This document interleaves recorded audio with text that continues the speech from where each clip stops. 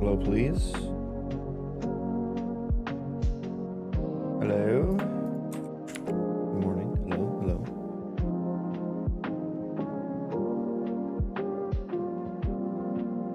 Did I only find one?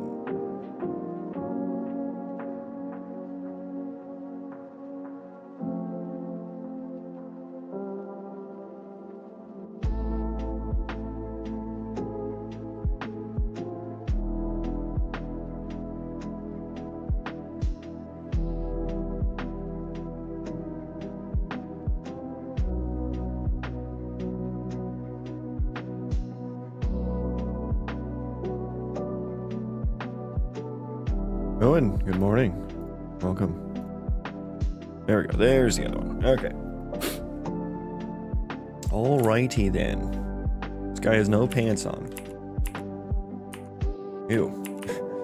It's got like the wrong textures. What am I doing now? What am I doing now? We got a lot of stuff working yesterday, which was good. Construction, foraging, that's good. Working on the hauling stuff now. He can pick things up, is what I've got working. He can run over and pick things up off the ground. He does not seem to be hauling them back to a container, though. That's the next step. And I have here, what do I have here? This is handling the success case, where the haul has succeeded, and then I would like to add a haul inventory task.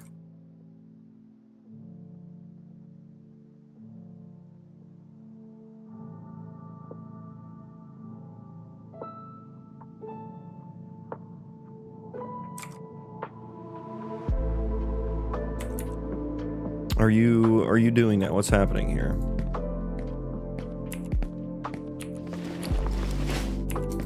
Show me your inventory. He does have things in his inventory.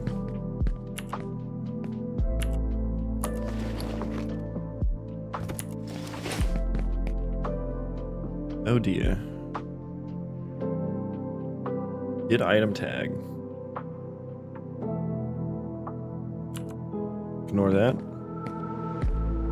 Okay, he did not want to deposit that anywhere.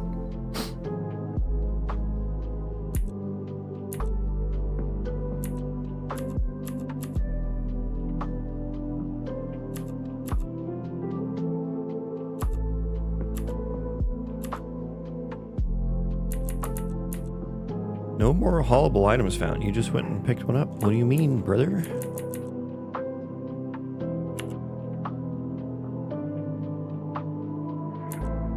And why didn't we... Okay, I see haul succeeded, building new interact action. I want a breakpoint there. It's nice that, like, the second I drop something, he goes and picks it up, though. That is nice. Like, on me way, me lord. Righto. Oh, you dropped something there, me lord. Draconic, good morning. He just runs over, just all shoulders, no legs. Job's done. Yeah. Definitely gonna have to have some little quips like that, you know?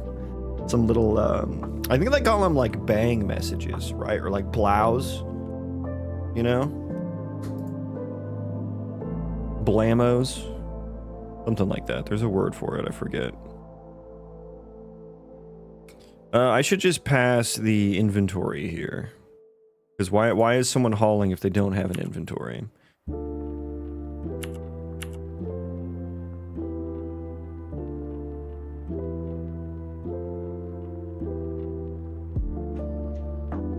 Haul anywhere. It's not started. Boop, boop, boop, boop. God, just starting out the day with a banger here. God, what made Ocarina of Time so fucking iconic, man? It's crazy. That's like, I don't know, to me that's the most iconic game of all time. All the songs, Like just the little, and they were like, it's not like they were like super sophisticated songs and tunes, right? Like they were just little jingles, but they were fucking amazing, man. So iconic. It's almost like the simplicity of them actually did more. Coolly, welcome. You hear the peons? Work. Yeah. All those Warcraft 2 and Warcraft 3 little sound bites. God, those just ring through the halls of my head. And there's a lot of halls in my head. It's mostly halls, actually. Yeah, I should change this to just pass in the inventory.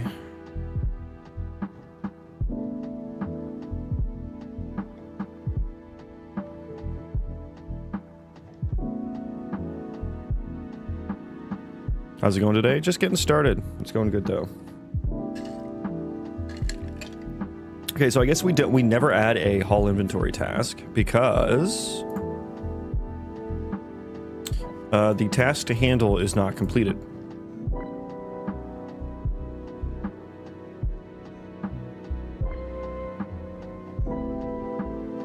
So it's almost like we need to keep trying to haul things first. Work. No, it's haul inventory. Build hauling task. Okay, let's pop one of those back. We probably want to do that foist.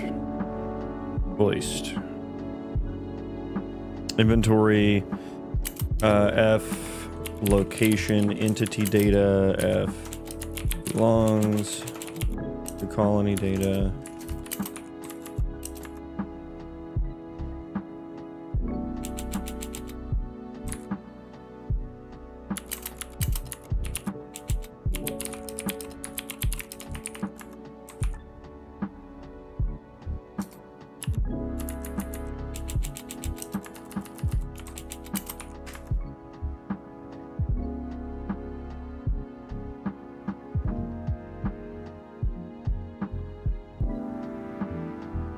Yeah, because then that can, I think, mark the colonist task as complete, right? Or done or something like that. Does it? I don't think it does. I don't think so.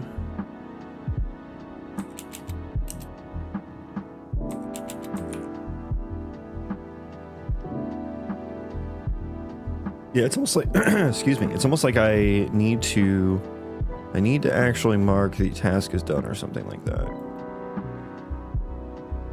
Good morning, Unreal Andy, welcome.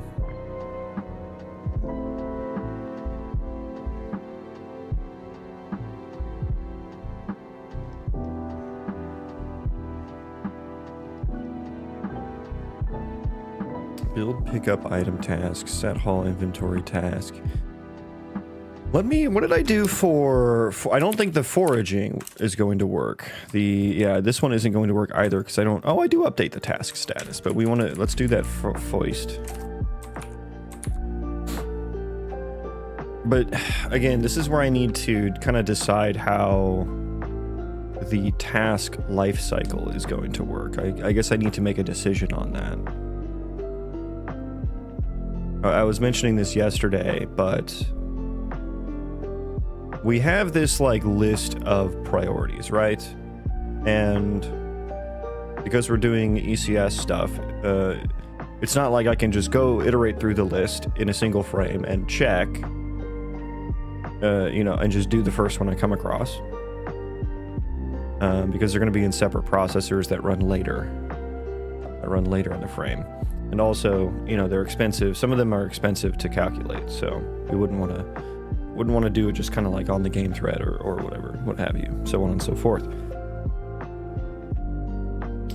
And so that meant that when there's a colonist task and then there's an interact action. An interact action is just interacting with moving to and interacting with anything in the world, right?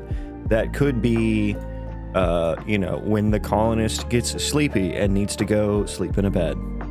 It could be when the colonist is hungry and needs to go forage for food or something, or pick something up off the ground. or drop something onto the ground. That all, or those are all like individual interact actions. Now, a colonist task, in my mind, it was a series, a potential series of interact actions, at least one interact action. Finished a refactor yesterday. Now I got to replace all the bad ancient blueprint calls. Oh yeah, you got a full day of spaghetti to do. We've all been there. We've all been there.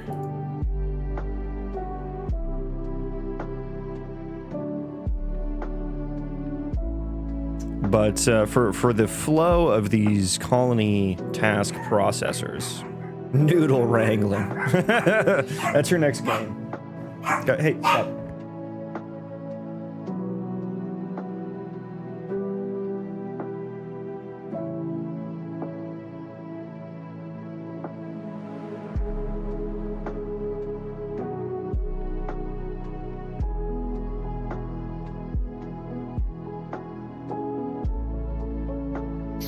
Refactoring is a blessing from the refactor gods.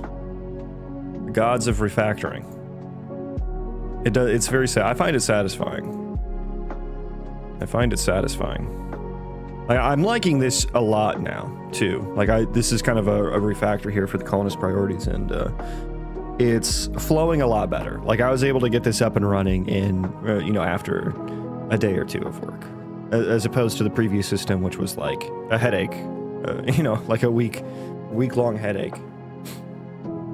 So it's flowing a lot more smoothly. I just need to make a decision here about the colonist tasks. So right now I have construction, I have foraging, I have haul inventory, and then haul, which are two slightly different things. But hauling consists of a haul inventory, I think. All inventory is just, if there's anything in your inventory, take it back to storage spaces. And then hauling is like, go pick up stuff off the ground, or go pick up stuff from lower priority storages and move them to higher priority storages.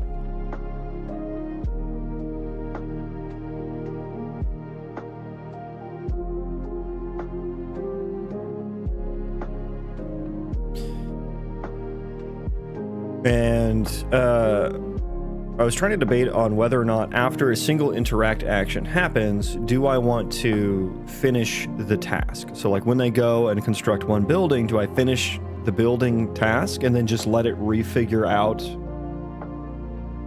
what the next task should be, which could be just more construction? Or do I do all of the construction available?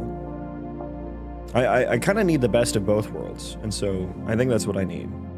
Because if I don't finish the task after each individual one, then a higher priority task may come available, and he doesn't start doing it until he's finished constructing everything, or something like that.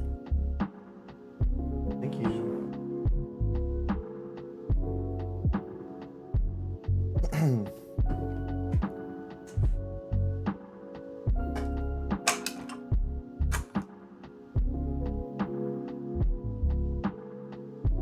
But if I do it the other way, then what happens is he has to go back through and refigure out everything, which causes kind of like some framey things. Some framey things, because like I only process one priority per frame, basically.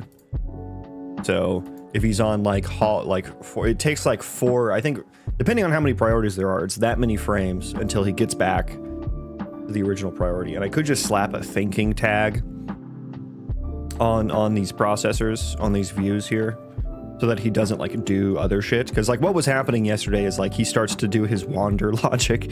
The state tree goes to the wander state. So I could just have like a thinking state. And that would be fine. But then it's like each one of these tasks, I don't like get a proper tally. Because I do like, not that it matters, I do have a duration current, which like there could be a duration target. Like you could tell them to go like, go do this many times, right? So that would be the target, and then you have the current value. So anytime they haul something, they've hauled one thing. And then that's what I can use that to check if I need to now haul my inventory. If he's gone to haul something, if he's picked something up, haul the inventory. But maybe haul inventory doesn't really need to be based off that. We can just throw it on there, and then the haul inventory task can just check if there's anything in the inventory to be hauled. But that's kind of like, it's more responsive if I do that, but it could be wasted effort because I will have to iterate over everything in their inventory.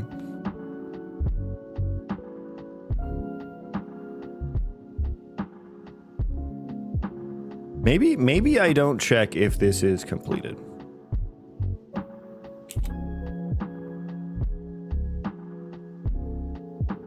And the thing is, I don't want to have to, because what I'm doing here is after one hauling task interact action has happened, add a haul inventory task.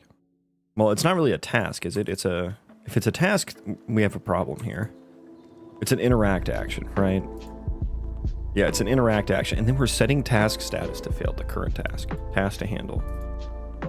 Failed. I actually don't like how this is working right now. This doesn't make sense.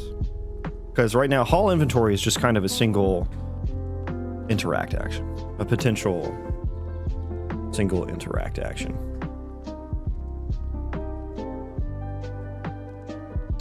But you know what? The thing is, one interact action of haul inventory is just go to one storage. There might be multiple storages that you need to, like you might have a storage for weapons, you might have a storage for food. They may need to make multiple stops. So haul inventory does kind of seem like a task in that regard, since there's potentially multiple interact actions. So yeah, I do think haul inventory should be a task then. And I am adding it as a task. So I'm adding it to the task queue now, which will get picked up after the current one. So that means when I go and pick something up off the ground, if an NPC goes and picks something up off the ground, and it's successful, they'll add a haul inventory task. That will get processed next with how it is right now, if it actually works correctly.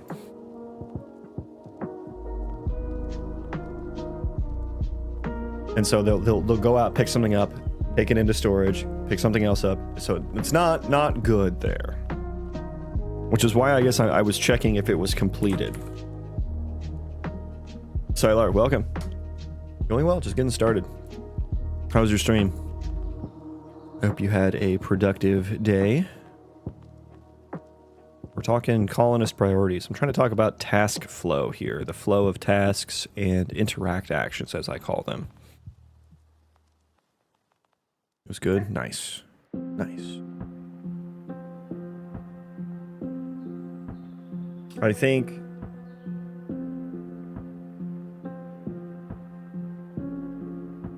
yeah, I think we do potentially need to, I need to know whether or not there's something to haul here.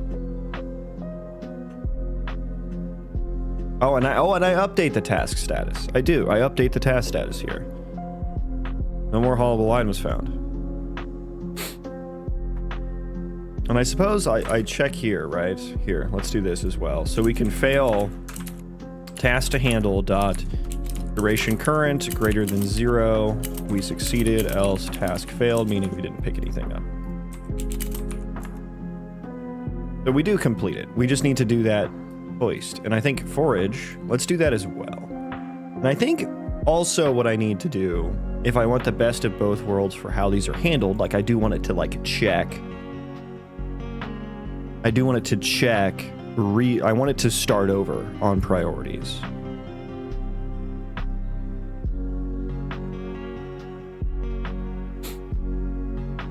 Or at least check, hey, are there other priorities? If not, God, it's difficult because I don't want to like, I don't want to,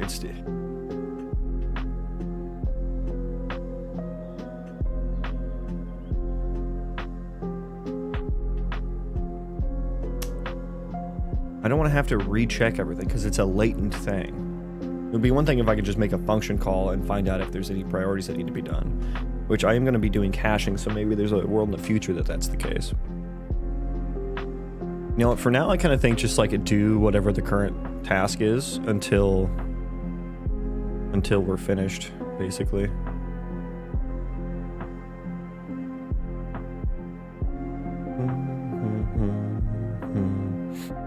And then like in between each instruction,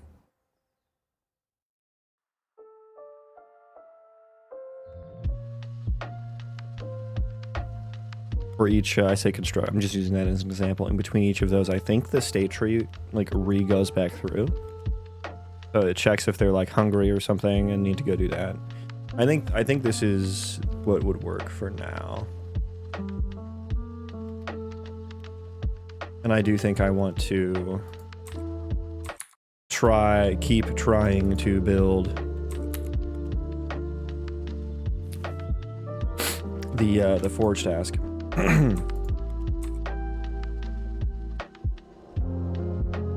And then I don't think I'm going to update task status here anymore.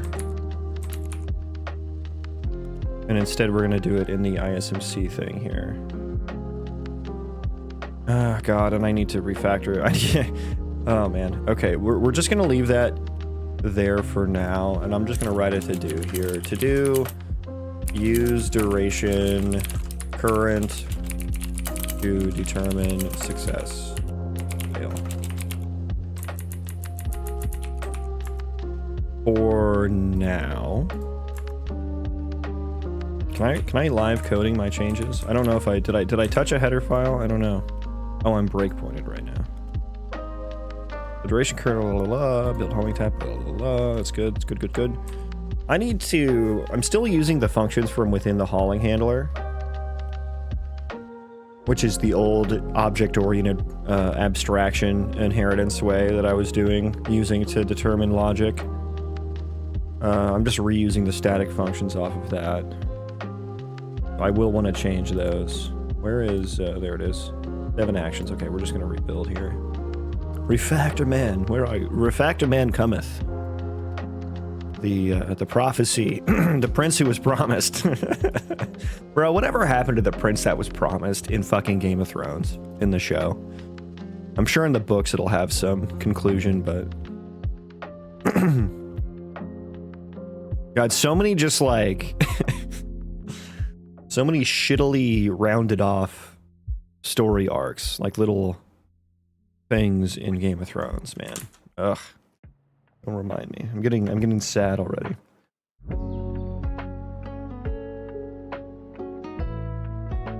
Well, the night is dark and full of terrors. No, the night is dark, but it's full of incomplete storylines.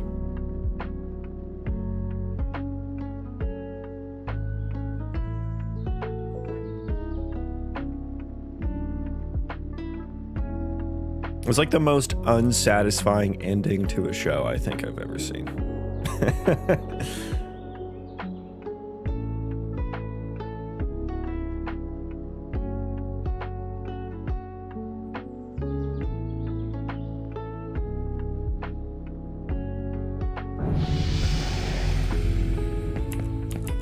And I don't hate that. I'm gonna spoilers here, by the way. Spoilers incoming. If you haven't seen the end of Game of Thrones, I don't know what you've been doing for a while, but yeah, Daenerys fucking killed everyone. Which I don't hate that decision, because you know, half the time the show is saying that like she was one of the good non-crazy Targaryens. You know, they say like every time a Targaryen is born, the gods flip a coin to see if they're going to be crazy or not. But she also, she was doing all this stuff. She was doing all this stuff for like, you know, like freeing the slaves and all this. She was doing all this philanthropic stuff. Okay, so we did add the haul inventory task there. He's not doing it though. But then she also did a lot of stuff where she just like gave no fucks as well, you know, and just got kind of tired of dealing with people. So I definitely can see her going either way at the end there. But like the reasoning and the execution was terrible. Like, just some bells rang to signal surrender, and then she's like, "Oh, now I'm gonna lay waste to the city and all of its people, even though I have been a for the people type person the entire show." Yeah, and I'm not saying she, because like the whole last season was like, okay, is she gonna take the dragons into battle, right? Because it's like that's going to like terrify the people, and she wants to be like a benevolent ruler, or she wanted to at least. But she could have taken the dragons into battle and then just like destroyed the armies and not like the entire fucking city, right? And it was just, and again, like the thing that made her snap was just like some fucking surrender bells ringing. Fiverr, welcome in. Good morning. No storage found. Why did we not find a storage? There's one right there. Should be. Should be. Good to catch you live. Well, welcome in. I'm glad you're here. I was just bitching about the ending of Game of Thrones.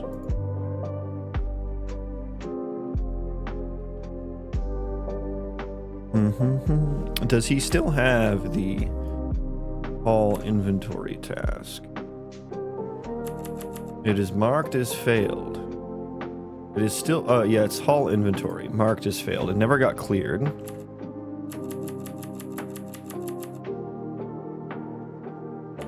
Where do I normally clear that?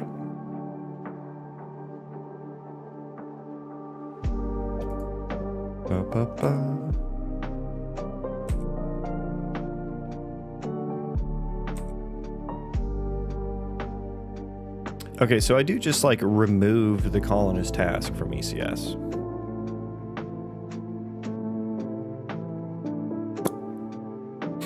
I think I maybe want to do that in the colony task processor to give things a chance to react. I don't know, how did this even work?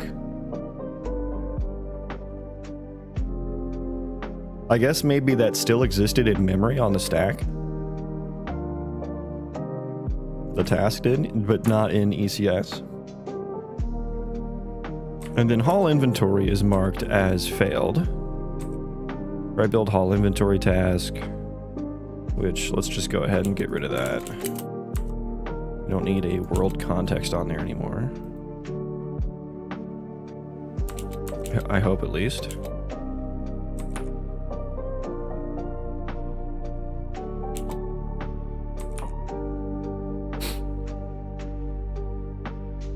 We make a new interact action, set haul inventory action. Where am I actually changing the task? I'm not passing the task to handle. Oh, here. But it should have cleared it. It should have removed it from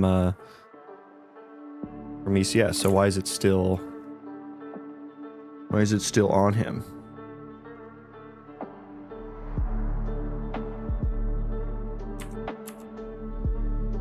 Let me also, I need to put a breakpoint here and figure out why the storages aren't returning.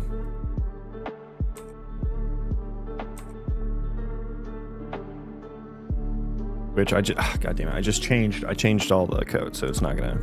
Is there a way to like force a breakpoint even though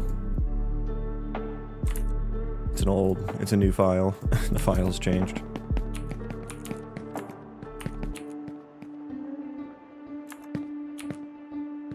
Here, let me throw something on the ground. Pick that up, sir. He's got a task, so he's not doing new ones. Okay, so we haven't, you know what? Okay. Brax Knuckles, we're going in. I'm getting rid of these interact handlers because they're just crufty. They're all crusty, and I don't like them anymore. I'm going to change them into like helper utils files, I think. So change them to a uObject full of static functions.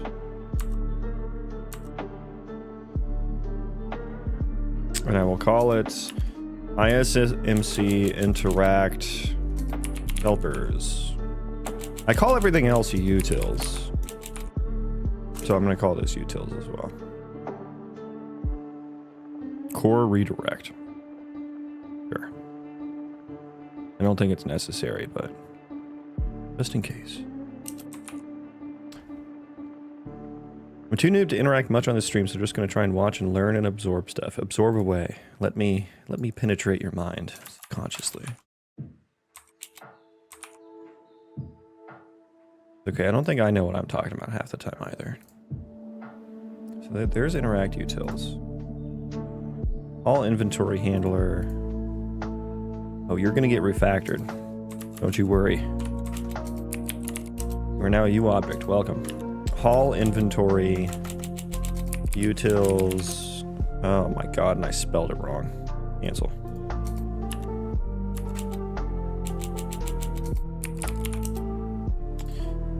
Yes, good. Good. Delete those.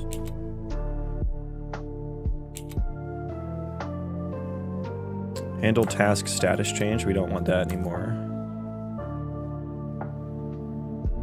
Goodbye. Goodbye. No one loves deleting my own code more than me. Hauling utils.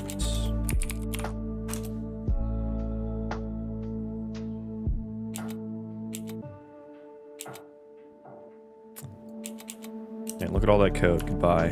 Get out of here. Tired of updating you when I change a function signature. Because you're not actually used. Okay, forage handler. Wait, did I change this to a U object? It is. That is a U object as well. U object. Forage. Forage. I maybe want to suffix the word task on the end of these.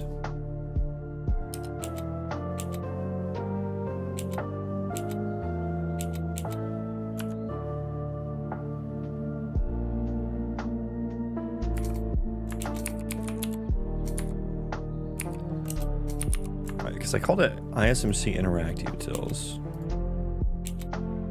That does make sense for that. And the forage one just calls the ISMC one, so this is kind of tis a bit useless, but I think I like it. No, it's not that useless. It's not that useless.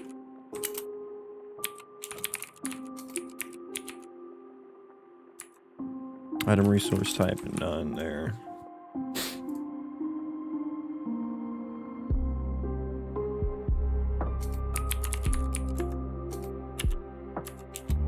Construct utils. Okay, I think that's all, and then we can just delete the root, the base class here. Got so much code. So much code is gonna get deleted here. I love it. Bye.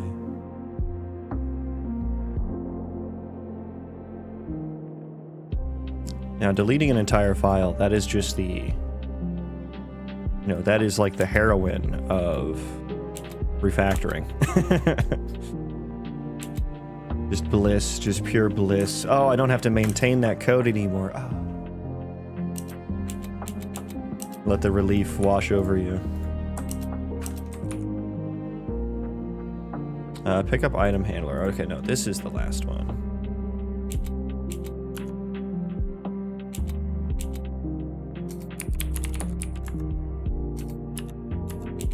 Pick up item.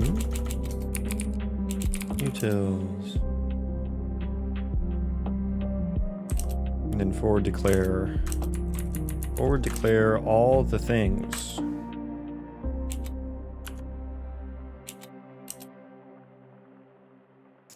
Handle ISMC interact action. That would be on the U ISMC interact utils. There we go.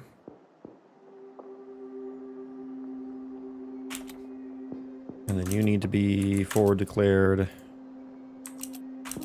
No, don't generate an inline definition. That is not what I want you to do. I can feel my neurons changing pathways. Yes, good. Good. Oh, did that not? That didn't. No, it didn't update the import. Bad, writer. Bad. Yeah, these could be a bit tighter. These functions could be a bit tighter.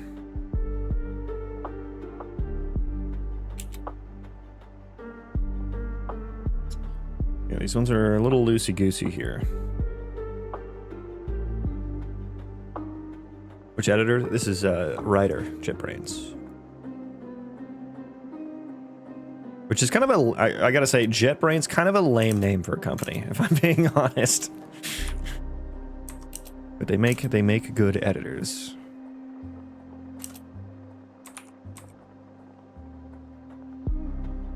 Yeah, it should be free for non-commercial use. Build, haul, inventory, action. Okay, so we're just not even using that anymore. Am I doing that anywhere though? I'm just doing it in line. I mean, yeah, that's barely anything. It's like literally 2 lines of code, 2 LOCs.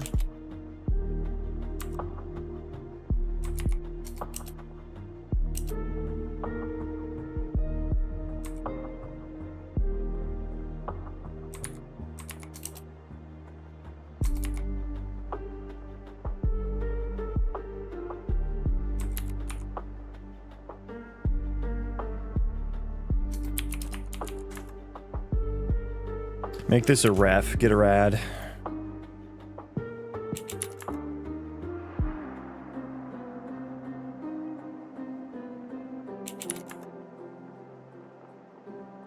Do I need to do this branching? I also want to change the interact actions from UObjects. But that's going to be kind of annoying because they're handled in blueprints a lot.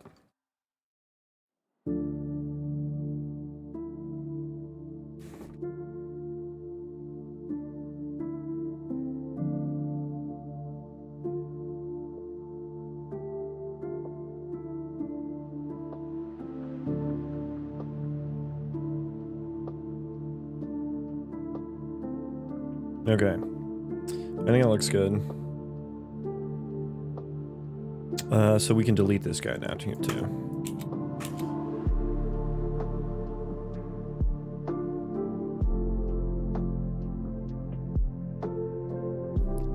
Is the best way to learn coding to just start building what you want and learn along the way rather than trying to learn everything before you start a project? The best way to learn coding is to learn how you learn best.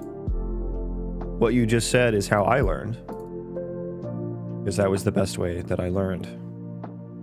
I would encourage you to try a bunch of different stuff, see what works for you.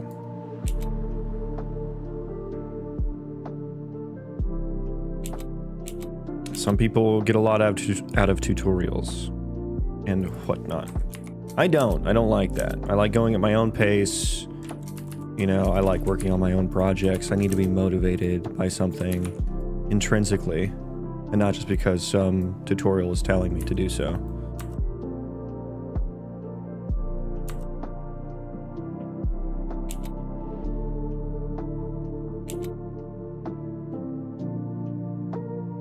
Are we doing another...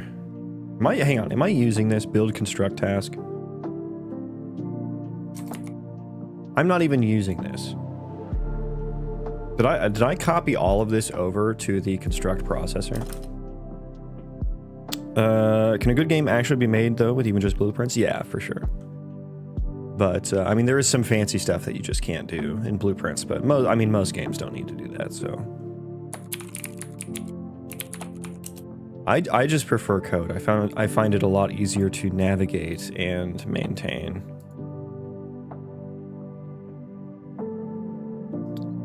And refactor and see the diffs, you know. It's a lot more explicit than blueprints. Okay, I've kind of mucked things up a little bit here. So we had the build construct action, which didn't do a whole lot.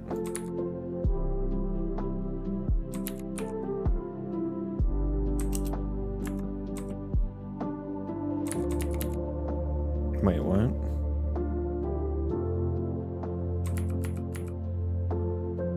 Build, construct, interact action. In construct utils. Which, it was this. But there's no make interact action for entity. Did that, oh, I must have refactored that in between.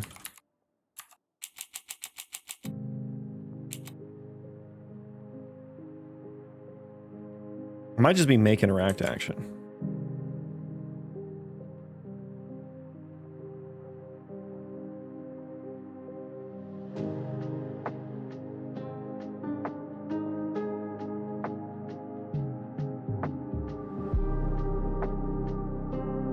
It's just doing entity context, so yeah, we can just use that.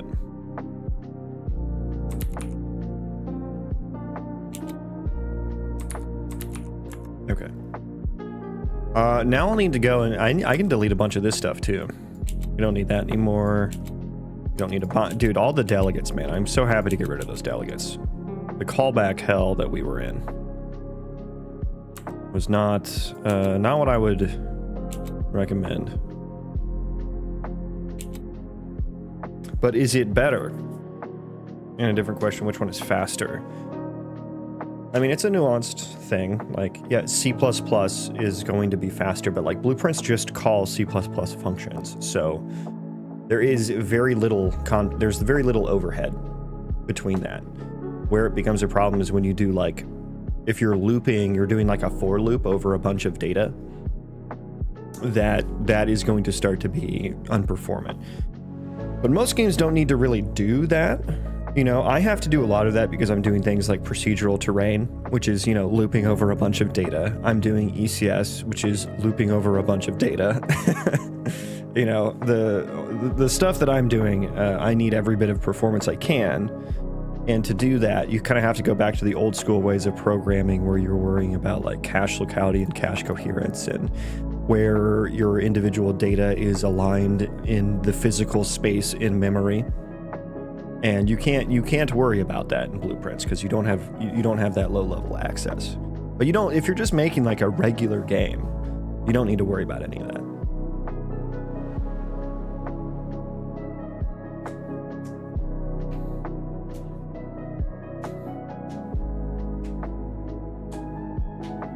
GTA 6 dynamic terrain generation confirmed. I don't think procedural terrain would help that game at all. That wouldn't really. That would just be like, why is this here? Like, why?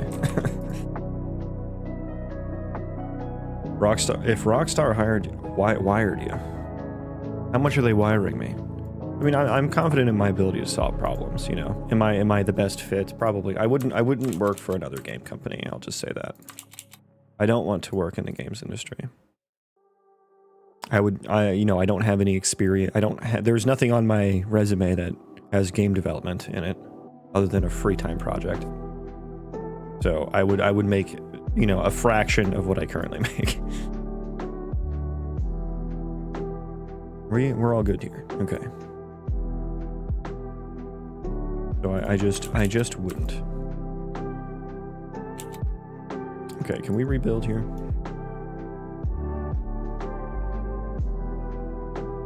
May need to forward declare that.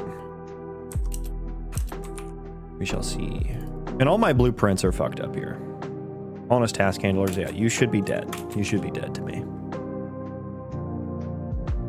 Yeah, that's not even a thing anymore. Why are you trying to be a thing? I don't think I'm making a regular game. What game are you making?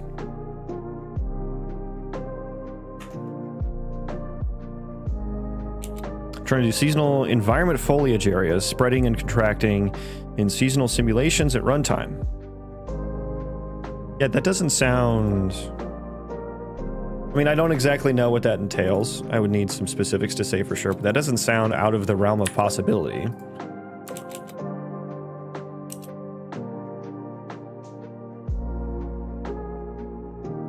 What game are you making? I am making an RPG Colony Sim Roguelite with procedural destructible terrain. LLM generated quests. You know what? Fuck calling it AI. I don't like calling it AI anymore. It's too lame. Too lame for that. Colony entity data. This might be, yeah, the colony entity data. I shouldn't be using this anywhere actually anymore. This is used in blueprints, isn't it? Used in one blueprint. Let's just delete the innards, and then we'll fix it up when blueprints come around.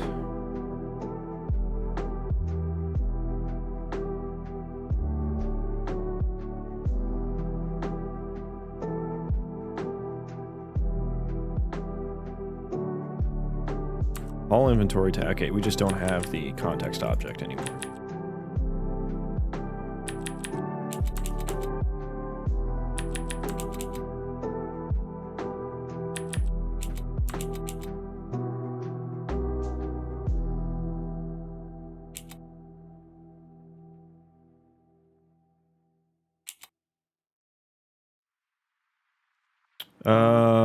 Yeah, oh yeah, we have this whole task here. Yeah, let's just delete this. Wow, look at all this. Boom. Oh, that feels good.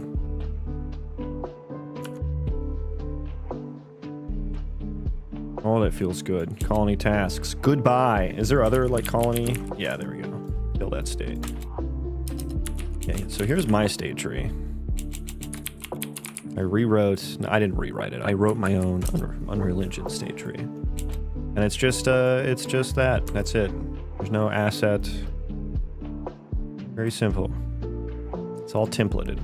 All template metaprogramming, which is a pain in the ass to write, but once it works, it works.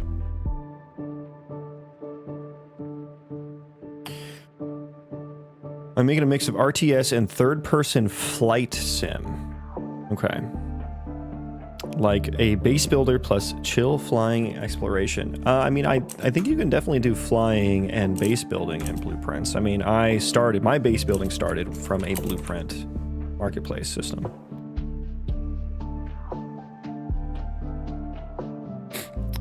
Nanite plus voxels though, everything high poly. Yeah, I mean, there is the voxel core and voxel engine that you can use. That is all, like, I think that would probably handle the heavy lifting for you. If it's generated. If you're generating terrain, that would be the one thing that I think you would maybe need to do some C++ for. But if, I think I'm not super familiar with the voxel plugin, but I think that probably has some blueprint interop available. I use their core underlying library that they just have out on GitHub that has their T-maps and T-arrays and T-sets. Like they built their own container objects that are faster than the Unreal Engine containers to just access from, which is like, how did you do that? What did you do? How did you make a faster array? It's like the building block of a program.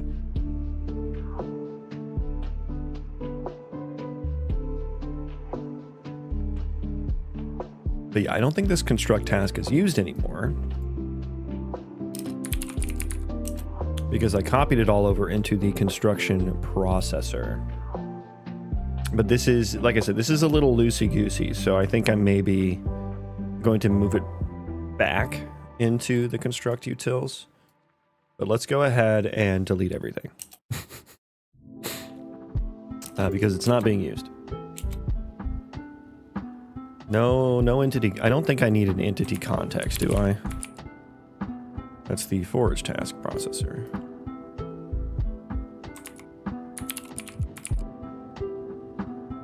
Been watching for 3 months now. Well, thank you. Thanks for watching. You motivated me to sit down and build a game engine from scratch for a game I decided working on. Thanks a lot. Good luck. Good luck, my friend. You're doing what I do not want to do. I'm all about programming and, you know, doing cool things, you know, just for the sake of it. But I like building things. Like, I like the building a game part of building a game. I guess does that make sense? You know? I like doing some performance optimizations that can be satisfying, but I don't think I would enjoy building my own engine.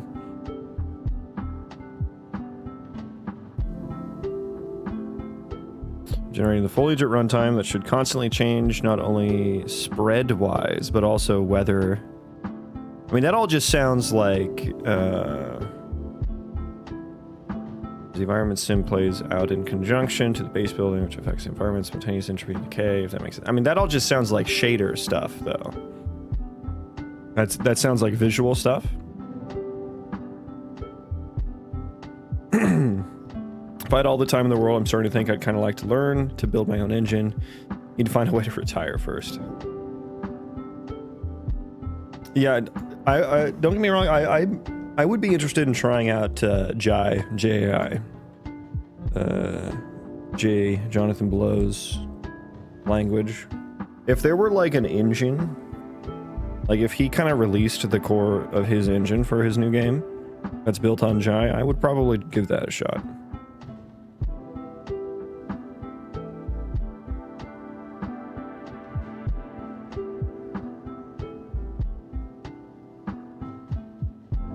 And Vibver, or Vibver, I don't know how to say your name, but PCG is probably, if you're not already using that, that's probably what you would use for dynamic foliage and stuff.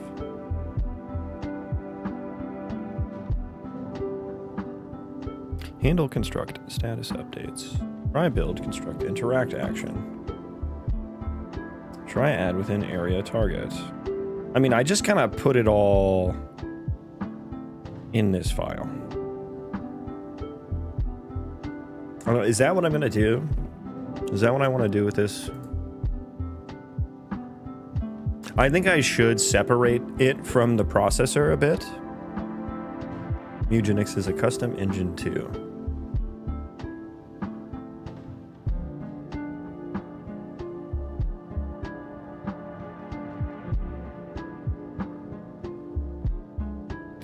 I'm unable to figure out how to change PCG values at runtime to increase, decrease in quantity. I mean, that would just be spawning or despawning the points, right?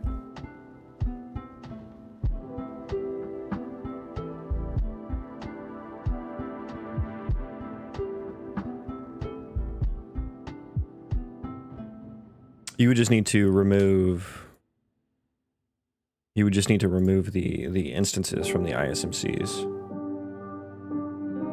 Or, you know, potentially save, or just rerun the graph or something. There's async execution for PCG graphs now. Didn't used to be. But anyways, yeah, I think I do need to separate these from the processors because I think I want to use them for blueprints when the player gives them a task. I think we would want to... I think we would want to reuse the same thing.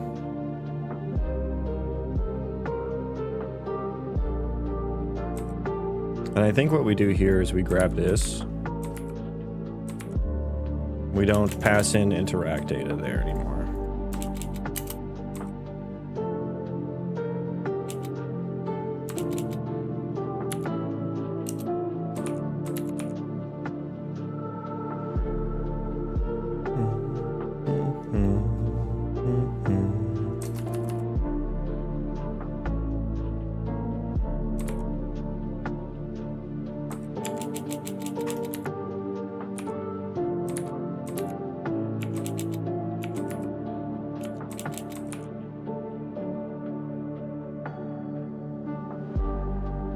Async something for PCG. I don't. If I had the engine open, I would look.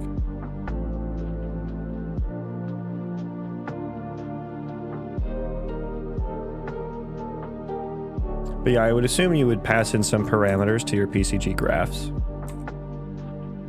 and those parameters would determine,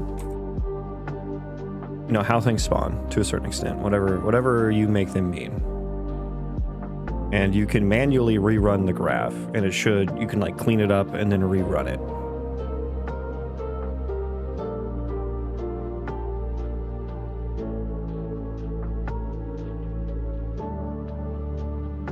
And if you have it like in runtime mode, that should be okay. It does kind of become a performance issue though. If you make small enough a small enough, you can use the hierarchical generation as well, which is a bit complicated, but that'll make sure that it's not generating an entire like massive chunk of points all at once, which would take up an entire frame.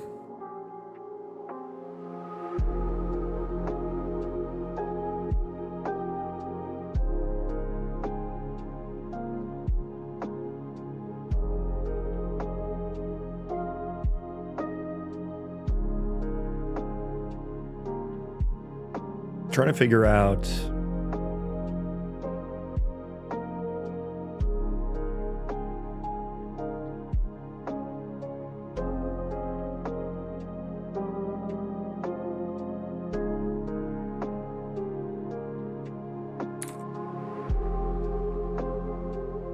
to figure out where I want to draw the line here.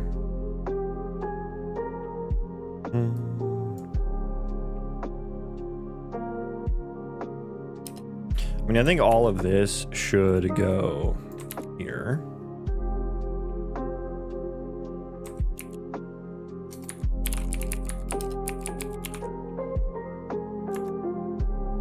Oh, I spelled it wrong.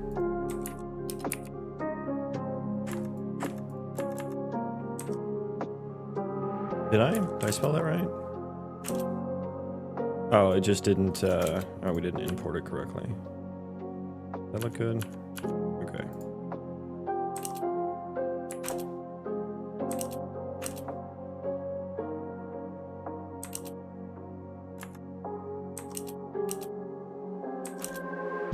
Please declare declaration.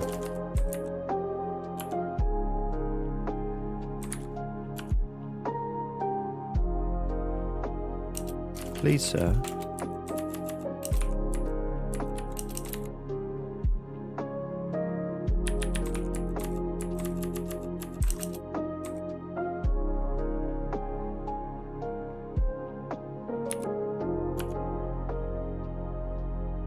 Both of these should be static. Can you create declaration here? You can. What are the rules here? I don't know what the rules are for why writer can or can't automatically create the declaration for me.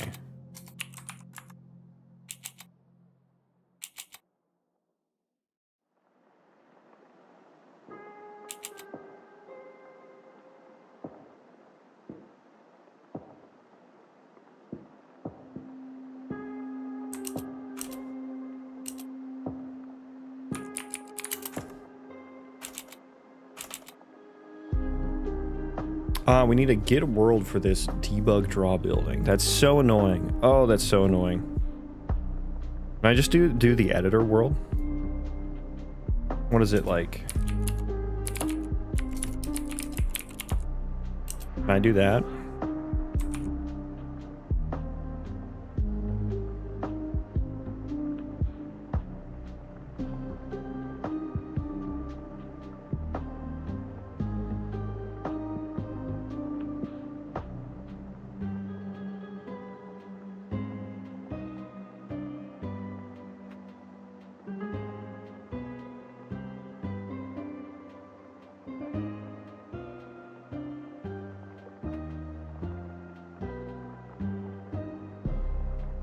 Okay, so now I need like a blueprint interface for this, basically.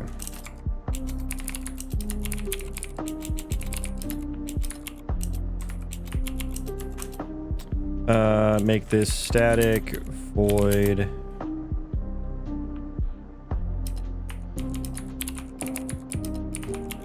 Add construct task. And then I think probably just the entity is all I would need. Maybe. Although, no, we need the, because we need the task as well. F colonist task. We need that.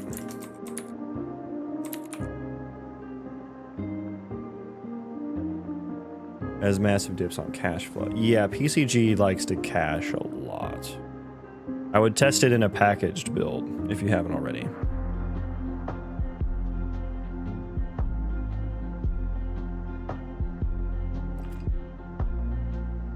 And there are some command line options to change the size of the cache. I found that to have positive effects for me.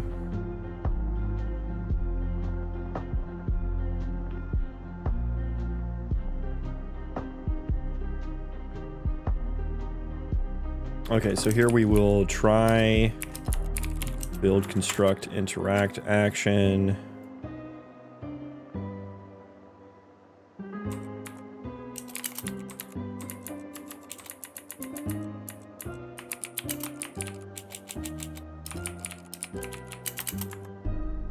Data tree, data.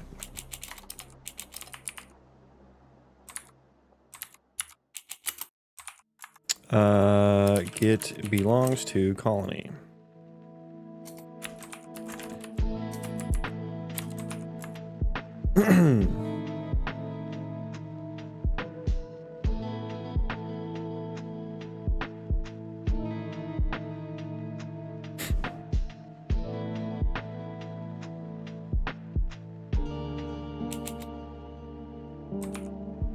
Okay, I think that's all I would need.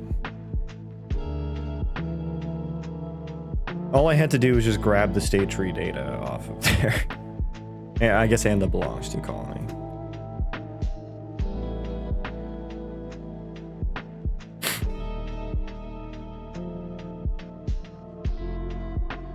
Oh my god, look at all the imports here. Okay. So now this file is quite a bit more clean. More gooder, more cleaner. And now I have my blueprint interface there. That's construct utils. Let me look at the forage utils. I have the build forage task, which is still taking in an entity context. Do I actually need the I do need the world context here. God, that's so annoying.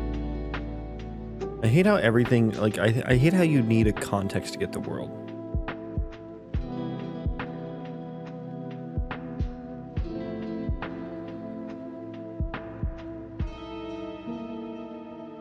And then for my forage processor, do I do the... I don't even use the forage utils, do I? I don't. I just do try build forage. Yeah, no, I don't. I just go straight there. Okay. I will put this in here. Wrong file. In here. Oh, but I need to use this for the fucking context. Ugh. Okay, never mind.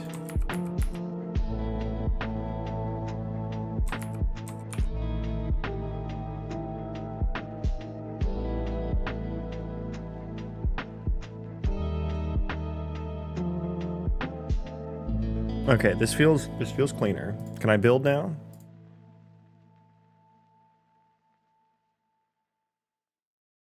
I will want to check out the haul task. Well,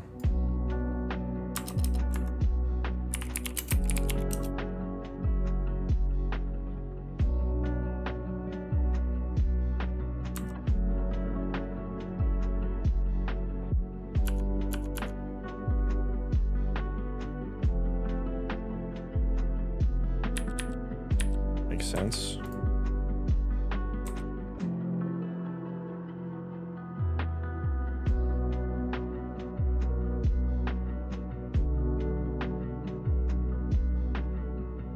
Hauling utils. A lot of this I can just delete. Unresolved symbol.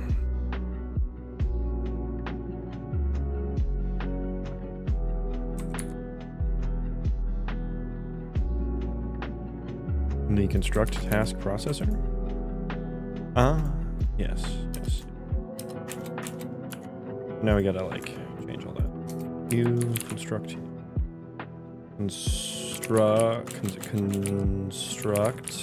util.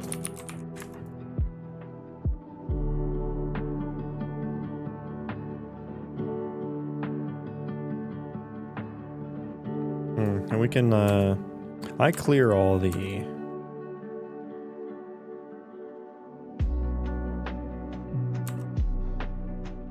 yeah, we remove all those there.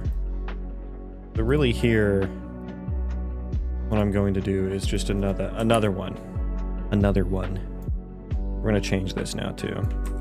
So for right now, I'm changing it back. We're going back. Snip, snap.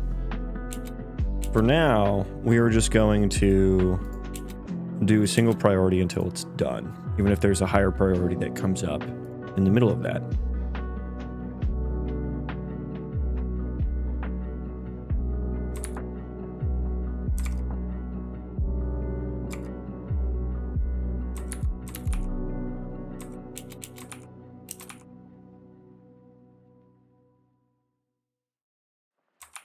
And then here, I want to take the construct task plus equals 1 duration current.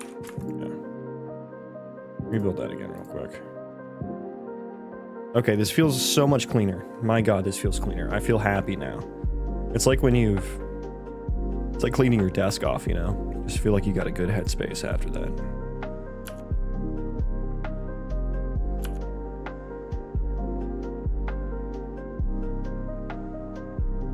Okay, so the hall, let me get rid of like state tree states. I don't need that. Colony utils, I don't really need that. Colony entity data should mostly be dead to me.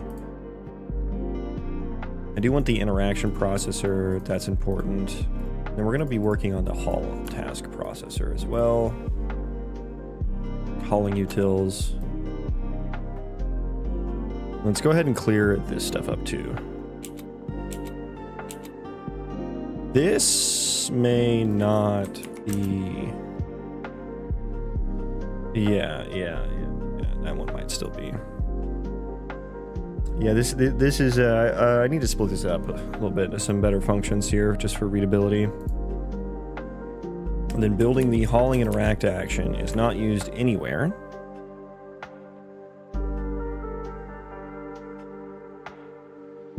So goodbye.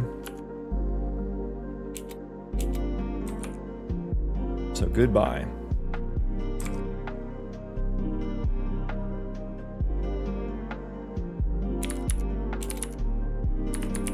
Yeah, so check out Vibver, check out the pcg.cache I mean, all of these are probably relevant, but I think like memory budget, it default, oh, it's deprecated now in 5.7.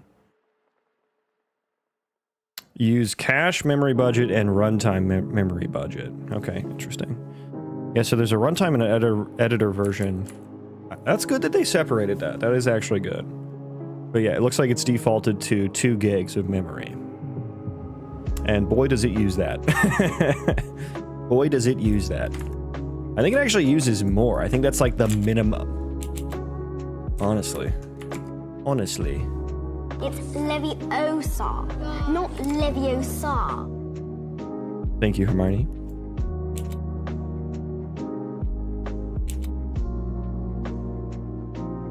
Dude, there was so much, like, look at this stuff here. Like, look at this stuff that I used to have to do in the old system. Like, set status on new action to match old action status so that we don't re-trigger process interact action. Not started initialization. It's like, dude, I have to do so many hacky things to get to work.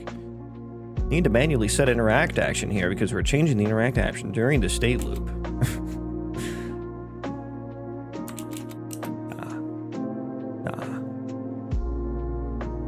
Okay, let's make our blueprint. Let's make our blueprint intros here. So this is not going to be the blueprint one.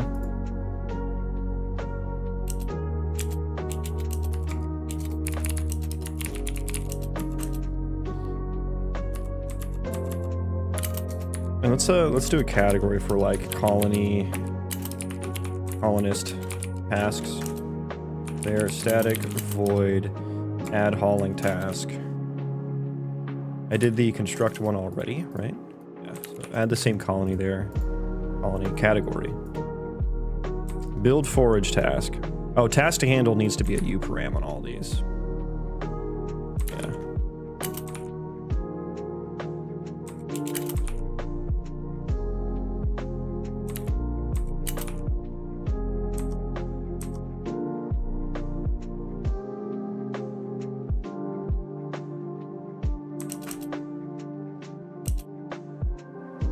Okay, so we need auto, inventory data. Yeah, so we can just do one of these. If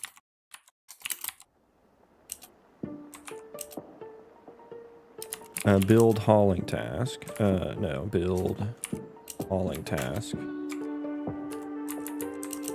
We'll use that. Oh, we need a world context for this. Do we actually, though? How much do we actually need that? Right, because it's in a subsystem. Son of a bitch, dude.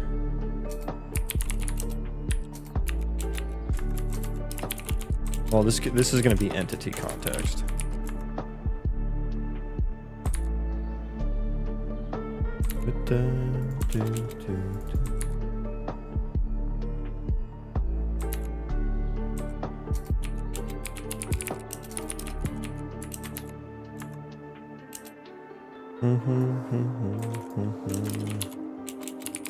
Grab the entity here.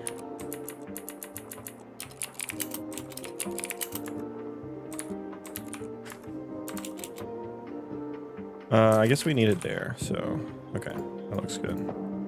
That looks good. Actor transform. No, we don't need that. We don't need that. I guess we have to explicitly provide it. Did I do that? Yeah, I guess I did, didn't I?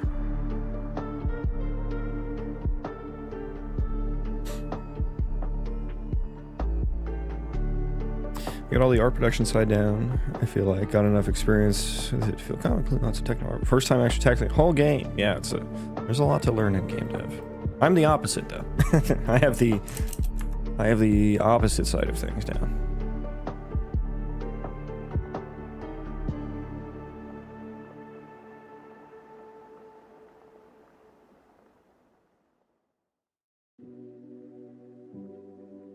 Okay, so we have hauling what about haul inventory?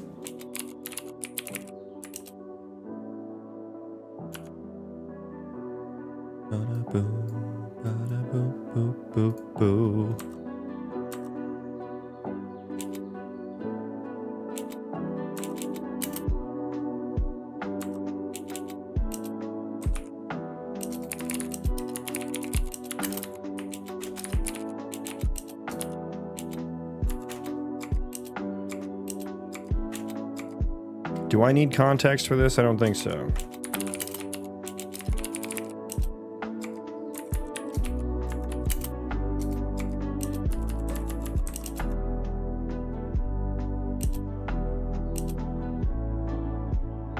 And then I just need, I guess this can be on Stref. Yeah, I just need to grab the inventory data. Perfect.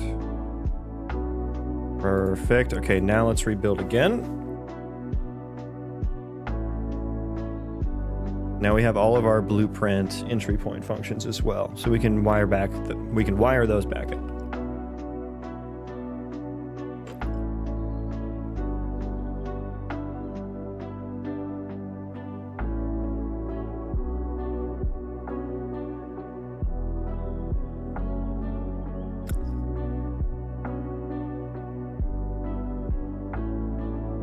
I know there's I feel like there are plugins for what you're saying. I think there's at least one for Houdini, which I know people use to procedurally make landscapes. And you might just be able to export them as like an FPX or something. I don't know. I do all my generation at runtime, so I don't know all the like pre-generated, procedural generated. I don't know that workflow.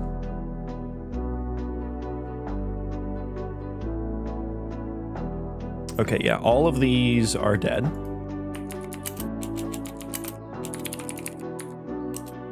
Add construct task. Pop that in there. Give it an entity as well. So that can go away.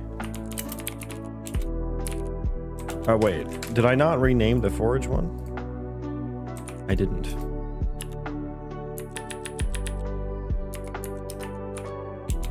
Ass forage task.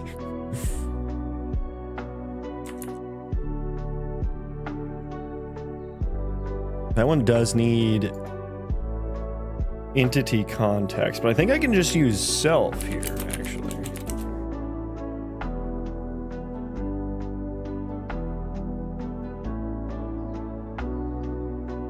I forgot pickup item was like an individual one.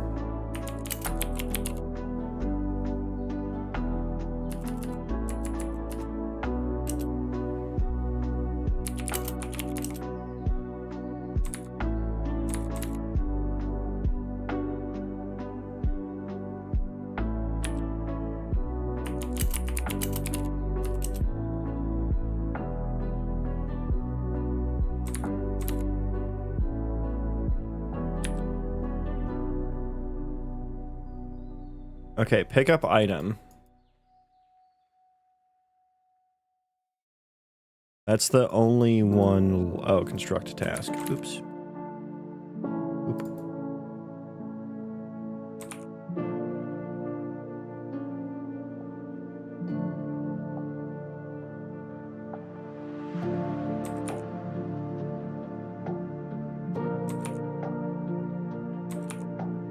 Oh, I don't have it. I don't have a Discord channel or anything.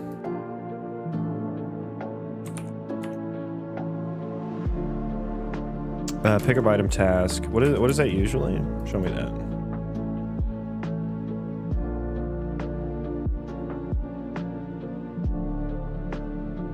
Pick up item utils. Are you called from C++ at all? Yes.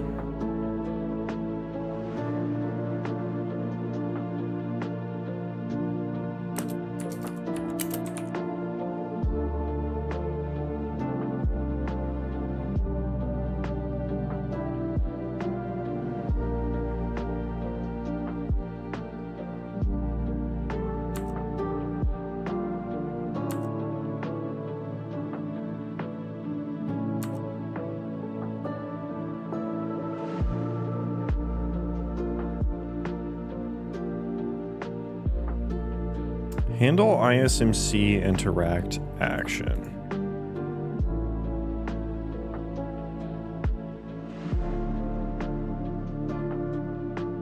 What is this build pickup item task supposed to be doing? All it does is take the existing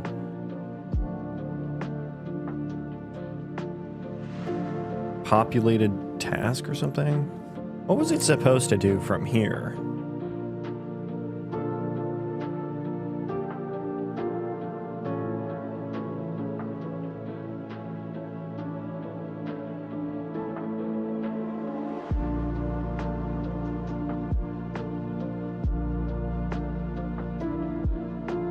Because it doesn't do a whole fucking lot. If I'm being honest.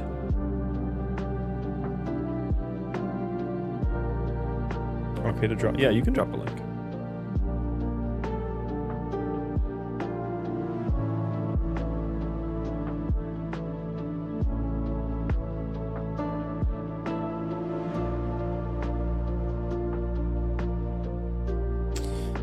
Build pickup. What am I supposed to have populated here? I think I have forgotten. Let me look at the git diff here.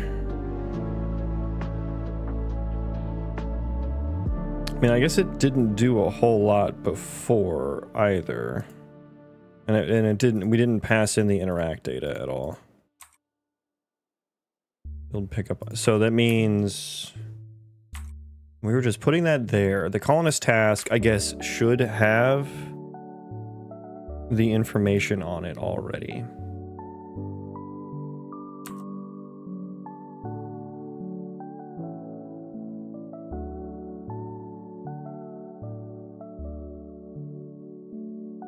Where, yeah, handle ISMC interact action. What were you doing beforehand?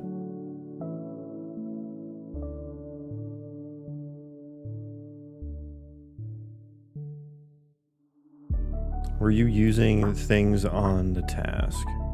Of course, I can't see very well. No, not really. You were just getting the current interact action, which is that even going to be populated at this point?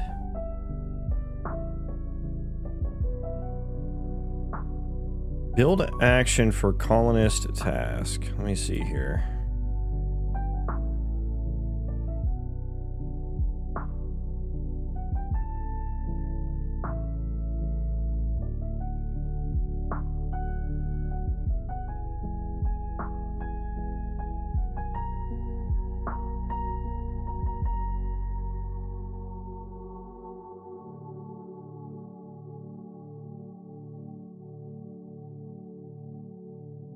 Okay, yeah, we do set the interact action. We're building that. Okay. I don't know if I like that flow very much. I don't know if I like that because that's kind of like, it feels a little backward. But it allegedly works. But what we're going to do is we are going to change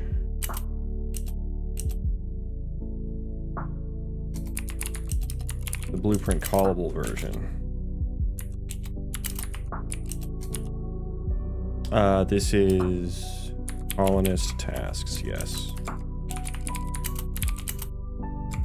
Add pickup item task. Yeah, and then I will just grab the interact data. I don't need to fail. We don't need to fail there. That's fine.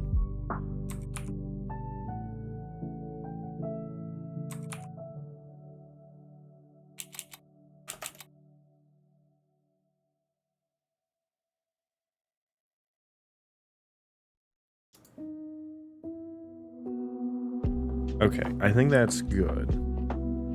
Okay, so let me go ahead and rebuild that. And then I need to run to the bathroom. I'll be right back while that builds. Here be. And I'll have to check out your links later. But thank you.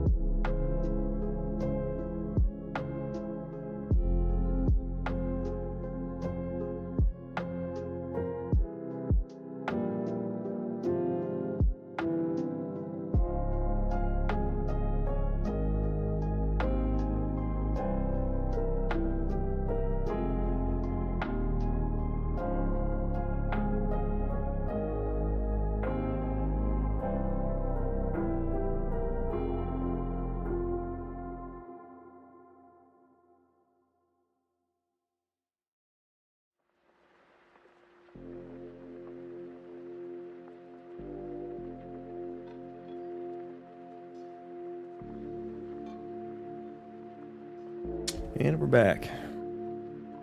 And we're back. And Unreal Engine has booted successfully. Now let's fix up our blueprint. Is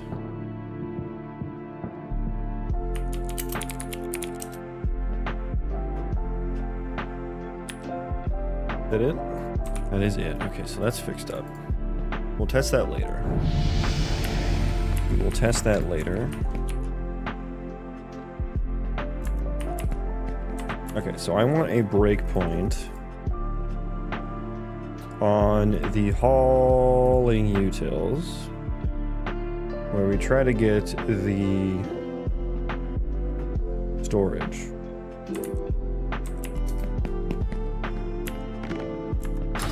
Let's just drop an item there. Join me. Okay, he is going here. Closest to best storage. We don't have one.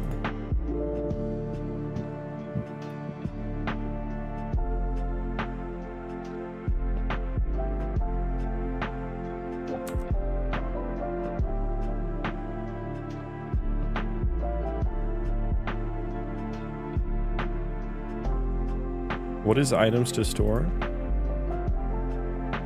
Nothing. Yeah, so right now there is none. Because he doesn't have anything. But after this, there is. Cool. Cool. It's still -1.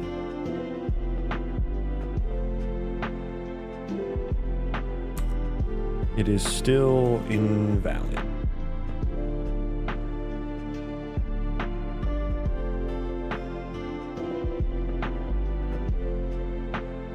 Haulable inventory items is 1.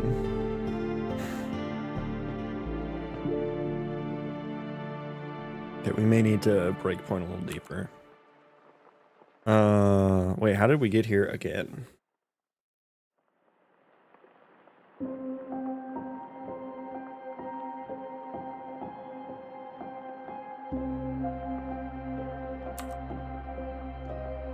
Oh, we tried to redo the hauling task.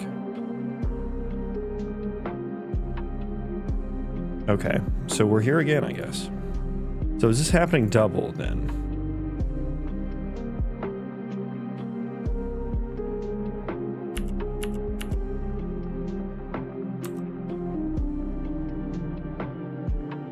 I need where's the call where I just get all storages from Colony? That I feel like that's probably not returning. Oh, yeah. Yeah, no, there's no storage buildings. Oh, I wonder if I didn't set the type on the building. Hang on. Let's close all those tabs.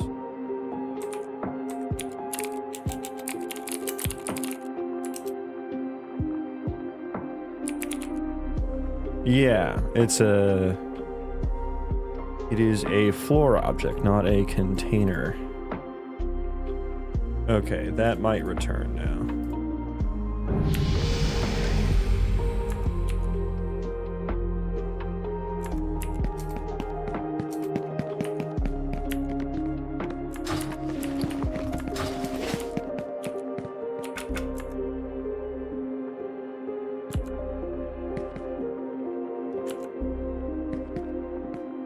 Still didn't find one. I skipped through also. I also skipped through too fast to see. Yeah, I want that breakpoint.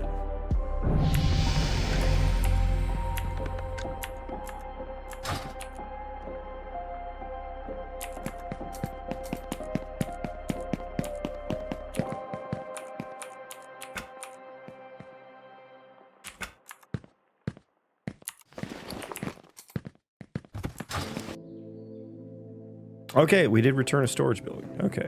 Well, that's good.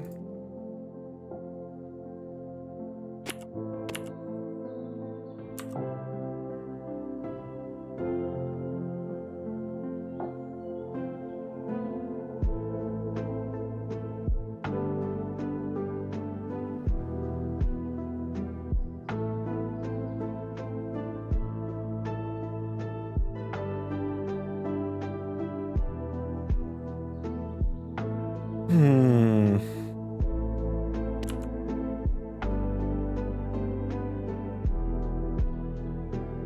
allowed storage settings is empty. Which I forget the logic on. Yeah, I guess because it's empty, we can't store anything. -1 equals unlimited.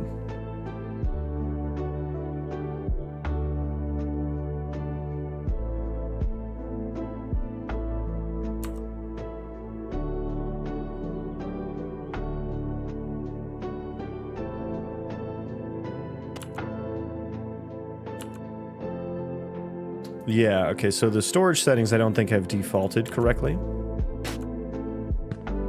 That seems to be the issue. I did refactor the building. Yeah, it's all -1. Oh, and the UI is fucking broken, so that's wonderful. Huntsman Hood. Yes, there's one thing there. Is that because he picked it up? No.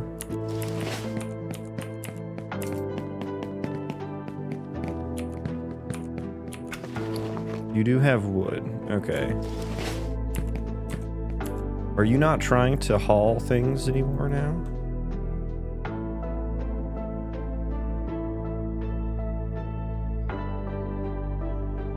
Shouldn't you be trying to... Shouldn't you? Shouldn't you?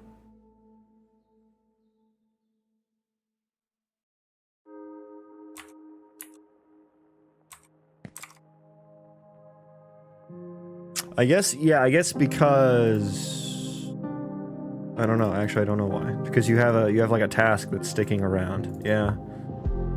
The haul inventory task failed. Yeah, I think what we should do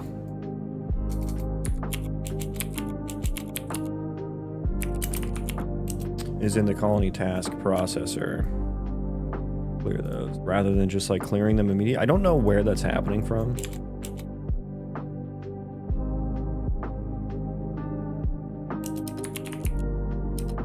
Clear completed colonist tasks.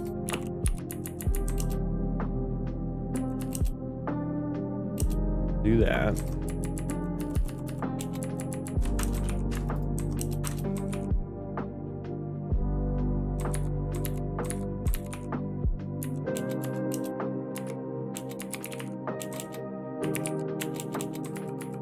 Auto. I mean, I guess I don't have a tag for colonist task status.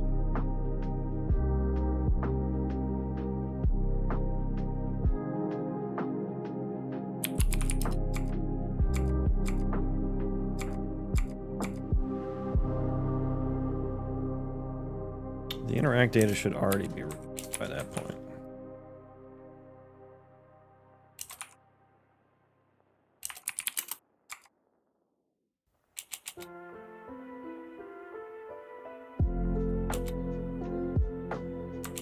We're just going to iterate every frame over colonist. Yeah, that's not exactly efficient.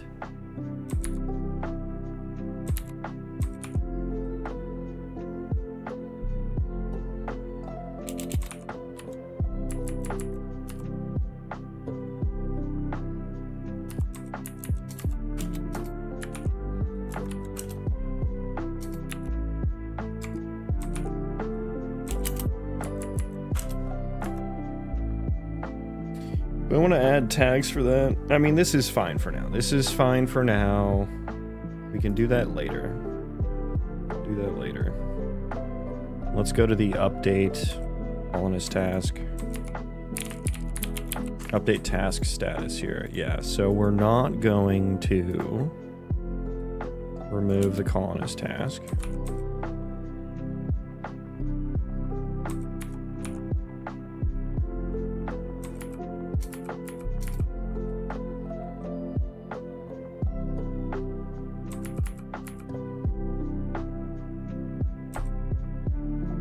I guess we can clear the task tag. here too.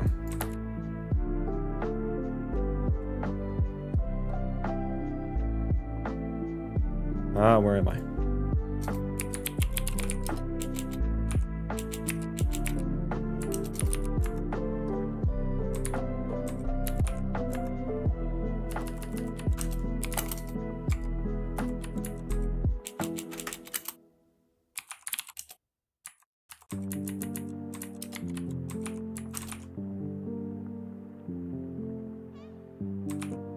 Okay, so we're gonna do that. And that'll allow him to continue on.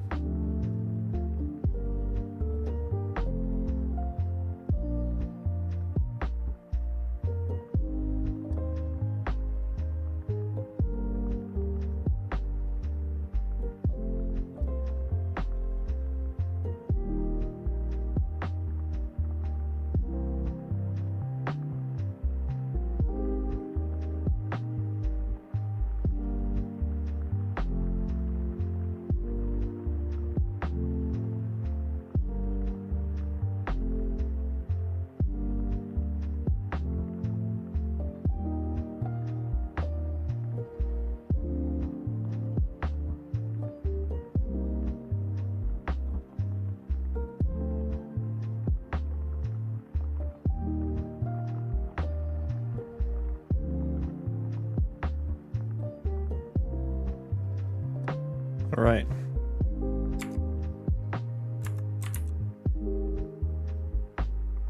Give it another shot.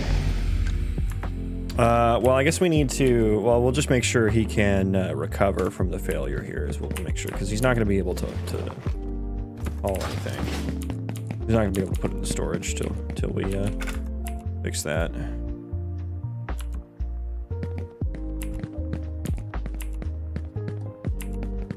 Okay, can you go back to... Yeah.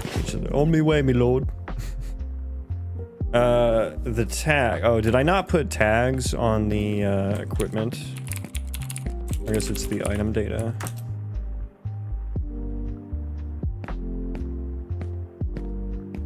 Why? Why is that not like...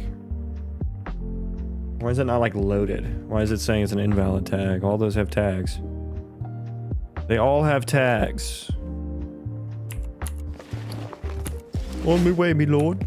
You dropped something, sir. I love that. I love my little colonists. I love them. Let's figure out why the storage settings are poo-poo. Why do we have poo-poo settings?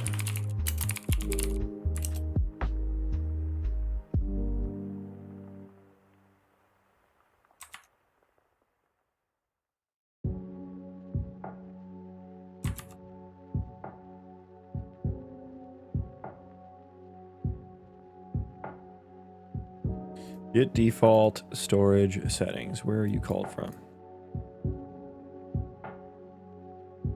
Area building, begin play. And here. I guess we'll just look at the set allowed storage settings here. So this is the placement building. So this is not going to have an inventory quite yet. I do have a bunch of stuff here.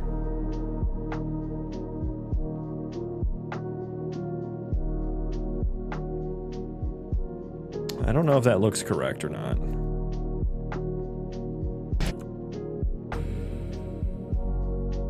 And it did not add it again. So it only did it on begin play, and we just did get entity, which, yeah, that's not gonna work anymore. It's not gonna work anymore.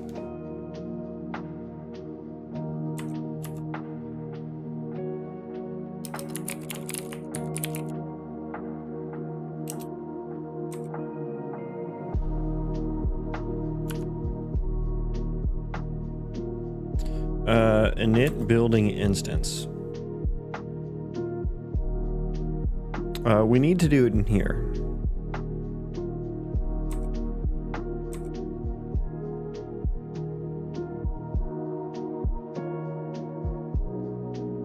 And I think overriding setup building is the move. But it's blueprintable. I don't call it in blueprints, do I? It's already a blueprint native event. So I think that's what I would want to override. And so this is setup building.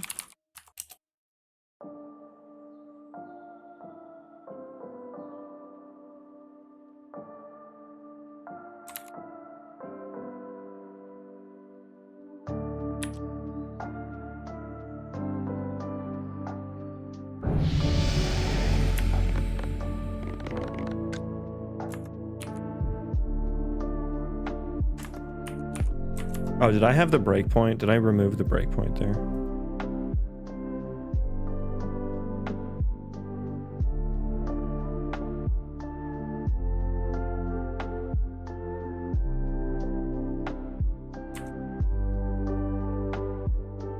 I did. Okay, hang on. Let's try that again.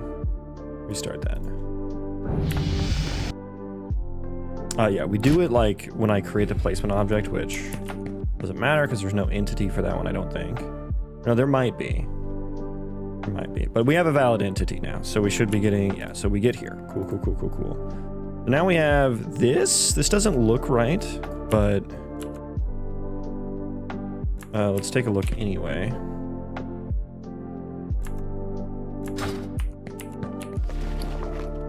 It's all -1s.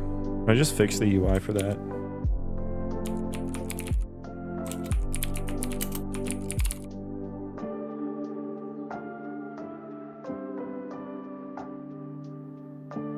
Ugh, I remember how, like, stupid the UI was here.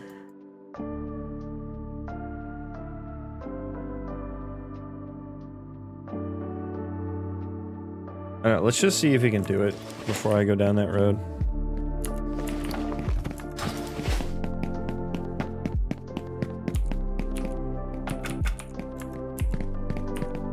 Good, good.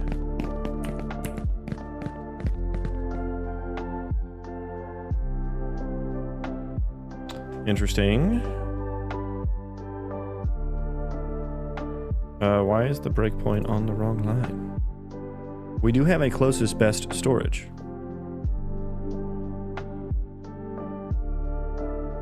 I should be getting here though. Yeah. Oh yeah. There we go. Oh, you ran the wrong way. And your interaction interface is interacting upon the wrong interface.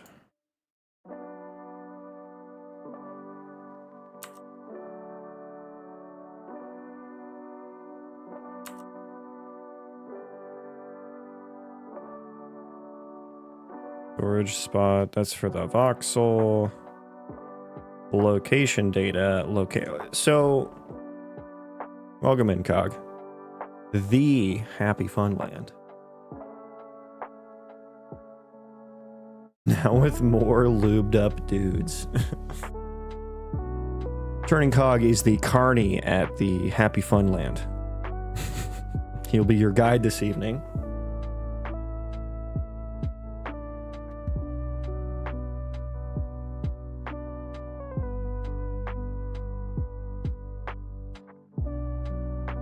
I'm getting the location data. Why did that return 0, 0?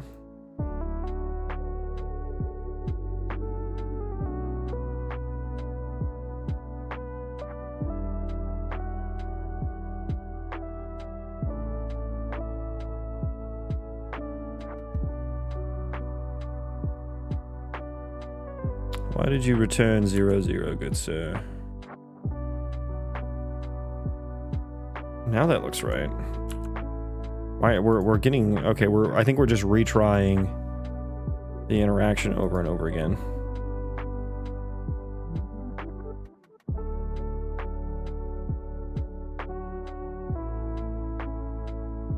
The interact with the entity is null. How you know Carney is on my resume? You just see you got Carney energy. You got that passion.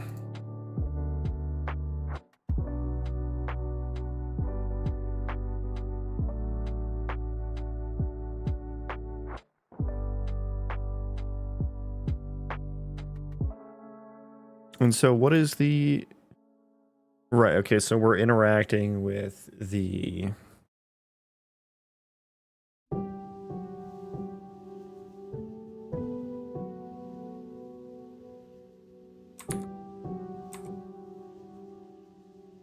Oh god, come on, Ryder, come on.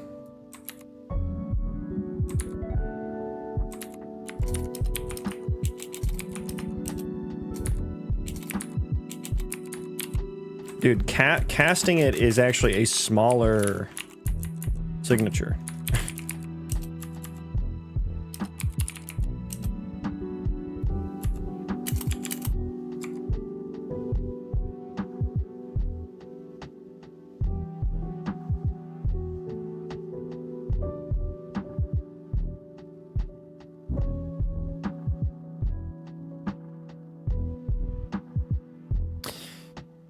This is... I don't like this. I don't like what's happening here.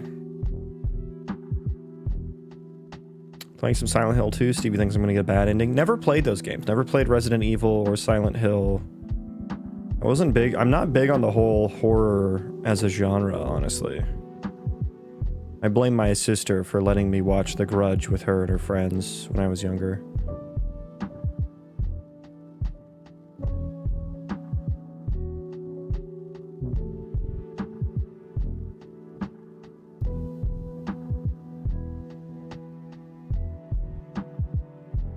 Okay, so every interact action basically wants to interact with the interact with object other than a building. Anything that is a building, basically.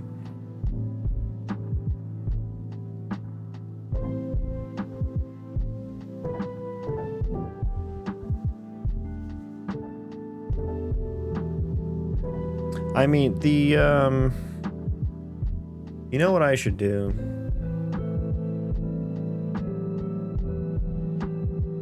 I think the world item ISMC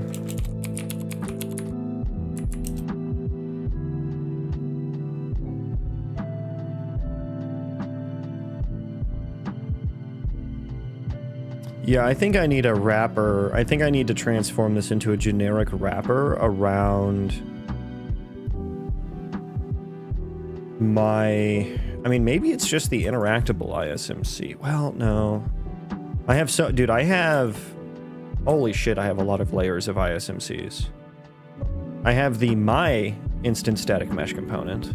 I have the environment object instant static mesh component. I have the interactable instanced static mesh component. And then I have the world item instanced static mesh component.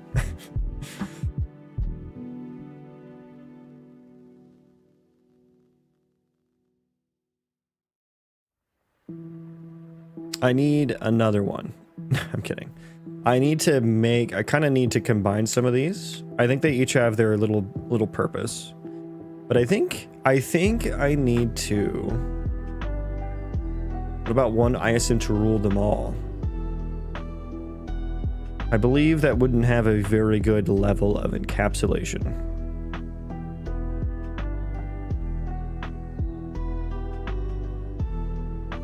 Like, they're all pretty narrow.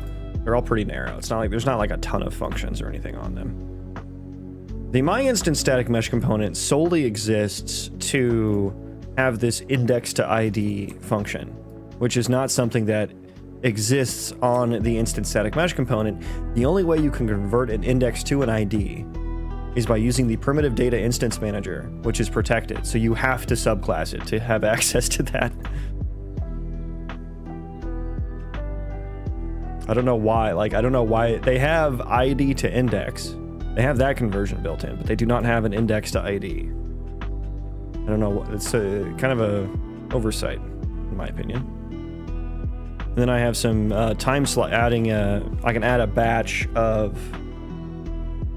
I can add a whole. And Viper, this might be relevant to you actually. I created my own instance static mesh component here, and then I created an ECS processor to time slice adding a bunch of like batching, basically. Batch adding instances across multiple frames, which might help with your ECG implementation.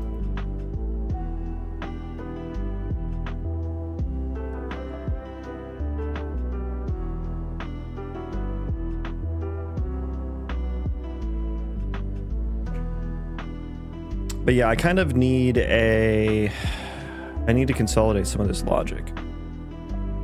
Do I want to do that right now, though? That seems like an after we're done with... It kind of seems like an after we were done with,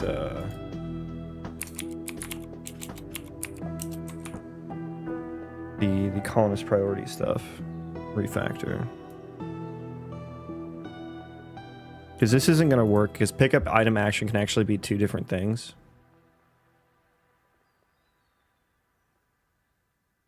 So basically, I need to check... Do I just check if the... I should do this. This is going to be the check here. If... Interact with object. If we can cast this... If we can cast that to a U, or rather an A building base, we need to interact with that. Rather the owner. Ah, jeez. Okay, hang on. I have to do multiple steps here.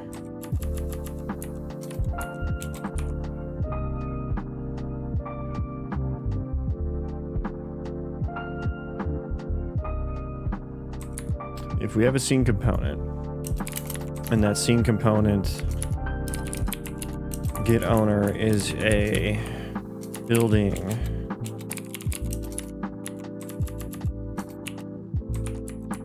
then we can use that.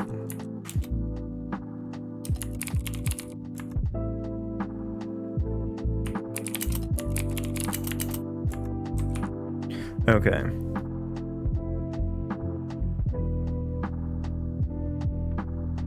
Yeah, that should work. It's hacky. And there's a better way.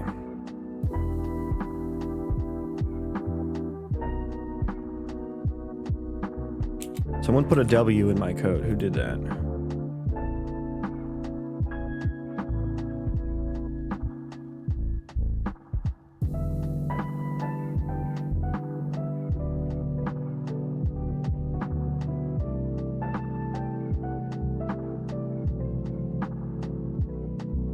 Okay.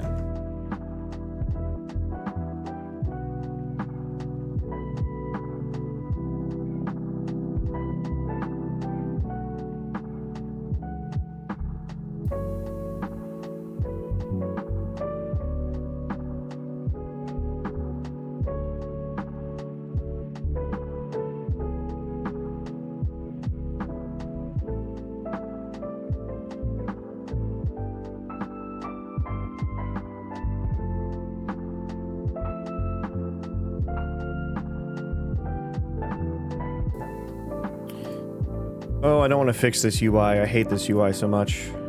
I hate working on it.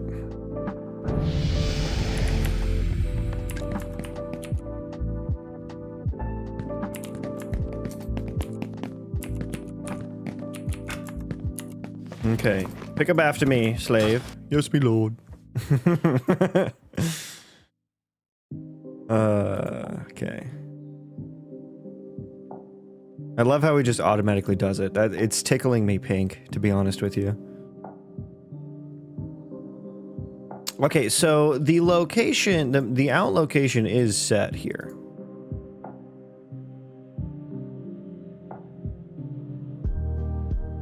Wait.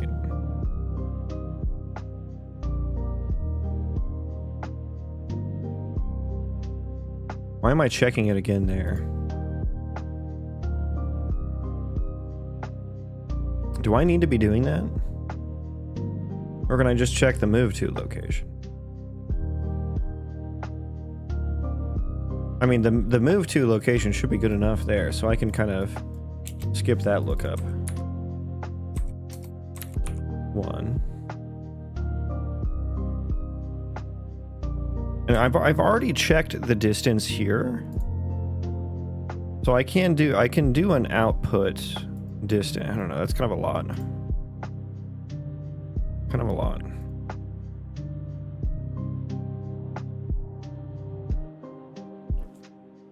And then here, move to location. I am not doing anything with that, am I? I am not doing anything with the move to locate. Okay, maybe that's the issue then. What did I think was going to happen? What did I...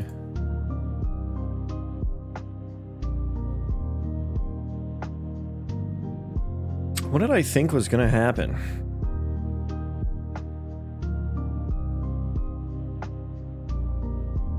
What was past my drunk thinking here?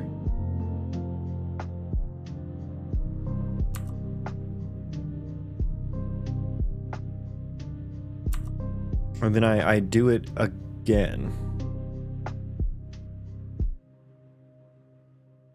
Yeah, I am doing it twice.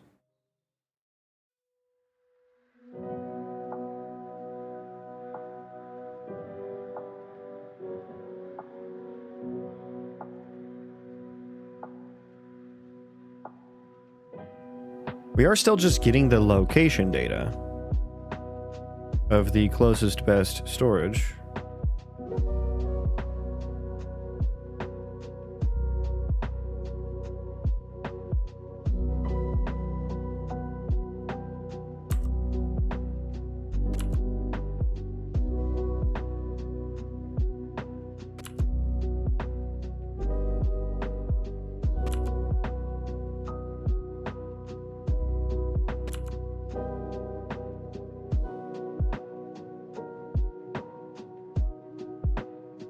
Okay, so we're gonna get best building interaction point and override the move to location. Essentially.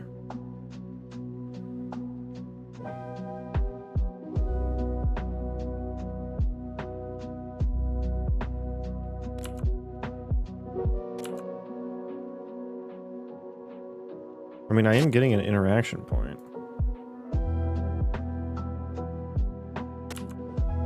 Why am I hitting this so many times? Okay, he got correct ones there. Oh god, he's interacting every frame. Oh no, what's happening?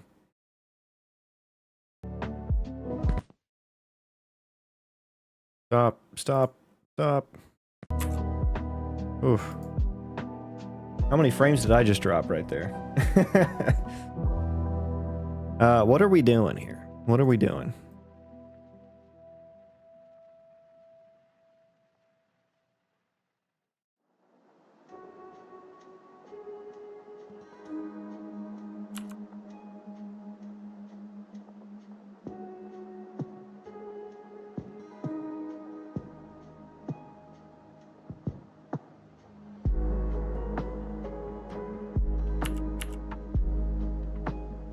We're finished.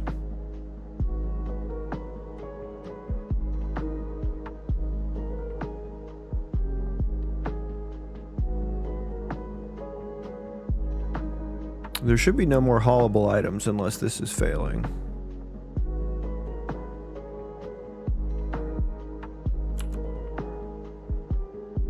He's not putting it in the chest. Pause. Oof. Oh, is he done? Oh no, he keeps trying. Stop! Ah, Jesus! Click the button, please. Oh my god, Unreal Engine. God damn. Click. Jesus Christ, thank you. I only had to click it a million freaking times.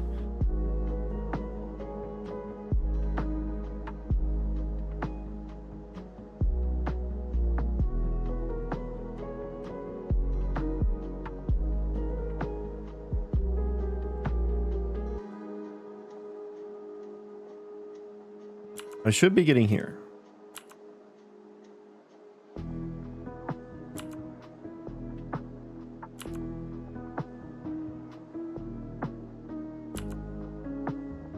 we get to the handle store item action. Okay.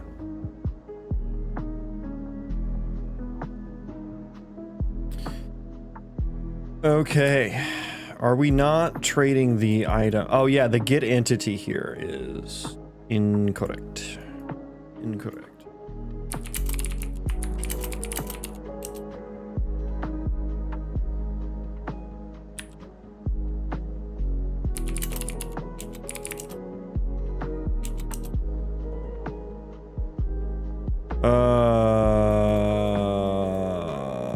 Yeah.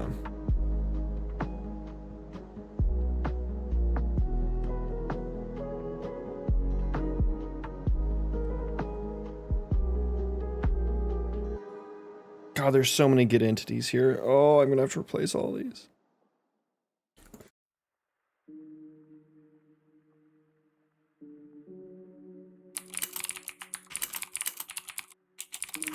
Need to update like everything to use this interact with entity.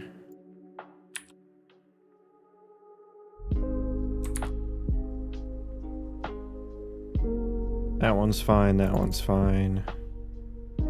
That one's fine, that one's fine. This one is not fine.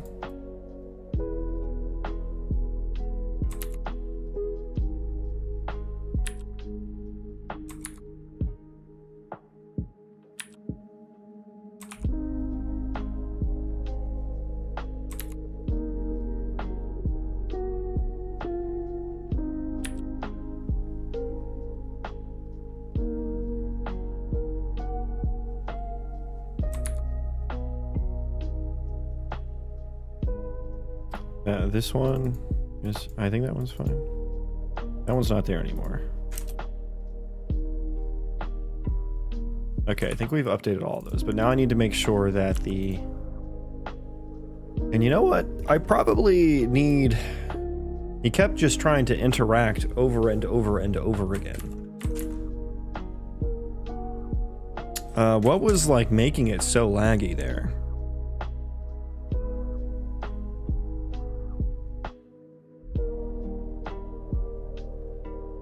And what can I do about that? Because I would like I would like there to not just be like some bug that happens that just causes something like that.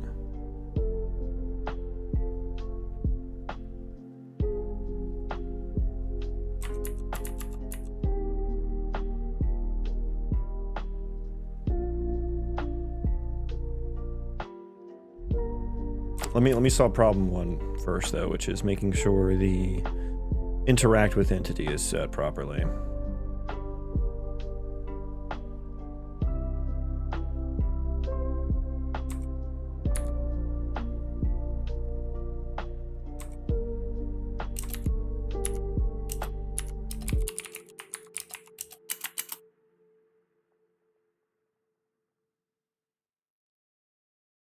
Closest best storage.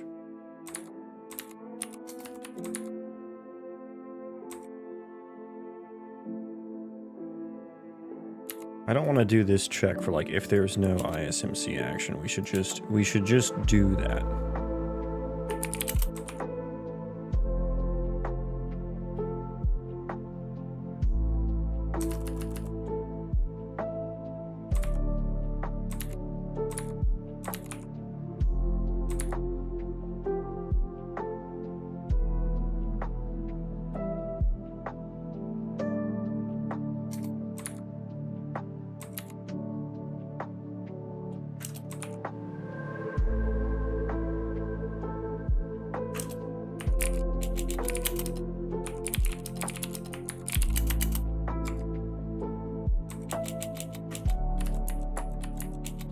Shouldn't need to cast.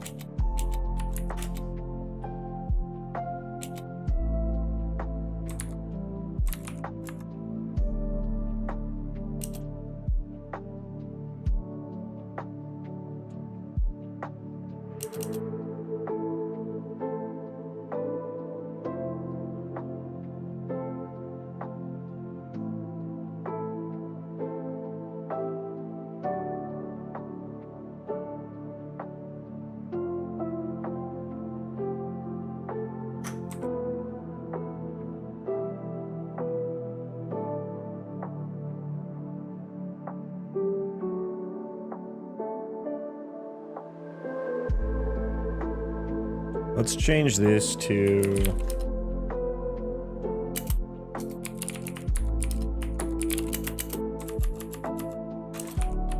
do that, and then we will make interact action. Maybe I should also pass in the interact data here as well.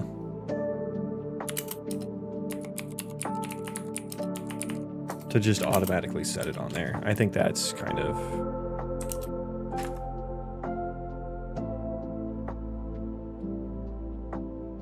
No, hang on, never mind. That's it, because it's a templated function. I don't want to have to import interact data. Maybe I'll do that in a bit. Maybe I'll do that in a bit. But yeah, let's just go through and make sure this is like populated everywhere. Just so I don't have to like worry about, do I use this? Do I not use this?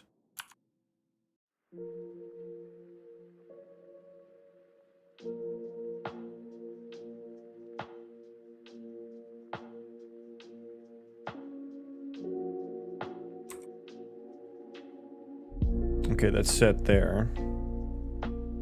And it's set here as well. Okay, so construct, it's looking good for construct.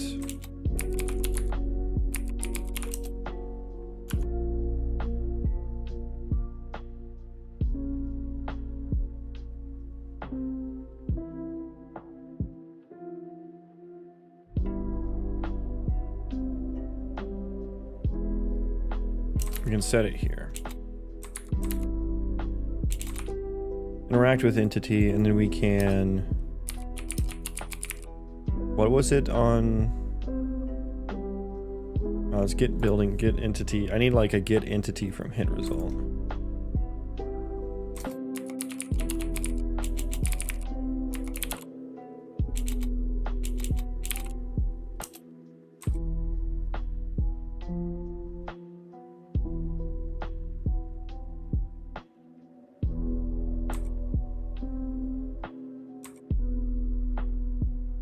Yeah, this is where an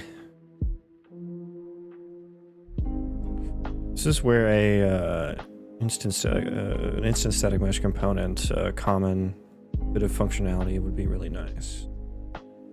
Do I not have like a get entity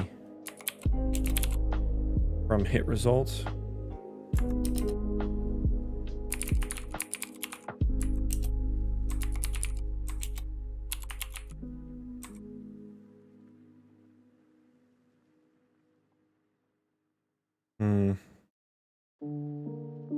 Okay, let me write down a to-do here.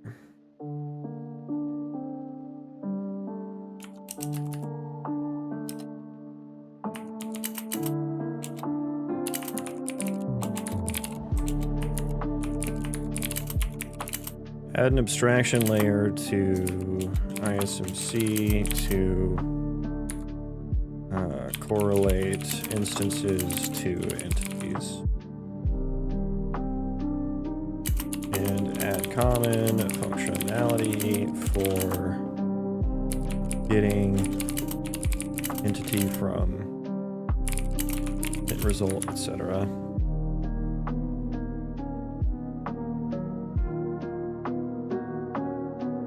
Okay, and then I think for now I'm just going to kind of manually wire that up.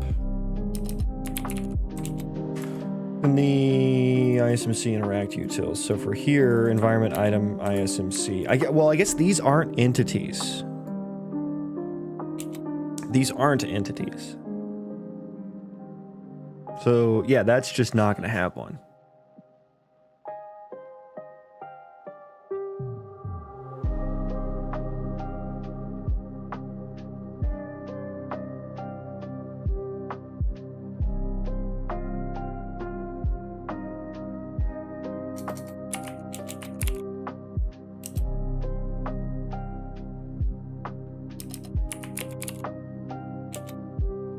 All inventory utils.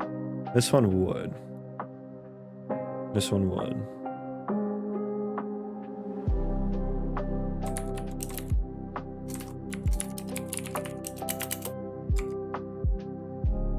Yes, this is the door item action, so that one does make sense.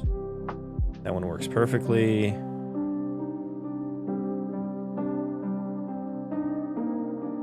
Set haul inventory action.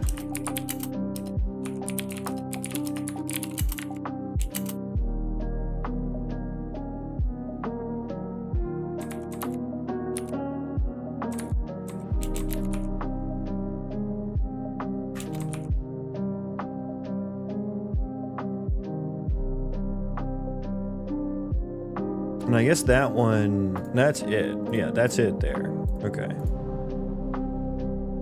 Rebuild. Oh god, I hope my blueprint's saved.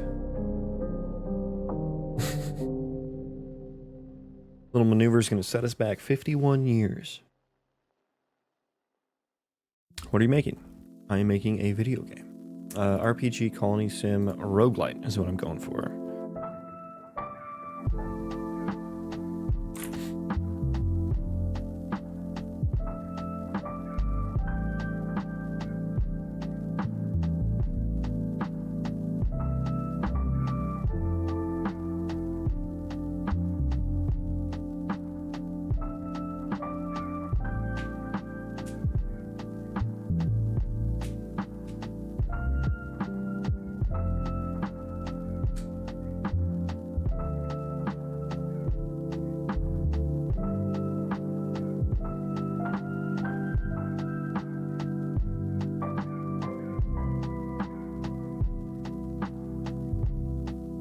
Okay, do we have all of the interact with entities?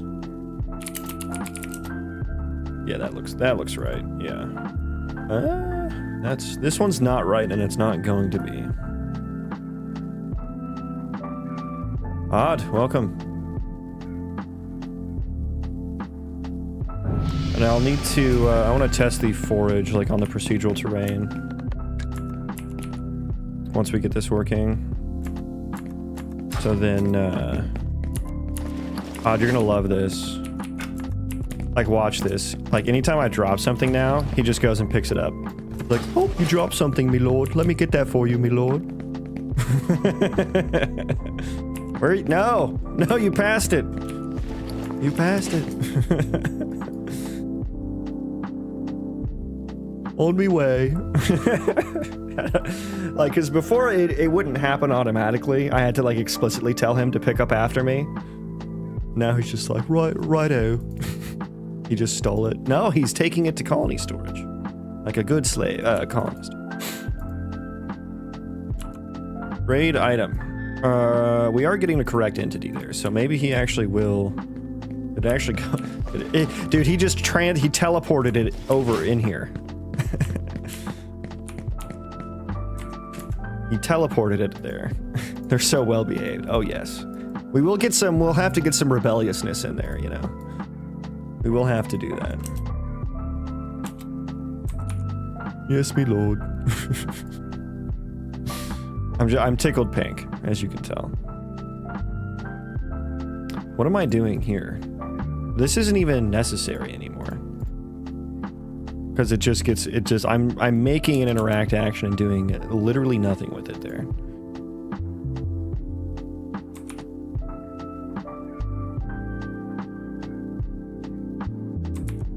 Might as well just add this at this point.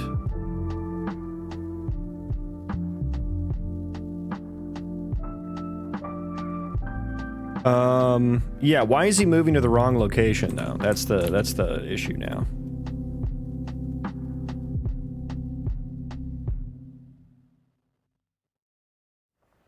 Viper, you've been here when I've showed that off like several times by now, I think. All right, now pick up these mushrooms. On the way. No, you generated the interaction points. And he's just like, I'll just teleport it over there, sir. Oh, I forgot I can't take from I broke the taking from inventory. Oops.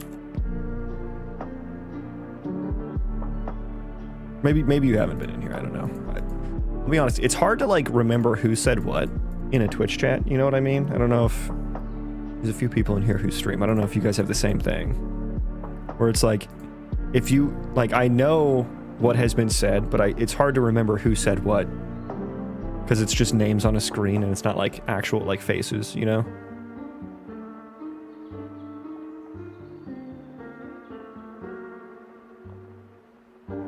Okay.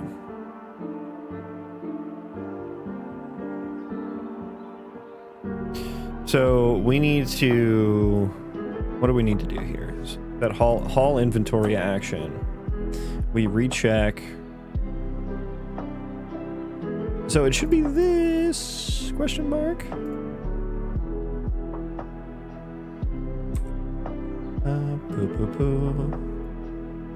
Put a breakpoint here. Where did he go?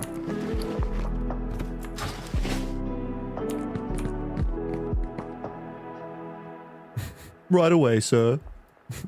He needs a little butler outfit.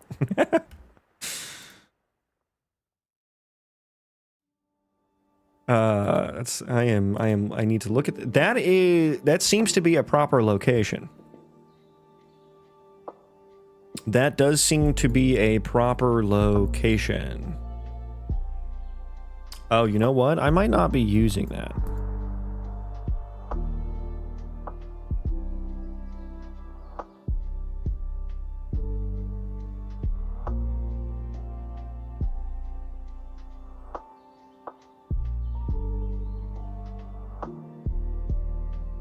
Is that in the interaction processor?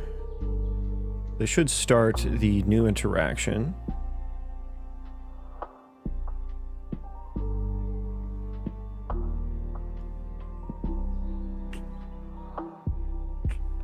It's interaction location. Maybe I should just template this and say, hey, if it's anything that has a move to location on it, use that. Yeah, because I think we're just doing this.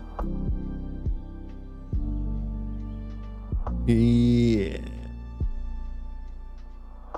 Did we template it?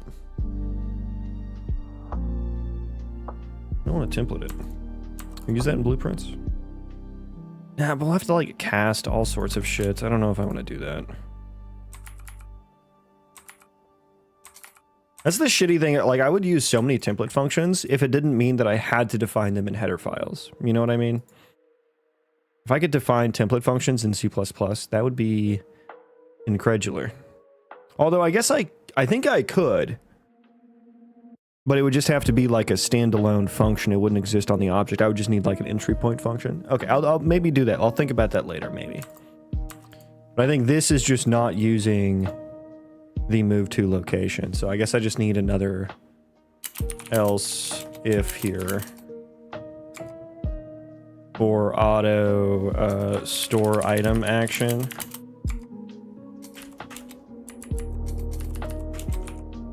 Yeah, I think hopefully that ignores the header files I sniffed.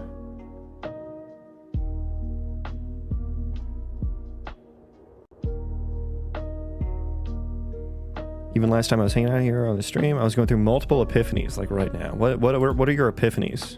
Oh no. What is my computer? My computer does not like to compile, it seems. What are your epiphanies? Bruh. Please just run live coding.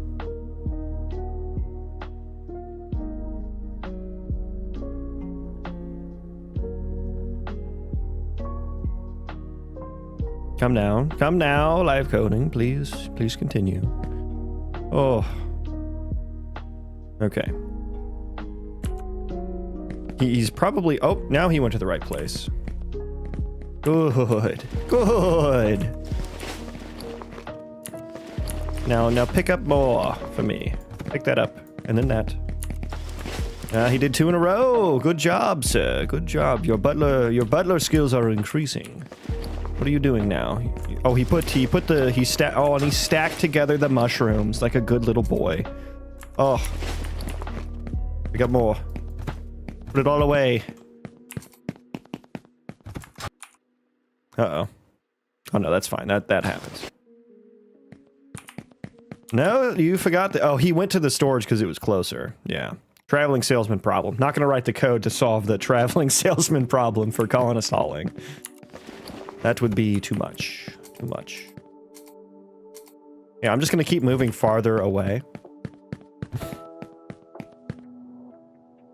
He's like, sir, you could move them closer. There's no reason for you to be going farther away from the storage, but I will pick it up nonetheless, because I'm a good little butler. Good little butler. Look at him go. And so what is he doing after he stores it? That's my question. So let me do one more here.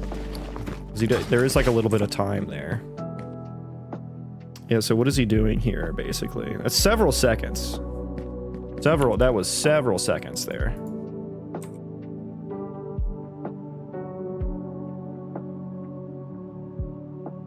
The traveling salesman problem is what is like the most efficient way to make it to all the cities that the salesman needs to go to without, you know, like traveling the least amount of distance, basically. And so it's like, you know, if you have a city fucking here or here and here and here and here, and then your guy starts here, it's like, what's the, like, if you just go to the closest one each time, you know, you might go like, because I'm just taking the closest one. So if you go there and then here, like, you might do things suboptimally, basically. So if you go like boom, and then it might be here, then it might be here, and then it might be here, and then you'd go here, here, here, and then you'd have to go all the way back over here. When the most optimal is probably something like, you know, something like this, where it's like, right? That's the traveling salesman problem.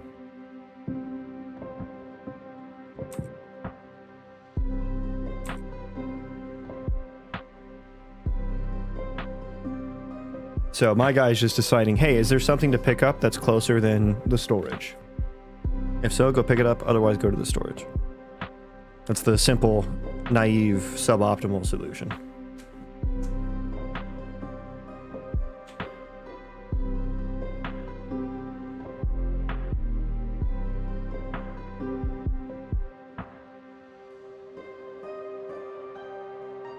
So when did he... Why is he in the wander state also? He should probably not be in the wander state. Yet he is. He wants to wander very badly. So here's where this frame is where he stored the item.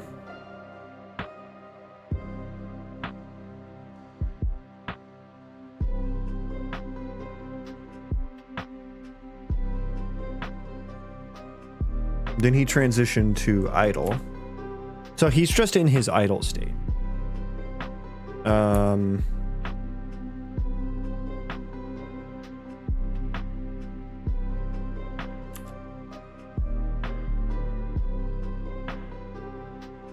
No storage found. No more haulable items found.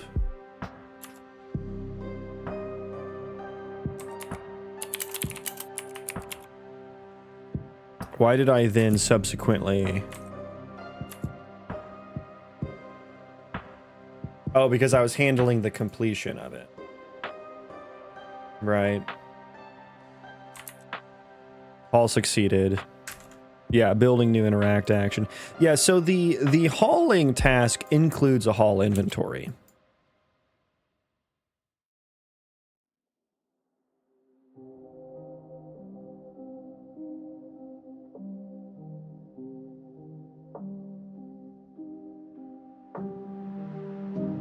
I think.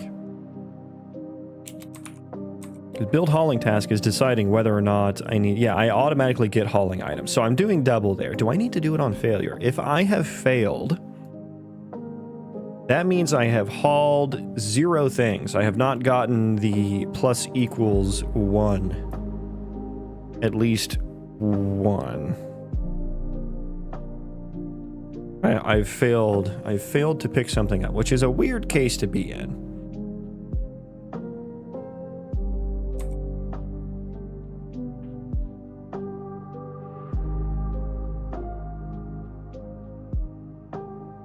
And then I think I need a failure case here.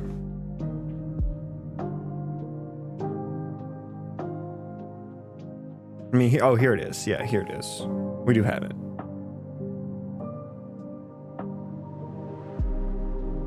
I don't think I need I don't think we need the failed task view, honestly.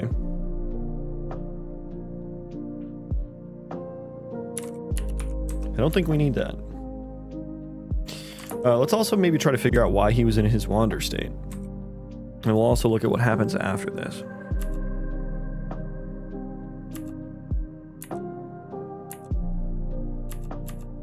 Okay, we cleared the colonist task.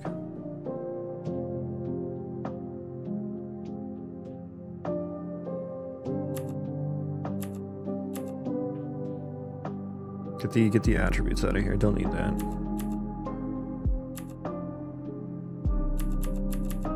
Yeah, I mean, he's just idling. It's just because he got to his idle state.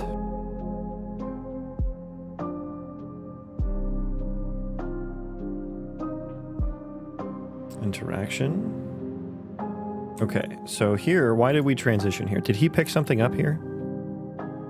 Yeah, so he completed one interaction.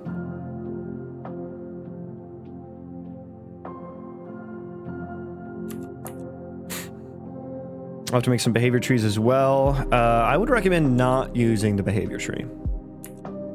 Use the state tree. But if you have more than 5 units, you should not use the behavior tree. It is incredibly unperformant. Surprisingly.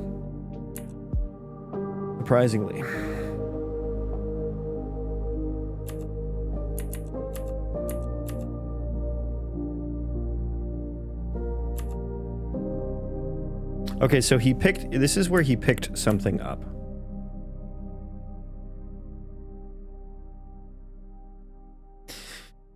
Interact action success, cleaning up.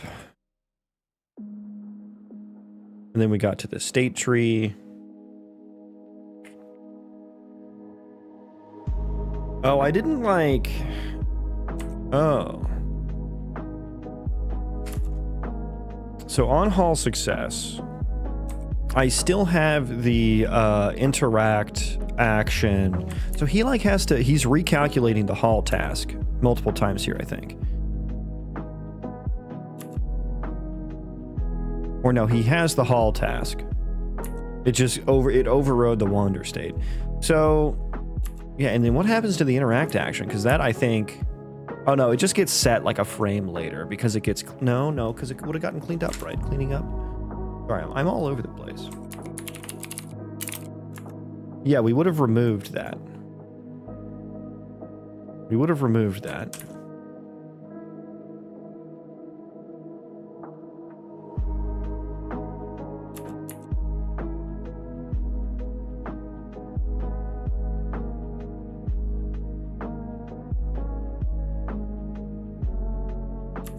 So where does it get added again? I mean,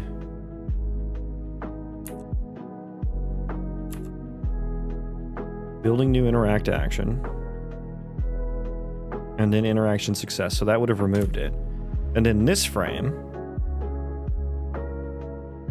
Yeah, we recalculated it the next frame. I see it now. All succeeded building new interact action. And then we like initialize it. Okay. So I think I just need to clear the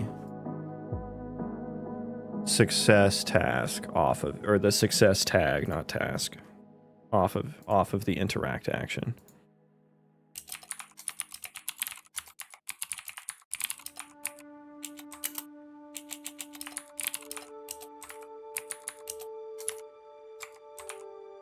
That way the state tree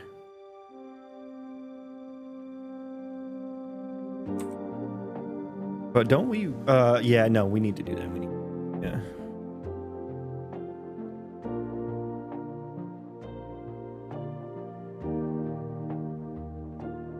Maybe let's do a little comment here as well. Remove tag so that the interact action we build does not get cleaned up by interaction processor.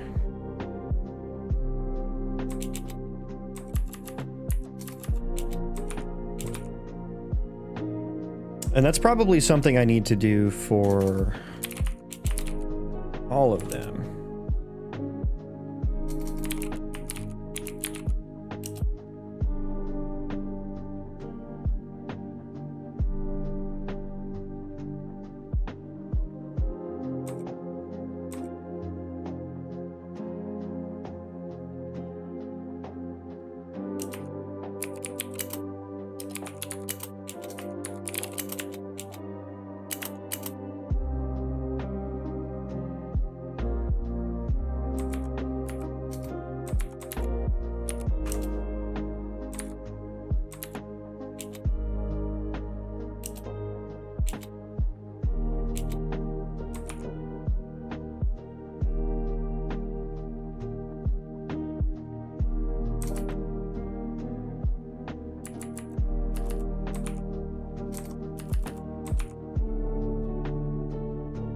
Ah, I see why I did that now. I see.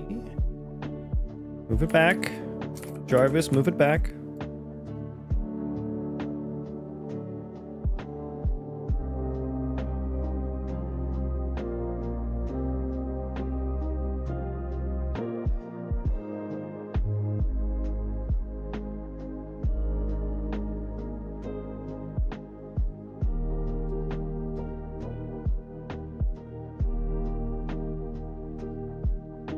Yeah, I think I do need to clear. We'll check that out when we get into the procedural terrain. We'll check that out. I'm just kind of learning about all the interactions that I've created. They're a lot easier to figure out than my previous system.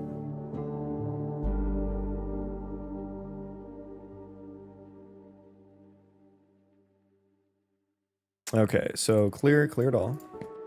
Now let's see if he gets into the wander state here. Yeah, that happens, that's fine. Yeah, he immediately is fine there. I love watching, by the way, I love watching this little like pointer here. Just to pick it up. Pick it up and go back.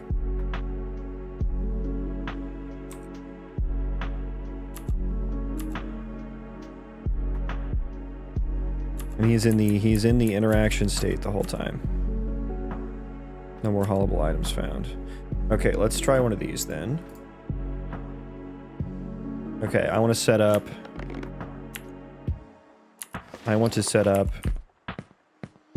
he pick something up, store, pick something up again, store. Pick it up. Yes. Store, pick it up. Store. Okay. Good. Good. Working. I'm going to set up my visual debugger game. Yeah, I mean, for me it was imperative. Is that the right word? Necessary is what I'm trying to say. Like, I would not be able to debug my entity system without it. Because it would just be like a million logs. Like, I don't use these logs very much anymore.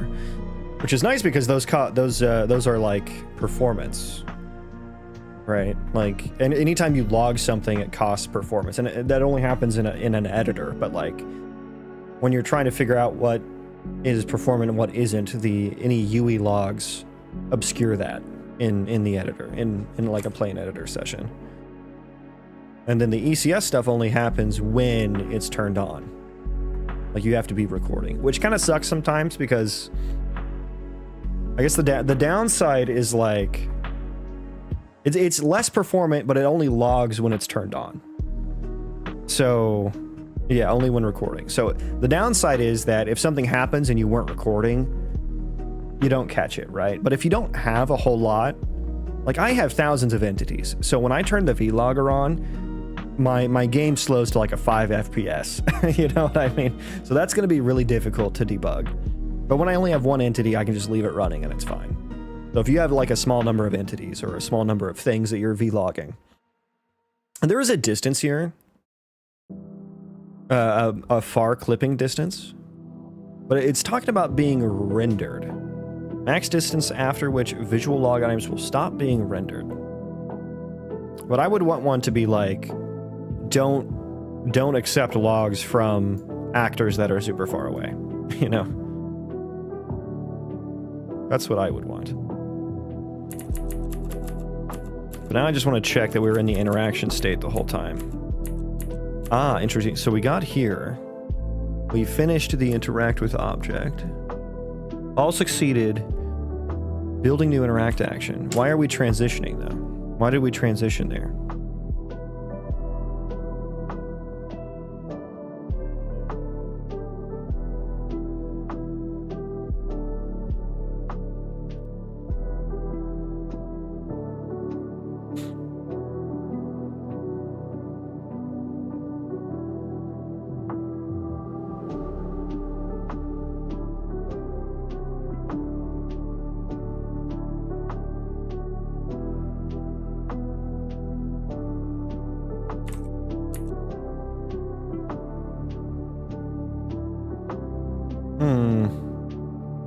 Why did we... I was building new interact action.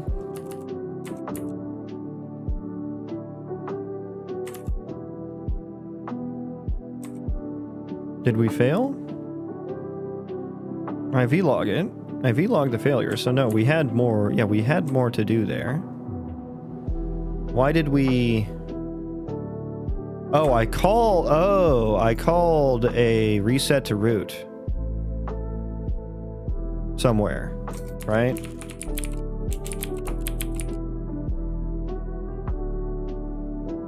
I don't know if I want to do that anymore. Yeah, because we did interact with that ISMC, didn't we?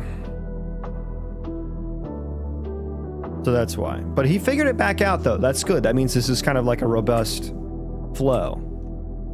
So yeah, he went to his wander state for a moment. But then the all interaction got initialized.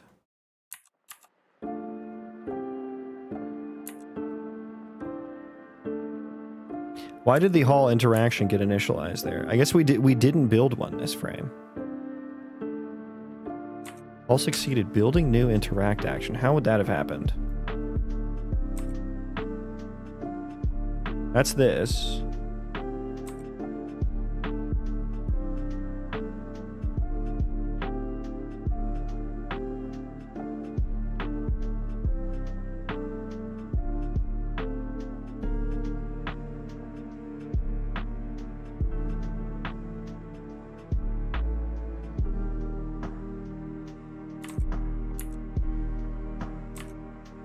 How did we not add...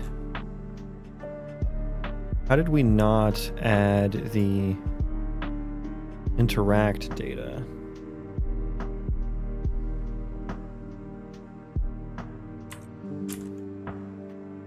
This frame. What deleted that?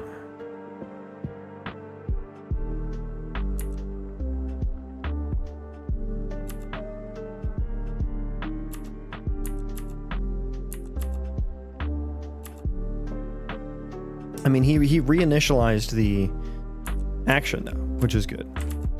That is good. Here, though, on the failure case for hauling, I do think I need to do colony utils update task status to failed. Well, no, we want to do the all task.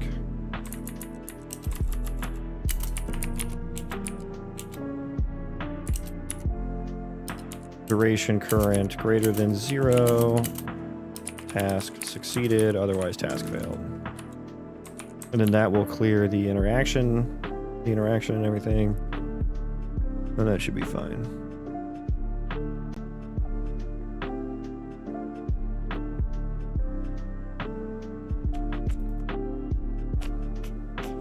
Colony processor.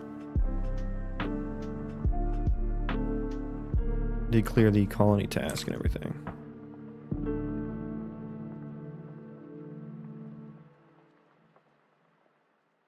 He walked over the chest. He walked on top of it. That's fine. That's fine. Let's make sure all the items are in there. Yeah, that looks like it. Okay, now we're gonna test.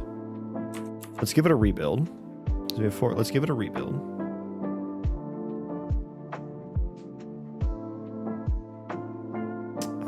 And I'm gonna go grab some water. Then we're gonna test the procedural terrain here. So BRB.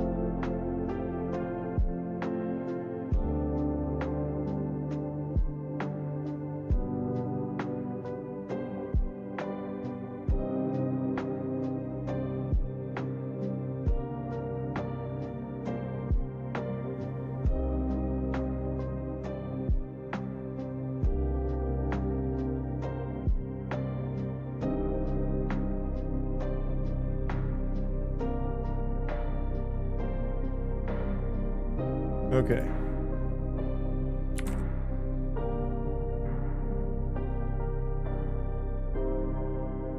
All right.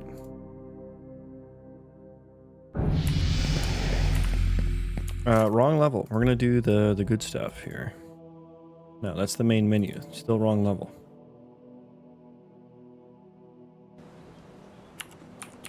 All right. So we'll get to test the forage task now. If he can forage and then go put them back into storage.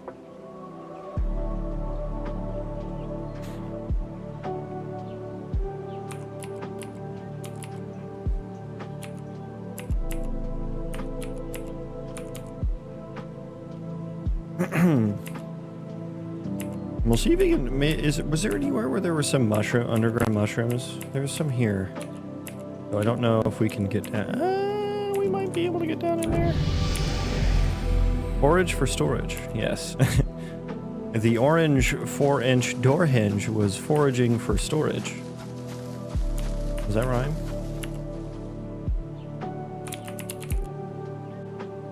Give me a slave. Good. Join my colony. Sign him.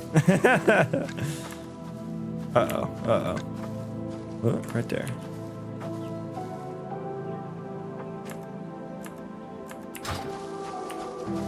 Okay, let's find you. What do you want? Let's find you some mushrooms. He grabbed one, or at least one, maybe two. Here's some. Okay, I'm gonna put a building over here. Oh, is he? Oh, what is he doing? What are you doing, brother? He's stuck. Oh no. Oh no.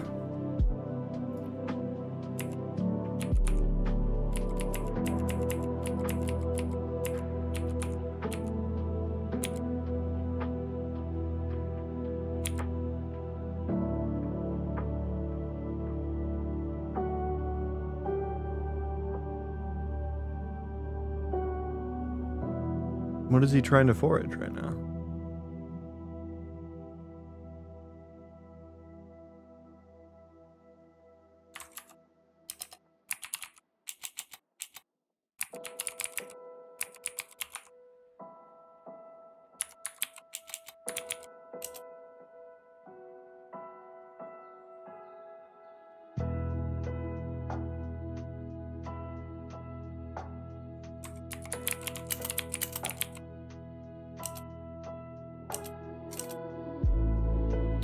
This was the end location. What, why? Why can't you project right there? Or was there somewhere else you were trying to project to? Ah. He was trying to get he got fucked up by the underground ones.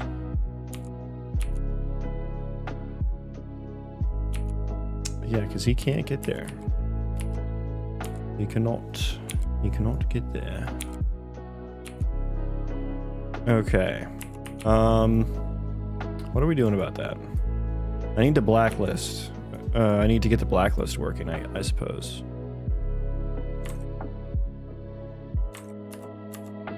Okay. Yeah, so that's a failure here. That's a failure. We'll just breakpoint that so we can get a quick stack trace.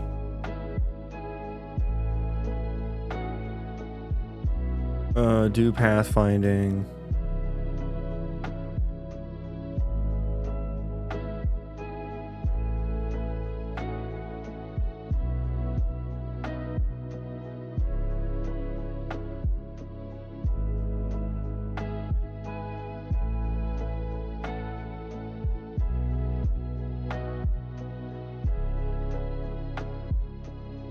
Yeah, right now they have no way to ignore certain points, I suppose.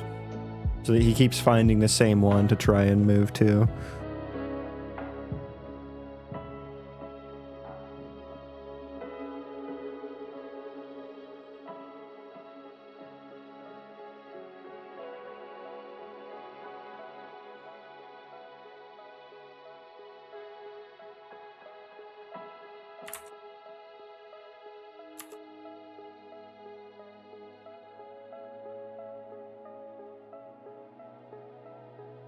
Are we getting here? No, we're not.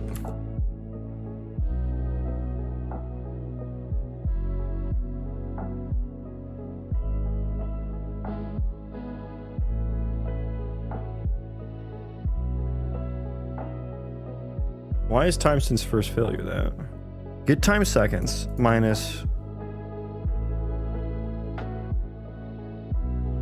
failed defined path start time.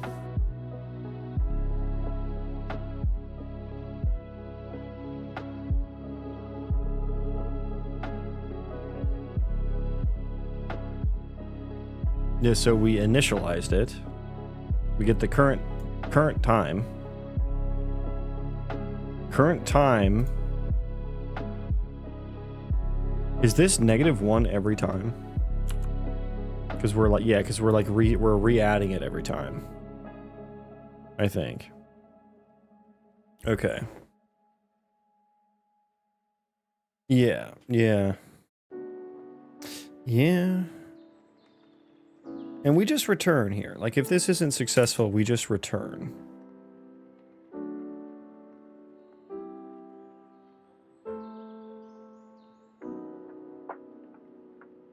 And then we don't add, like, the path following data or anything, so it tries again. So we need to do some error handling here. So I think if we get here, we return false.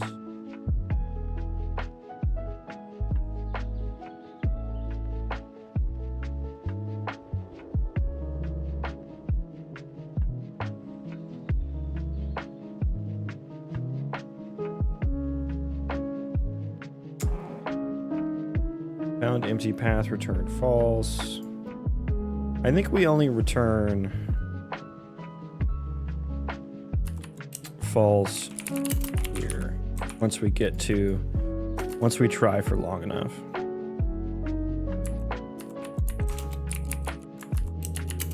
I'll say return true so that we keep trying to find a path.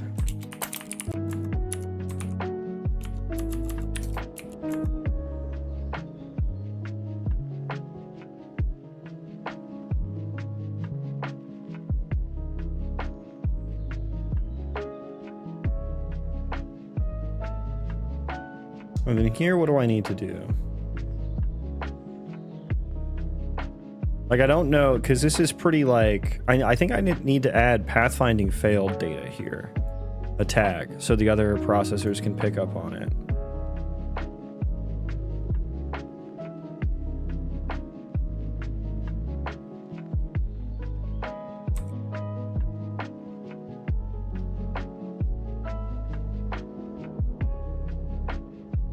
Why do I have these in the state tree task data? Oh, I just reused them, I think.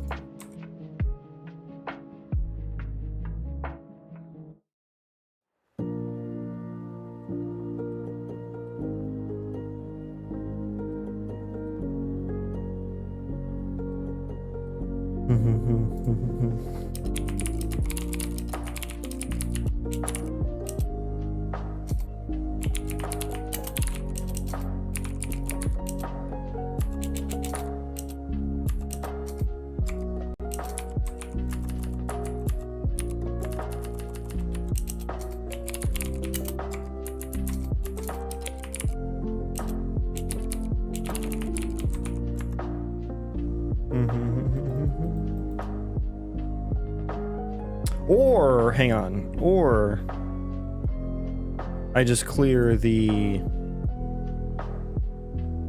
We're doing a parallel for here. Yeah, clear this. Just clear here. Or if success, do that and clear.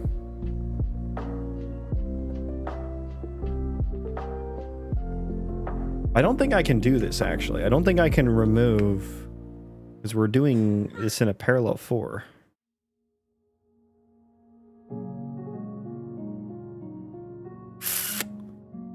Yeah, I don't think I can do this.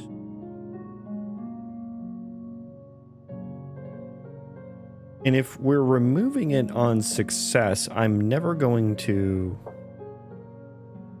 That's following data.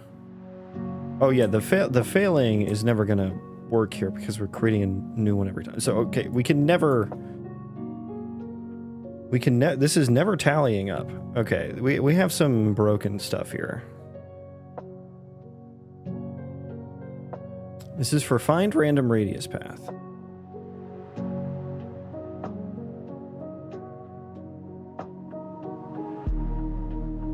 Which maybe... Where's my find path to target?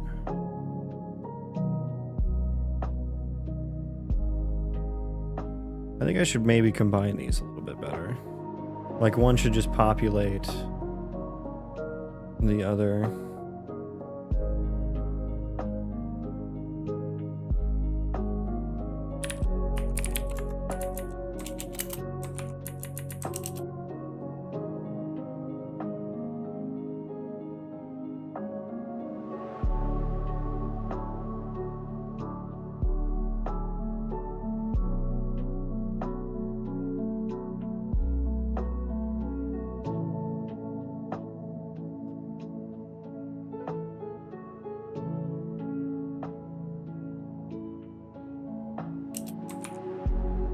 Okay.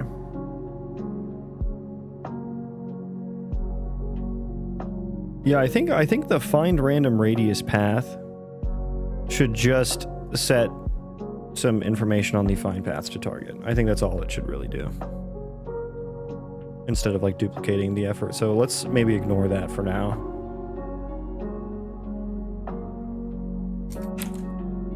And yeah, do we just remove... Yeah, if there's no continuous tracking, remove it.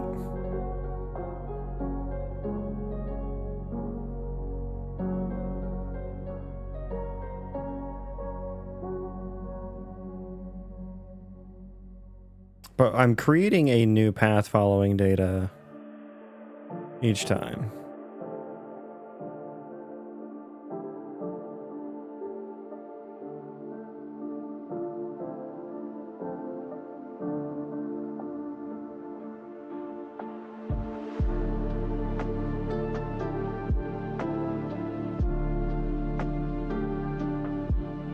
I almost need to...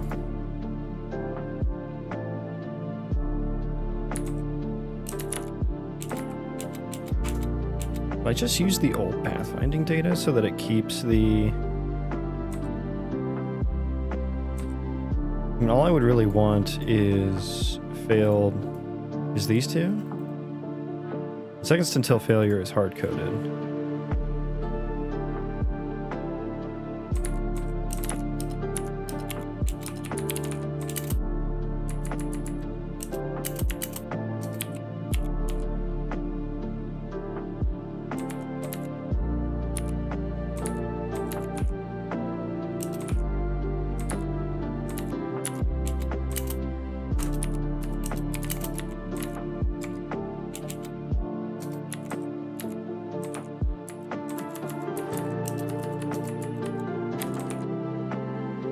Okay, so at least that will like carry over now. And if this isn't successful,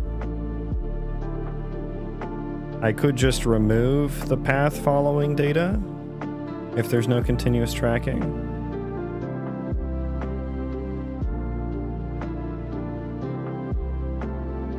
But I do need a way to say... Yeah, I still need that tag, I think. Pathfinding failed tag. I still need to add this.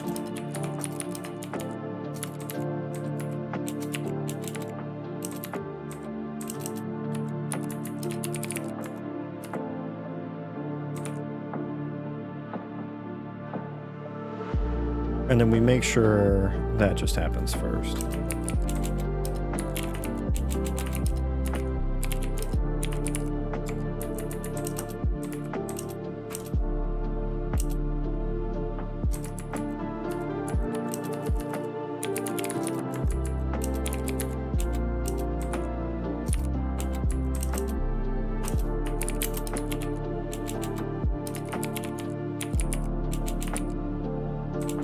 I mean, this is just ECS registry.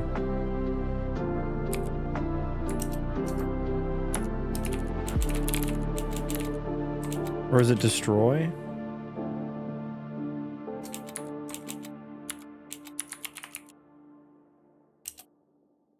Clear all the F pathfinding failed tags.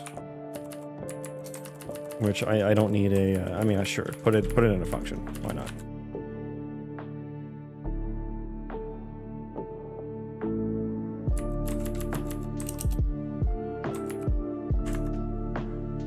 Static. Okay, sure, why not? Build pathfinds. Let me make sure we do that first, so that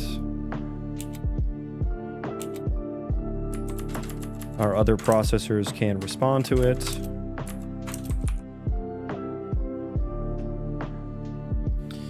And I suppose now, in the failure case, I need to check if they failed for pathfinding reasons.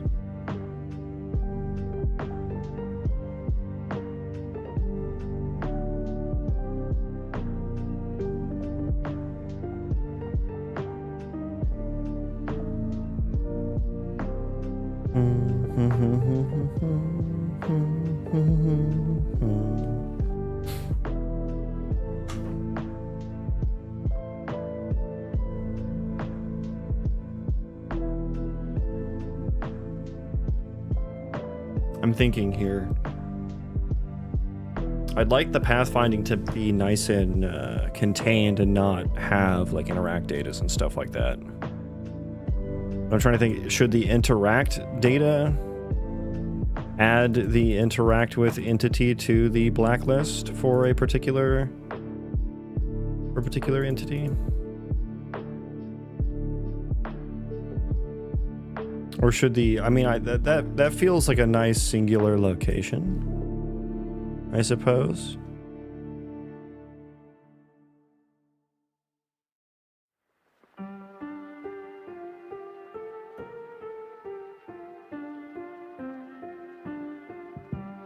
Start new interact actions and add pathfinding.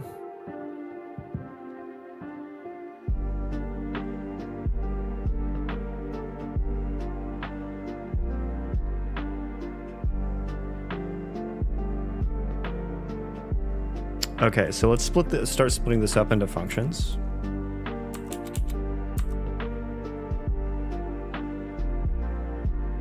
Into better functions here.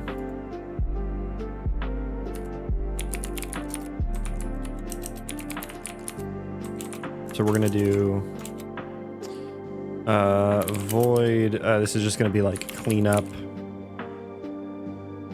previous interactions.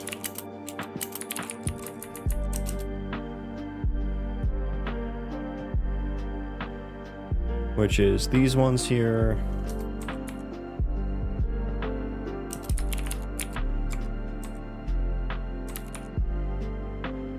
And then we can have void init interactions or init not started interactions.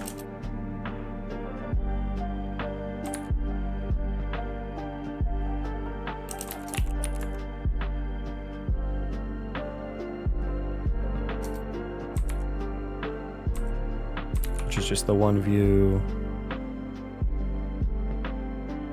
And then I'm going to have like process pathfinding.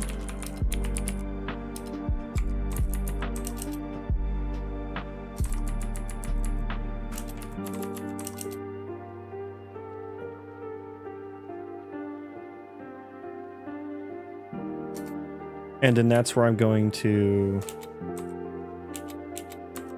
handle the failures as well.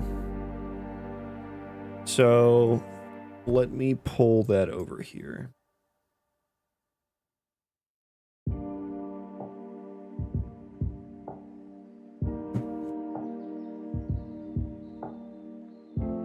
So if we're just going to add the pathfinding failed, then that would mean the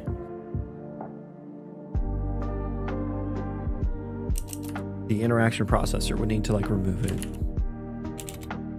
So auto, I'll just do failed pathfinding view. Anything with interact data, find path to target, and simulating that isn't dead.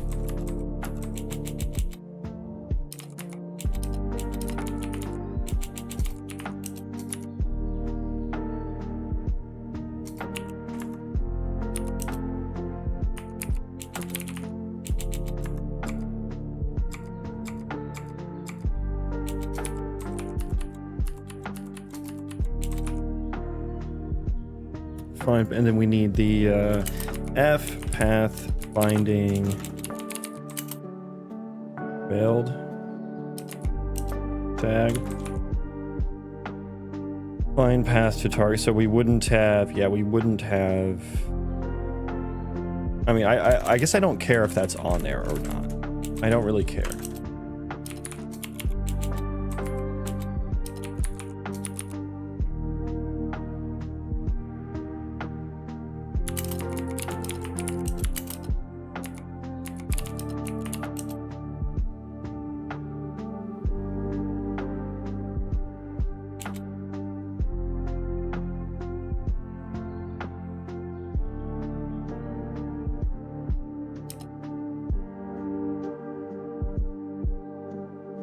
And then I'll go ahead and I guess I should remove the interact data, or just I'll mark it as failed.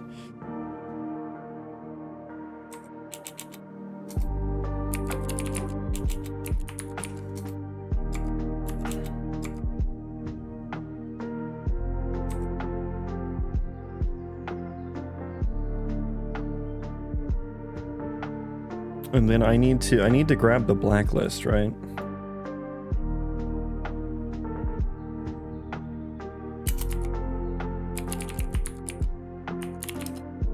Interactable blacklist data. That's what we need.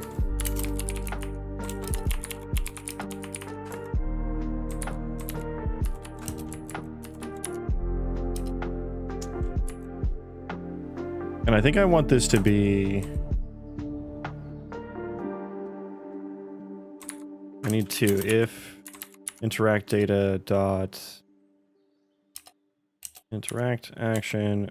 First of all, if it's not, if it is valid, rather, if it is valid.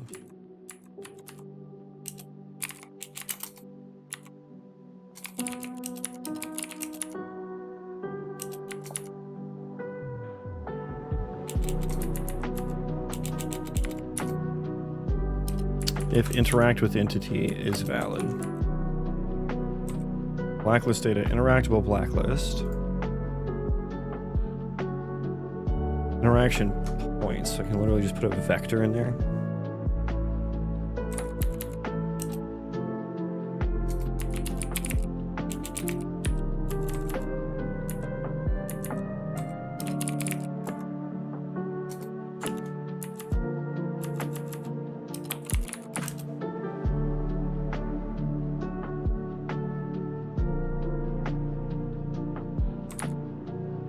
And add the entity.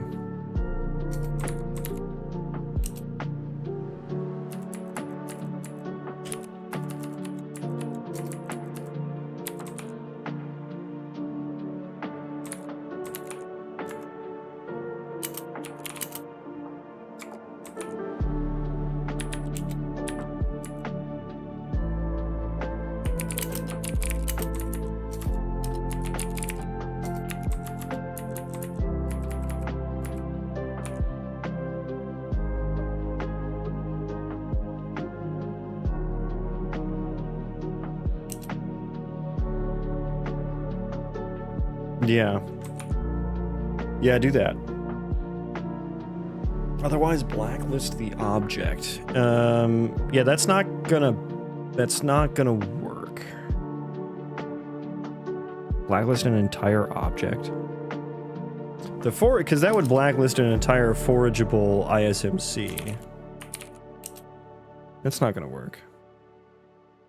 What else do I populate on there? Do I give it? I don't give it the PCG point container.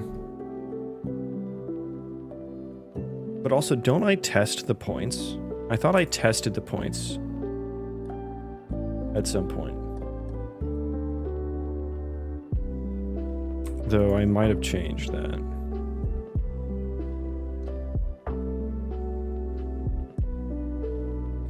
Yeah, because I think I wanted to be a little bit more cash grab here. Test point. Test points. Oh, the environment query processor. Right. Right.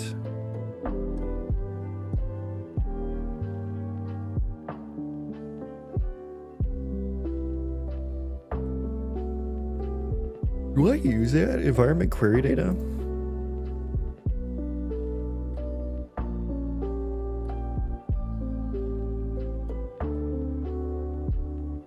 Oh, it's for just finding food and stuff.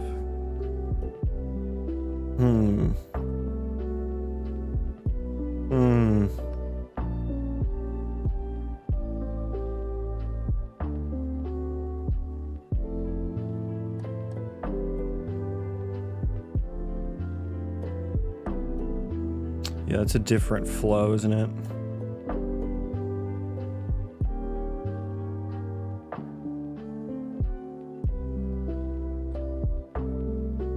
Okay.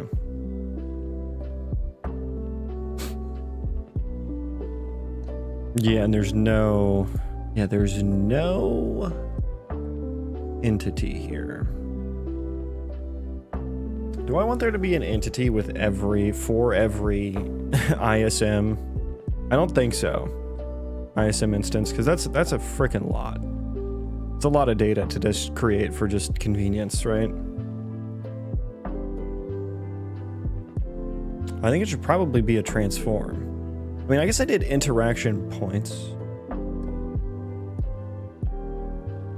for an F vector. Because, I mean, yeah, it's basically saying, like, yeah, I can't get to this point. I guess we can use F vector there rather than transform to save on memory. Because it doesn't really matter what the rotation is or scale. So I don't think we should actually ever use the interact with object.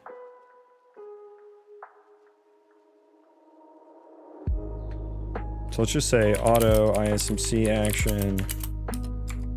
So otherwise,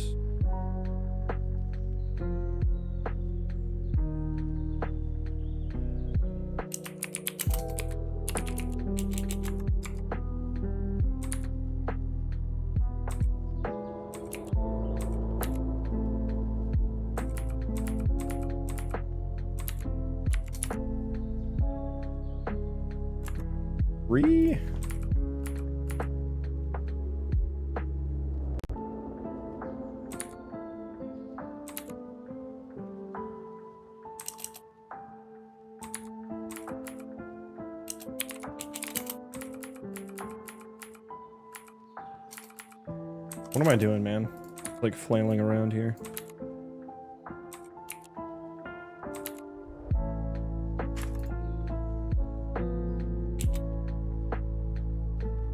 So otherwise, if we have an ISMC action, if I hit this, I want to know about it. Vlog error.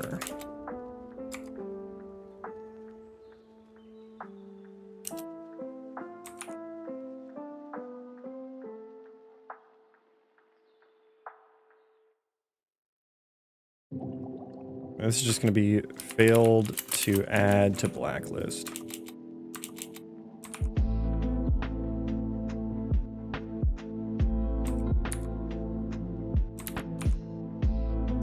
Added entity percent LLD, I believe is what I use for the entity ID.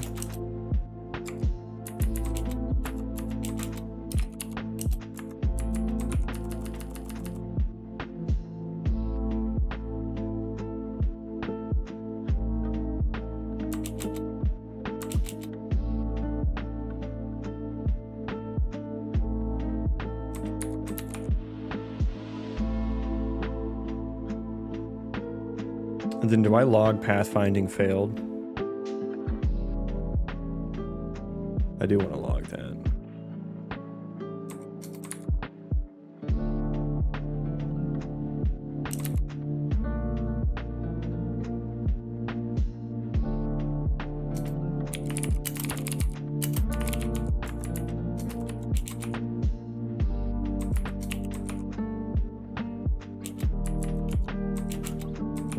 Pathfinding failed. What other information do I want on that? The interact action won't get deleted till next frame, so I can always just look at whatever that is whenever this gets logged. There's like added ISMC instance %d probably.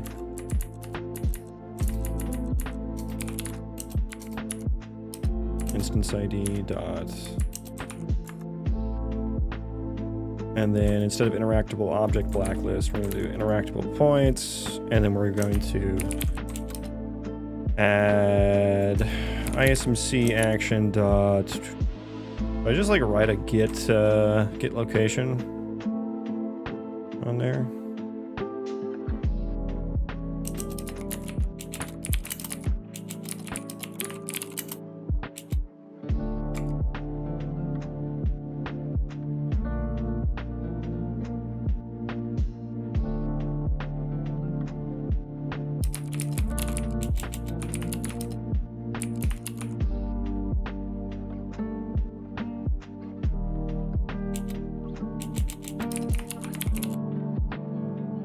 Wait, where is the git?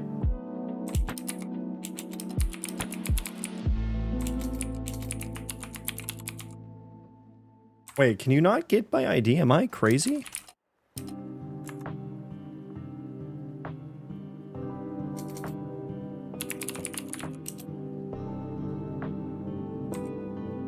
No, you have to. Oh, God, okay.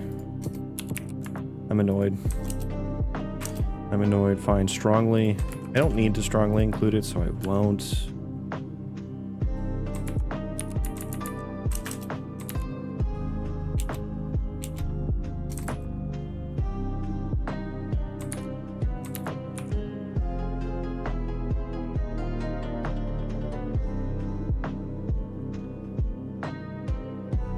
Okay. Git location.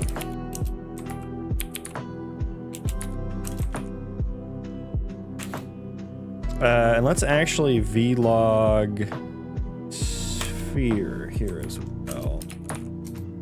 Or vlog location, rather.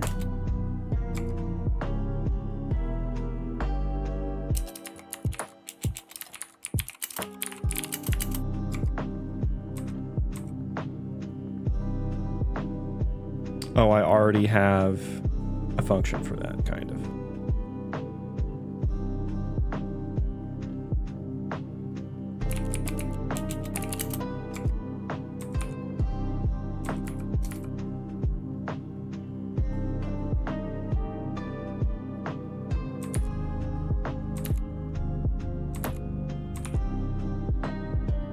Yeah, red 50.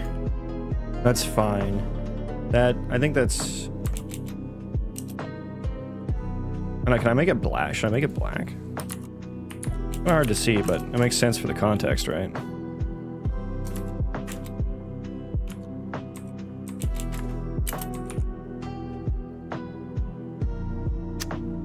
Yeah. Failed to add to blacklist. Yeah, that's a weird one. I don't know what to do there in that case.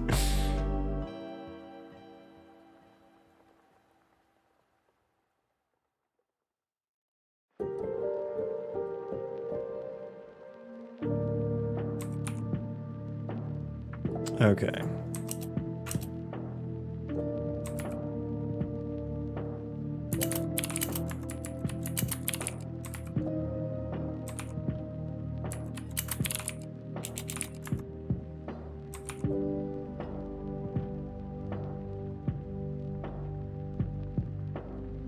That was process pathfinding for interactions. Okay, so we wrote that. Do interact view. Exporting me state trees. Link state trees probably a lot easier to look at, a lot cleaner to look at. Yeah, I find conceptually, state trees easier to wrap my head around. You're kind of more free to do as you please in state trees, and it's also more performant. Whereas like in behavior trees, they're ticking all the time. And there's a specific flow to them, and you can't really do anything about the flow. And so you kind of have to like work around a lot of stuff.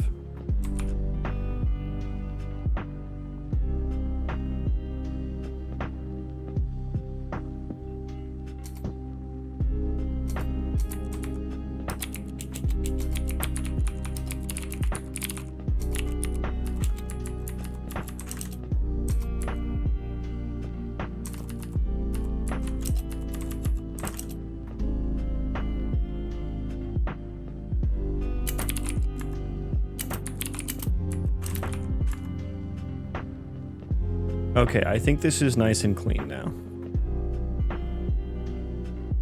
Let's rebuild and try again. And then let's make sure forge task processor build ISMC. Let's make sure this is actually considering the blacklist. Yeah, so we have ignored points, which is getting the wrong one. It's getting the wrong one.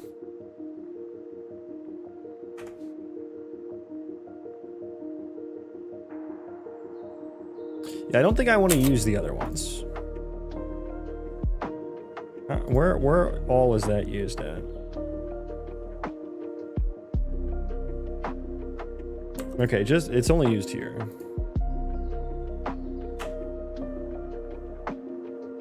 So change that to...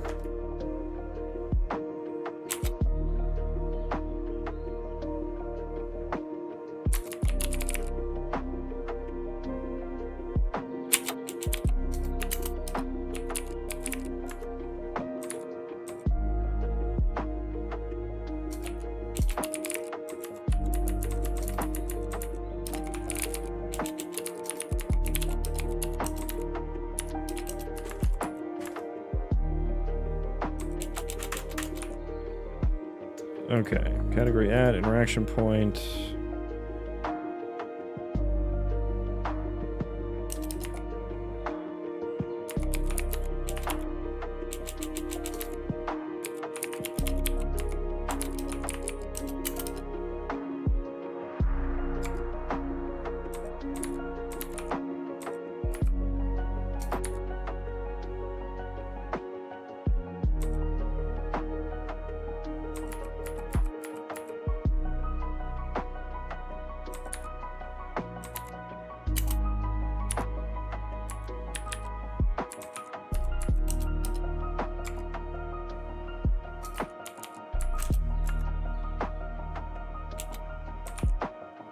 And then this one, I don't know, I don't even need a value. Is there an add without a value? There is, okay, cool.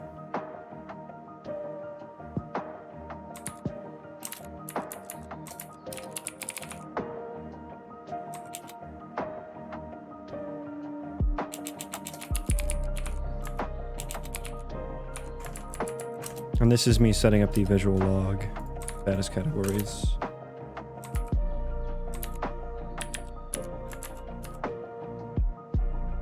Wait, that doesn't work now.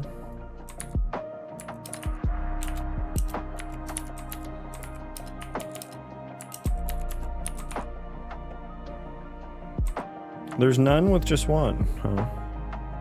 I mean, I'll just do an empty string then, I suppose.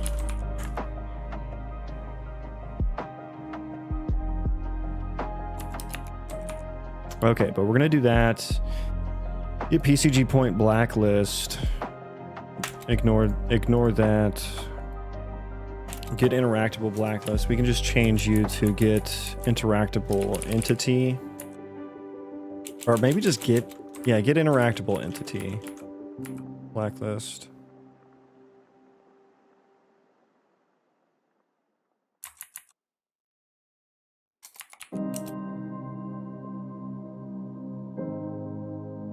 Which, why I'm returning a copy here. I don't know. This is one of those things that I'm gonna have to refactor later, isn't it?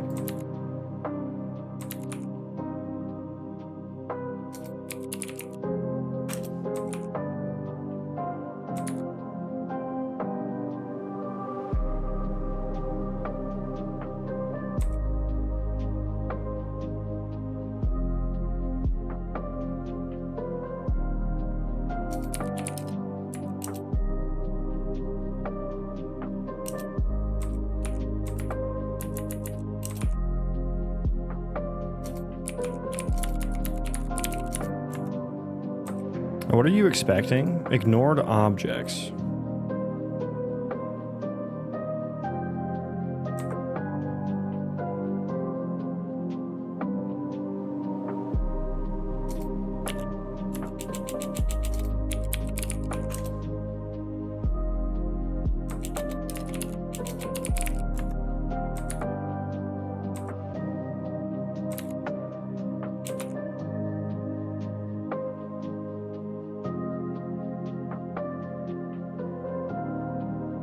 Which means I need to like get...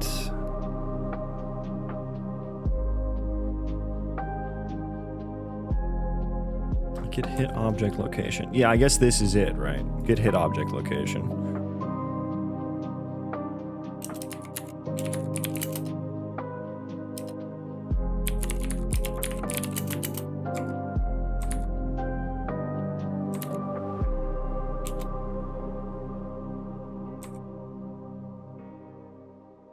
Oh. Yeah, oops. I changed it to an entity. Oops.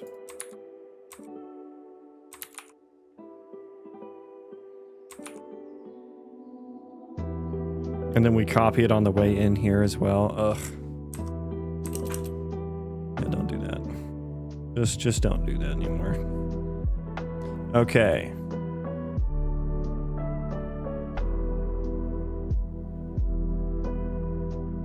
Ignored points is there.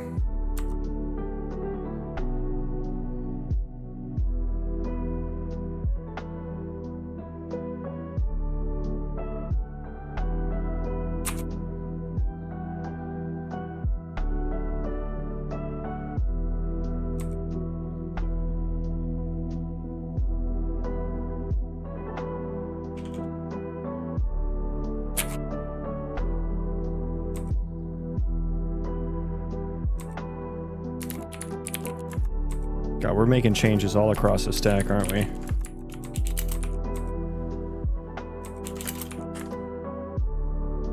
DV, welcome in. Ahoy. Yarg, me matey.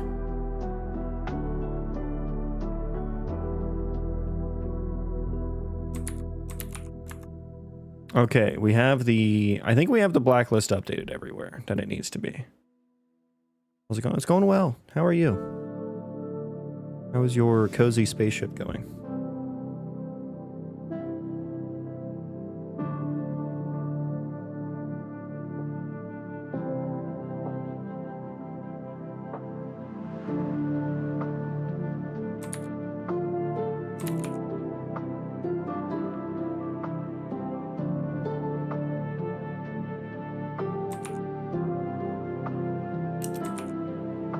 Okay, now rebuild. Are we good everywhere?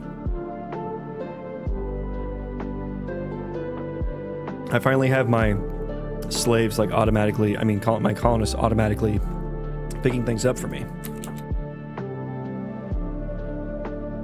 You know, whenever I drop something, they're just like, on me way, me lord.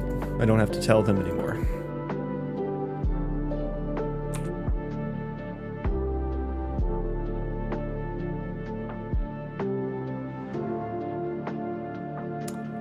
Do we want... What kind of... Get closest within area.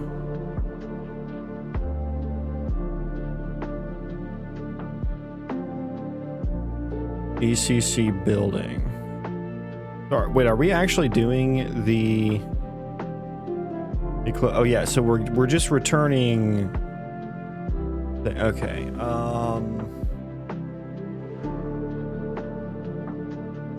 Did you figure out how to get them to check for hauling? Yeah, so hauling is working now. I'm trying to test with the procedural terrain here, and I had to make some pathfinding, error handling changes. Because what I'm trying to get, this is what the blacklist is for. Basically, when they find something that they can't actually find a path to, I need to blacklist it so they don't keep trying to find that same thing. And I guess, is it all gonna be just points?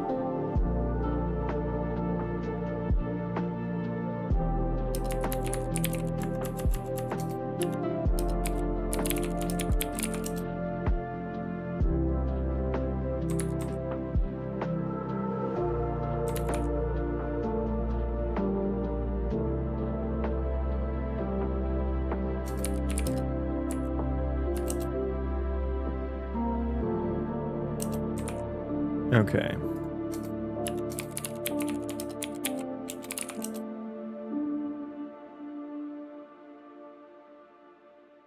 Is that it? Is that it? So I guess we're not really adding the... I should add the point always. That's one change. So everything basically just used the point. We have an issue here. Did I... Add get ref. Oh, I can't do that. I always forget that. Can't do that for tags.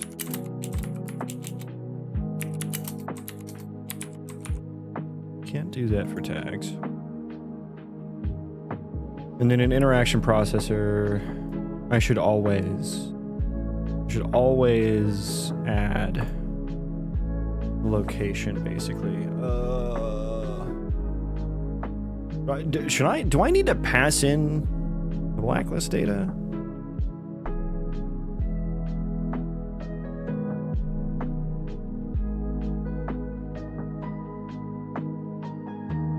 Or should I just get that in? I don't know. It's all passed in right now.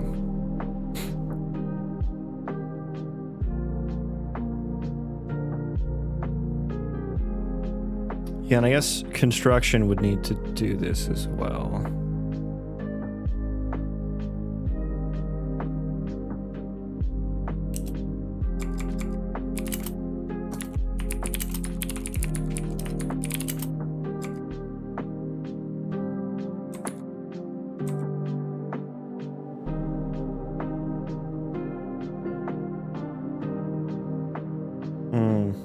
Yeah, I should just call that. I should just do that.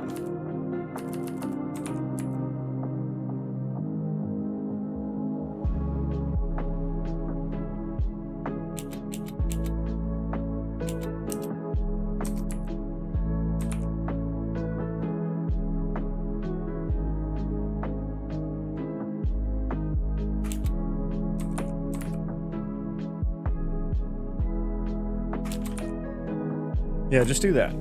Do that.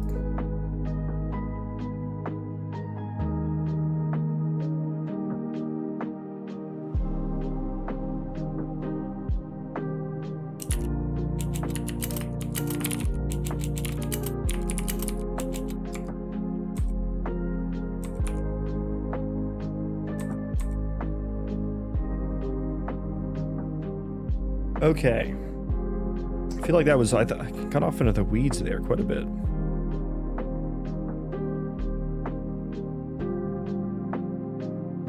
A lot of this handling colonist priorities has involved fixing pathfinding logic. Not the funnest thing to do in game dev, due to how finicky it can be.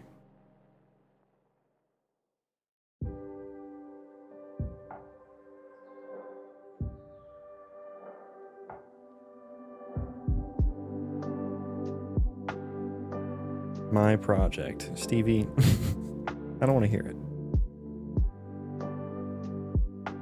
Oh, Stevie, please. Oh, okay. Not the emote that I thought was coming.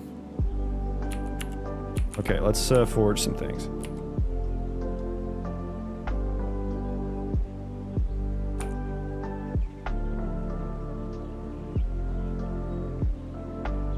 Our project. Our project.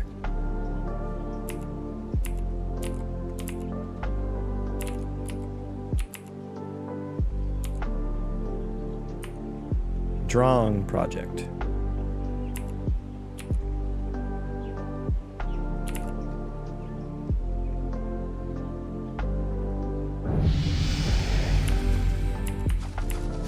Okay, let's spawn a slave, a victim.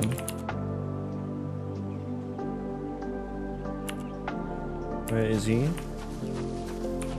Where are you? You're hiding from me. I have work for you. Did I actually spawn one? Yeah, there's one. He's wandering around somewhere. Let's find him. Come here. There you are. You're hiding from me.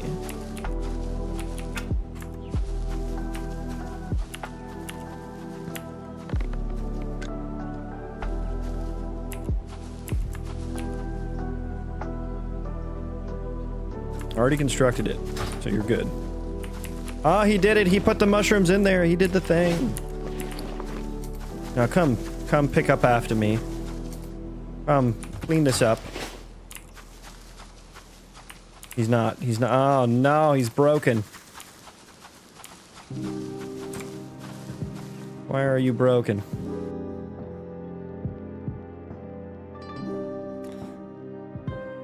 Send him back to the shop.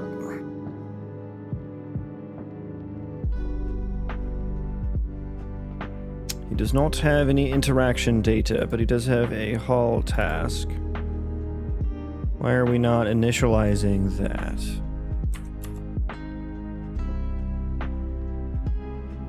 No, never. There will never be a Steam page.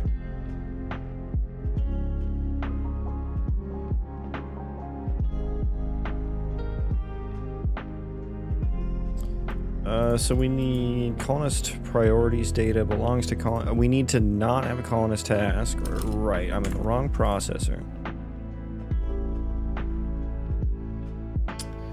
This is it haul task view.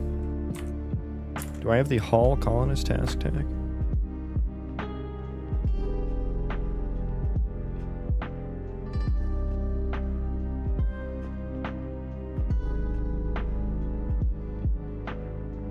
Nowhere down. I didn't add the tag, or that got cleared or something. I didn't see it. Hang on. Let's rerun this, or I'll try to.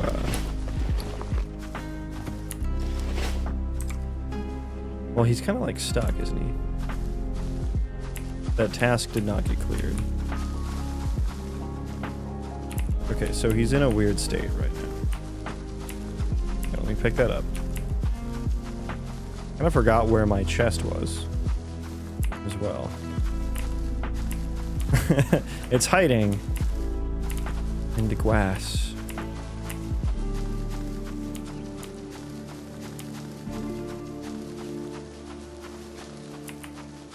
Wasn't it over here? I mean, I guess I can just follow him and he'll take me to it. He knows where it's at.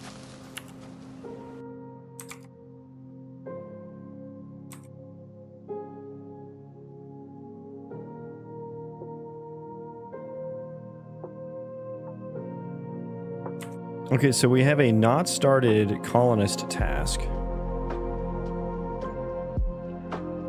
And the colonist tag for that is not added.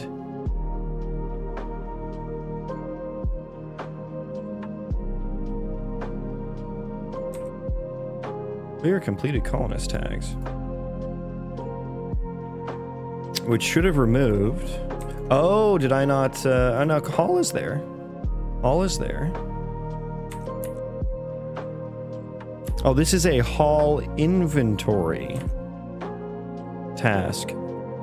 Okay. Which does that have a...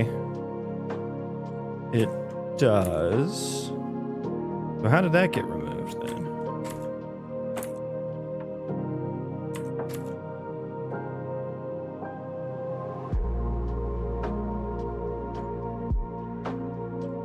That may have gotten put in the queue.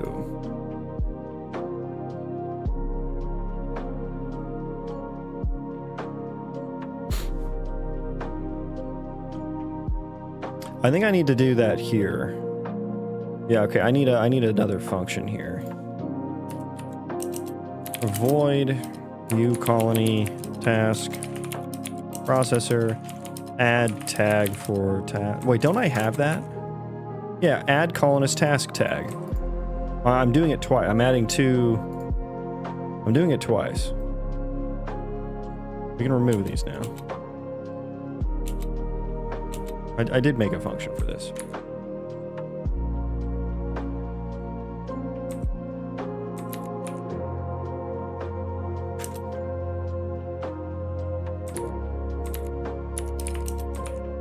I think that was the issue.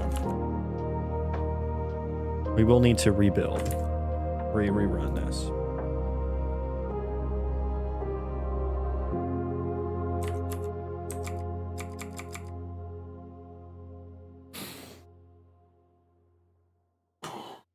Ooh.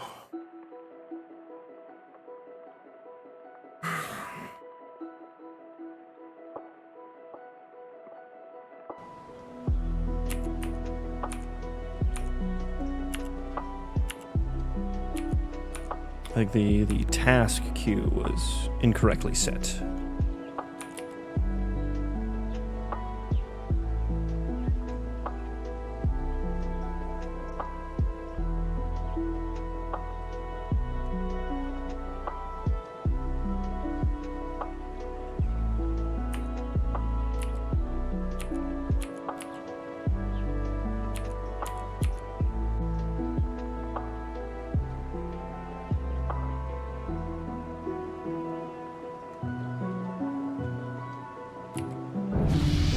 are. Here we are. Ah, right next to me. Good. Very good. And let us... I'm gonna go build it in the open so I can freaking see it.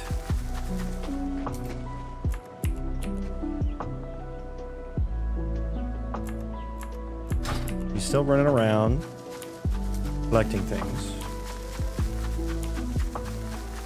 Good, good, good. He went around the tree. That was kind of silly. He went up the tree. That was also kind of silly. But he didn't get stuck on either, which is the most important part.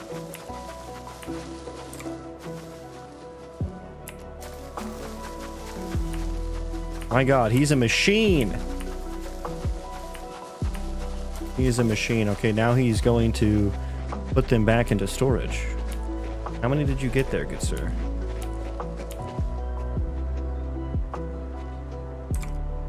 Pause. What state are you in? Idle. Yeah, that's fine. That is fine. Were you in idle the whole time? No. But why didn't you do the wander logic right afterwards?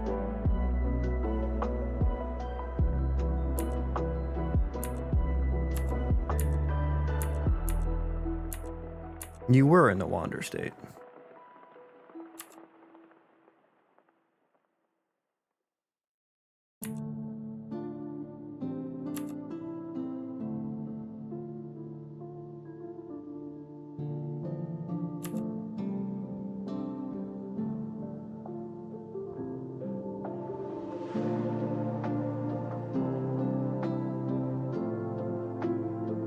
Oh, he was doing a haul inventory. After that. That might have been superfluous? Did you have... Yeah, you had nothing in your inventory. Which, I don't know. Do I log what's in his inventory? I don't even know if I have a vlog for that. That would be nice. Let me look at that real quick.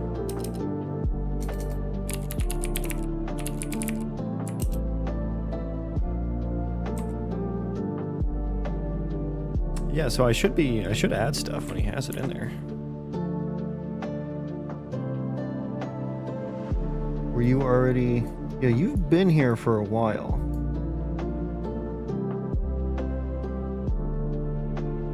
Your task, he was kind of stuck on his task queue, I suppose.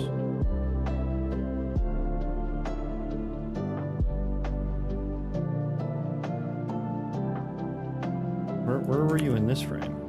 Dude, you should have stuff in your inventory. Why isn't it logging the inventory? Oh, because it doesn't... Probably because this... Okay. We'll maybe look at that at a different point. All the mushrooms are there. That's the important part. That's the important part. Now watch this. He's gonna be like... Oh, you dropped that, my lord. Let me get that for you. Let me put that away in storage, good sir. Let me run farther away. We're gonna go boom. We're gonna go boom. And I'm gonna slap one down while he's on his way back. So he'll come pick that up later. Like, it's not very efficient, sir, but we're trying our best. I'll come get that one for you as well. Would have been more efficient if you were to bring it over here with me, but that's okay. Good lad, good lad. There we are, look at all that loot in there you've transported. Good. Yeah, that's working. That is working. Now, can you still do construction stuff?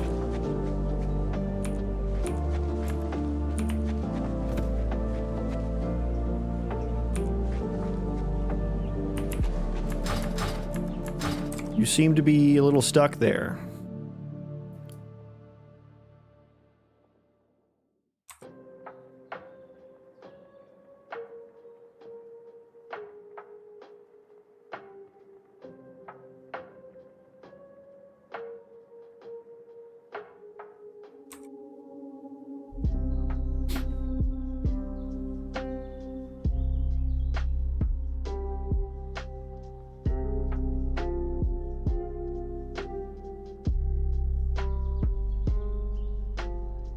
Interaction started tag.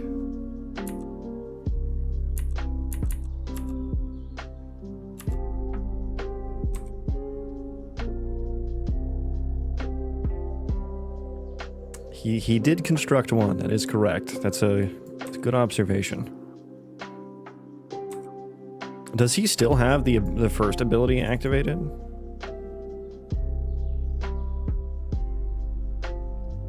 No, it canceled. We're not starting the second one though. Yeah, the second construct ability is not getting started.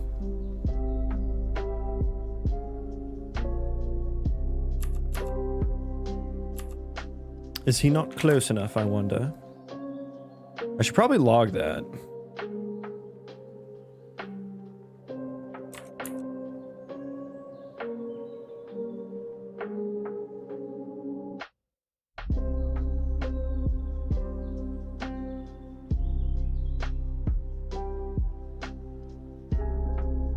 Oh, we're doing the distance to location.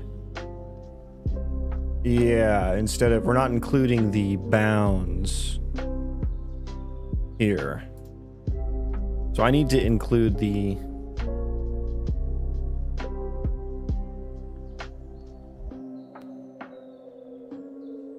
I need to like subtract the interactable bounds from this distance. Which ideally would be something that's like passed in here.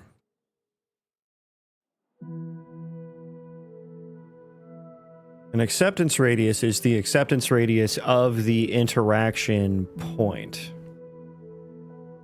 And I did the whole interaction. I went way too deep on that back in the day. That interaction point system thing that I did. It was to get him out of the way when he's constructing things, which I guess is still useful. So it's the acceptance radius on like the target interaction point, not necessarily the location of the building plus an acceptance radius around it. I think this acceptance radius usually includes, for other interaction, I think it usually includes the bounds. Like for foraging, I think it's included here. I could just do like a quick fix here. My noodles are wrangled? Hell yeah. Is it going to be noodles for dinner as well? With some beer? What beer do you have? Tell me about it. Office is officially closed tomorrow? Hell yeah. I love that for you. I called this interface object. I think I meant interact interface object.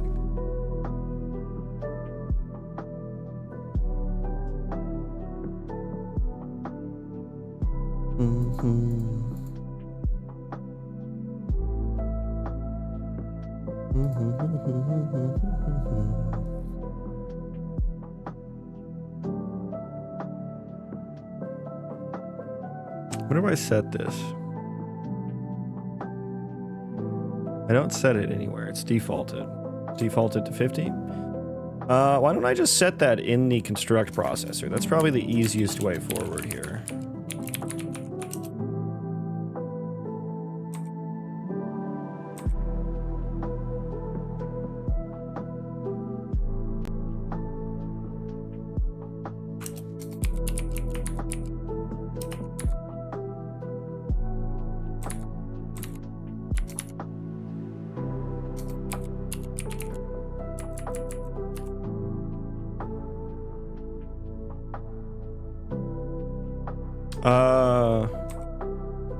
Oh, it's on the interact data. Oh, interesting. Okay. Ooh, okay. I mean, I guess I'm adding and removing the interact data, so it's pretty safe for me to be able to actually edit that. I love that for me. I actually love that for me. Interact data, interaction distance buffer. We go if auto bounds data equals ECS, get f bounds entity, no, not cache element.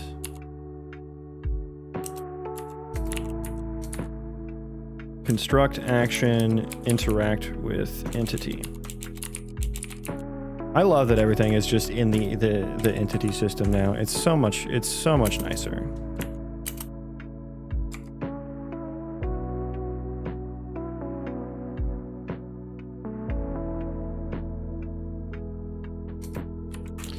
I do like a pretty naive.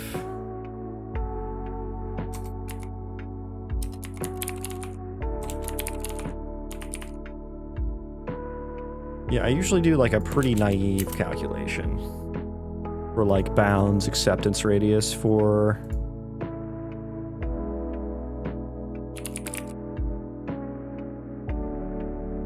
I think it's in, just go to the, I think it's in here. Yeah, get instance bounds, and then I just do the max of the X and Y bounds is what we're using. Get instance bounds.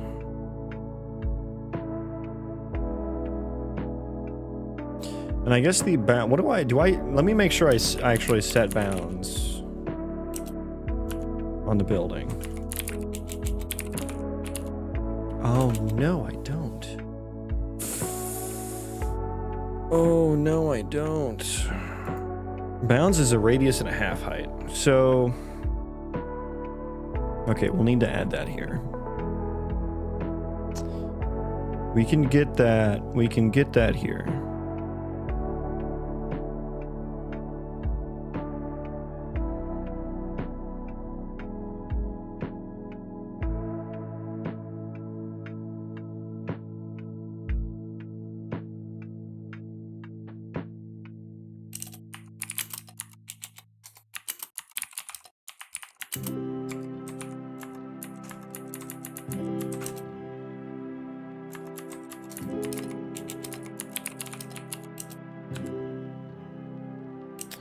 Bounds data dot pawn half height. Did you forward declare that? No. Have a good night, my man. Enjoy your dinner and beer.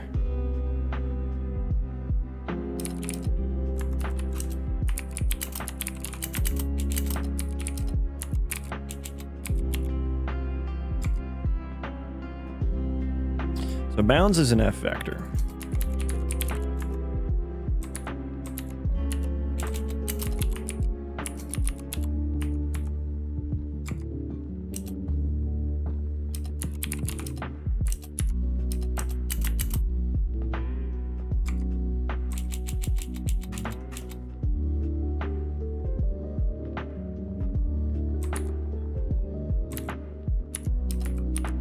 Is that it? Because bounds is like a... Let me look what this does.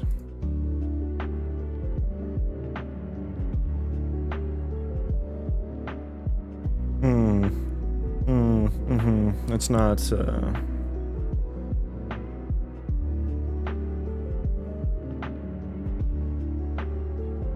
Yeah, I need relative. I need the relative information. I think the box extent here. Min and max.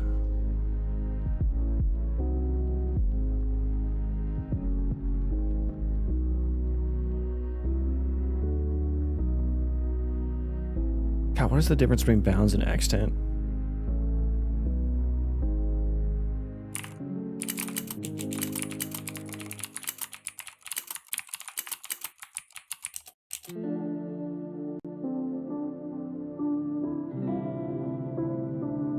Vector is the half. I want the, or extent is the half. I want the extent.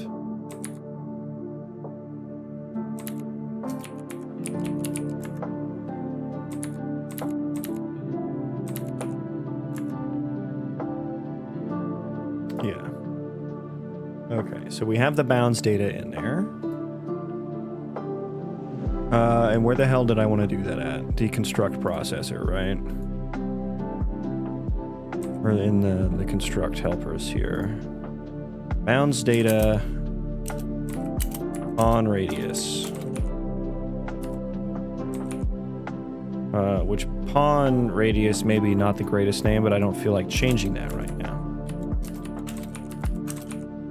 Okay, let's rebuild. Bruce appointed you to the bounds to fix this issue. I mean, the issue was he wasn't close enough to interact with it. And I saw where he was. He was close enough to where I wanted him to interact with it. That's what made me remember, oh yeah, I'm not... I generate a series of interaction points for doing the interaction with a building.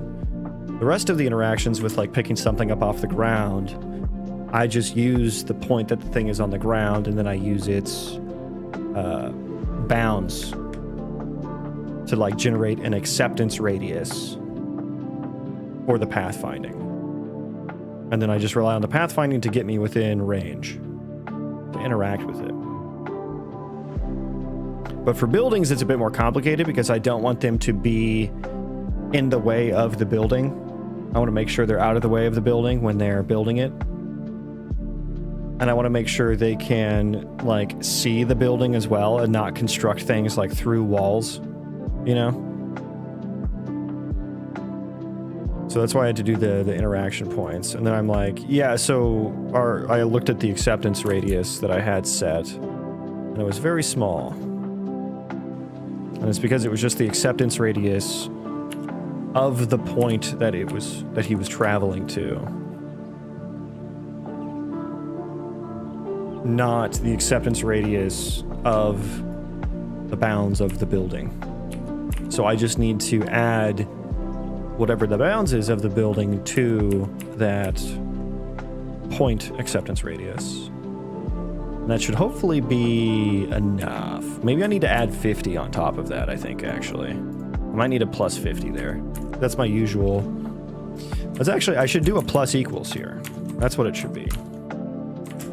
Plus equals. Because it starts at 50. That's like the default. Like, just give the NPCs 50 units of wiggle room.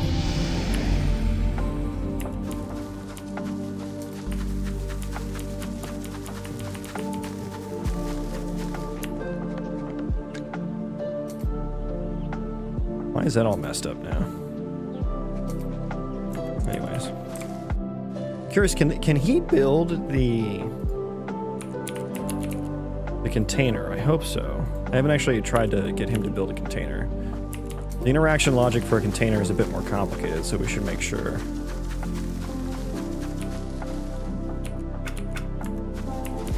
He is going to interact with it, so he knows it's not built. He might go fetch stuff after this.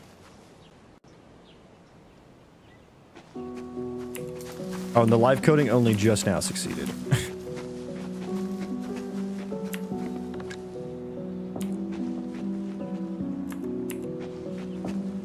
God, he found so many. He found so many little mushrooms.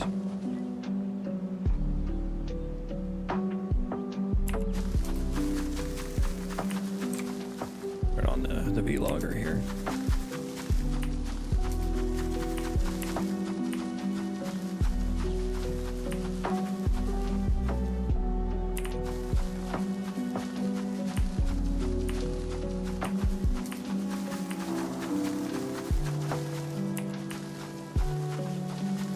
I'm gonna put some clothes on.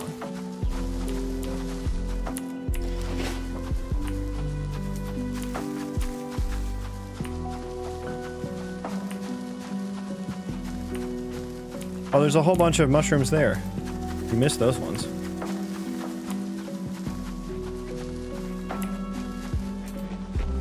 Maybe he couldn't pathfind to those.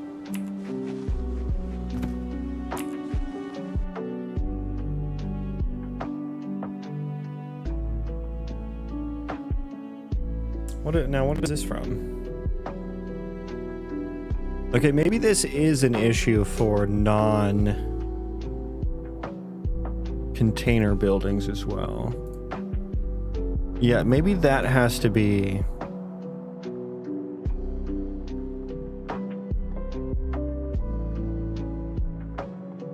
on the game thread. Can I skip that? Can I continue for now? Or is it... Or are you just gonna, like, get super fucking upset with me? You just don't do it then. I'd rather you just didn't do it. Okay. We finally made it through the dozen. Okay, are we still in the I'm not close enough to interact situation? The acceptance radius is still 30.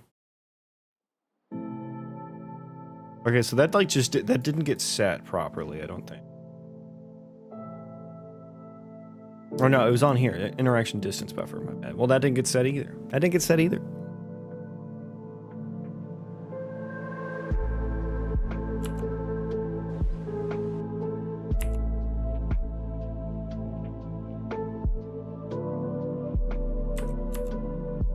Why did you not get set?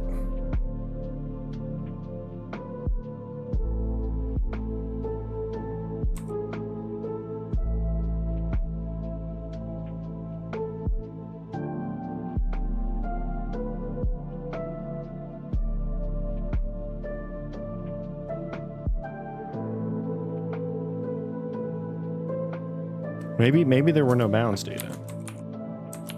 Maybe there was no bounds data.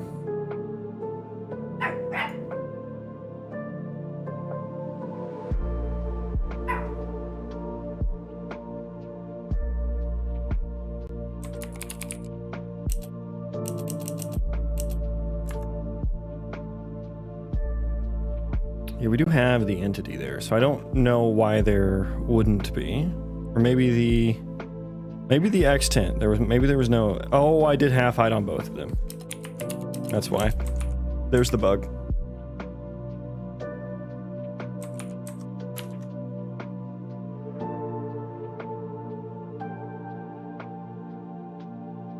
It recreates the interact action for each one.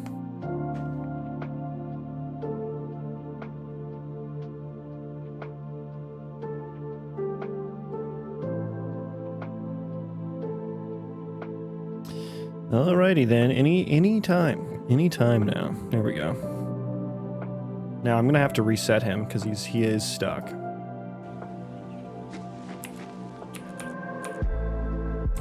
Okay, now it got set. On radius is 0 though. Oh, it's because the buildings never got initialized. Well, it did reset him enough, I think, to maybe. Well, it's nice that I can delete them out from under him, and he handles that all right.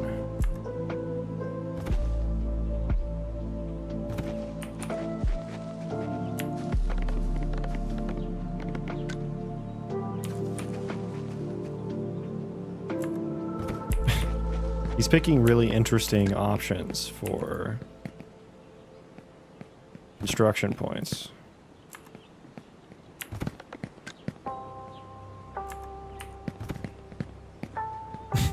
He's also picking really interesting options for the next thing to build.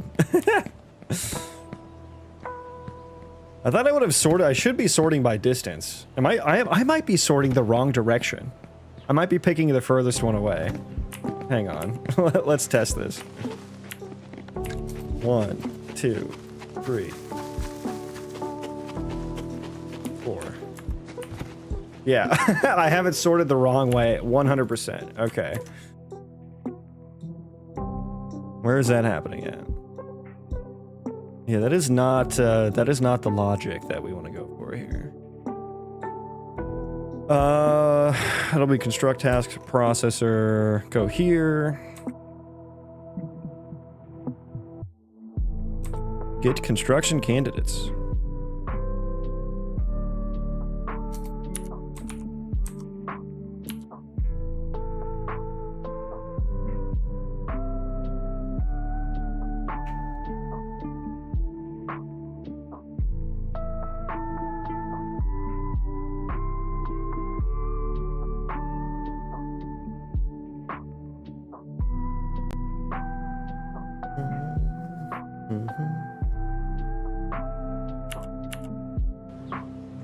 Okay, so hopefully he goes to this one first. Yeah, there we go. There we go. We're ironing out the kinks. We're ironing out the kinks. Now let's test real quick the... Oh, he's onto something. He's smelling something. Let's follow him. That is like like that is so far away to be able to see the mushrooms. Like this is like an expert level forager right here.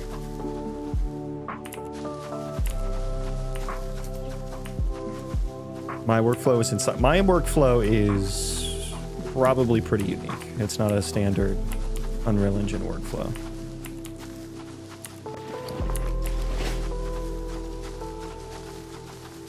But yeah, this guy's like an expert level forager.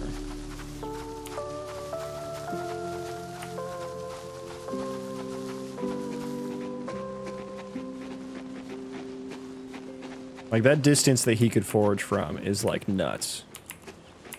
May I ask why?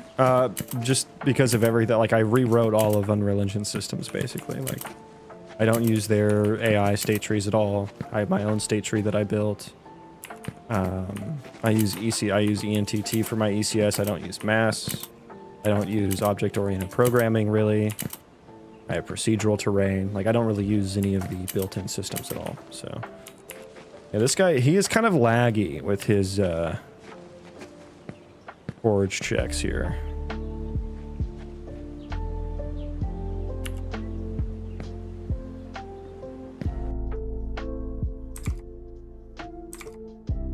Oh, I'm also vlogging, so that's makes sense that that's a little bit, I suppose.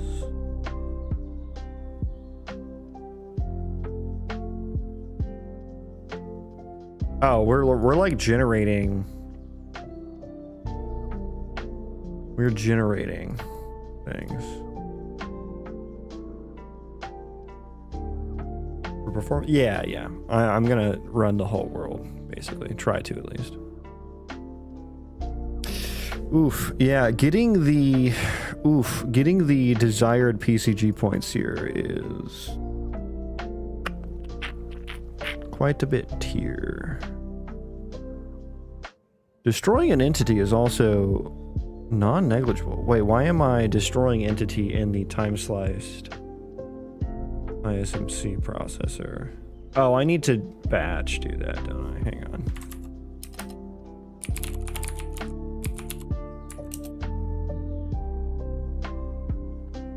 Yeah, I should do one of these. No, well, no, I can't. I can't actually. Because I'm time slicing it. If I destroyed all of them, the rest of them wouldn't get the rest of them wouldn't get added.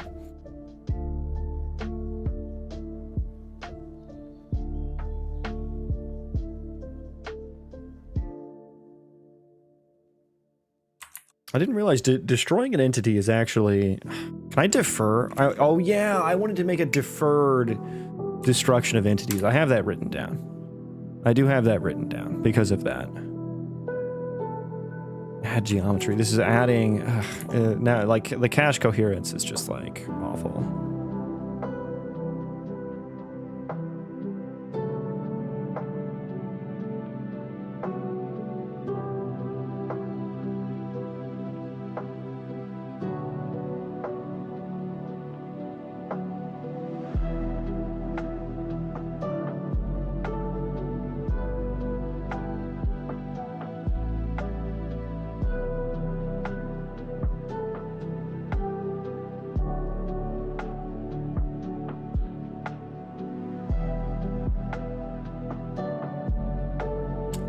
I'm curious, do I log my trace?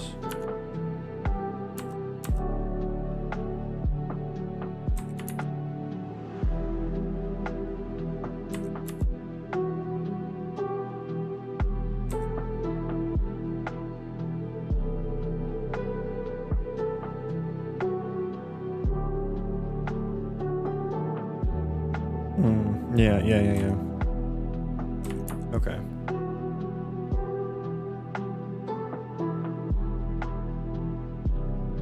Anyways,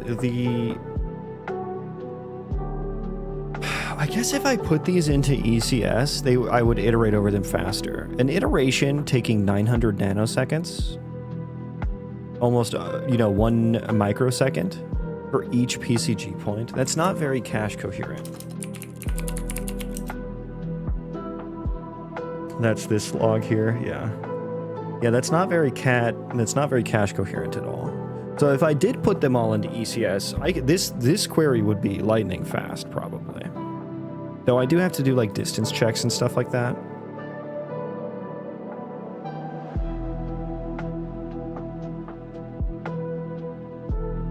And I suppose I would just do a spatial query.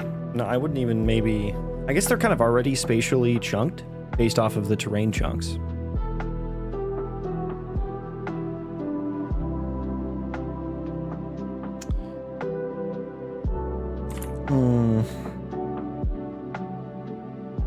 What is the most expensive part here? We have the object filter, which is probably not... That's probably trivial, because like... I don't know. Some of these are kind of fat. Some of these are kind of fatty boys here.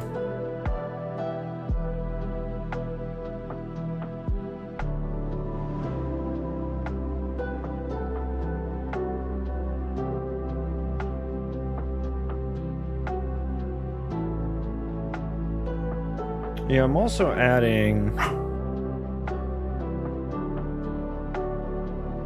Here, let's do this.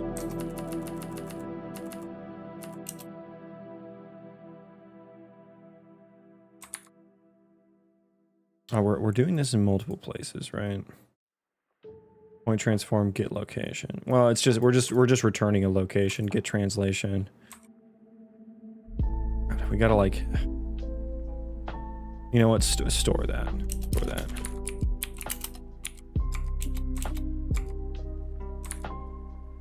So do point location there. Point location there. Do I do the distance check first or the ignored points check first? Try the ignored points check first.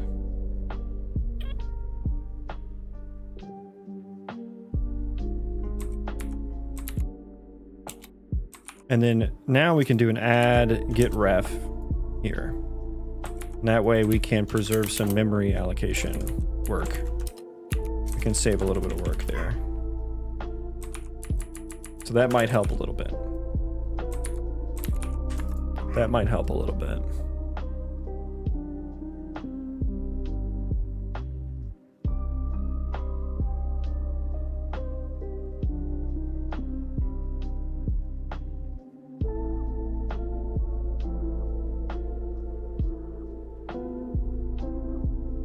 Point transform get location. I'll just do the point location on both of those.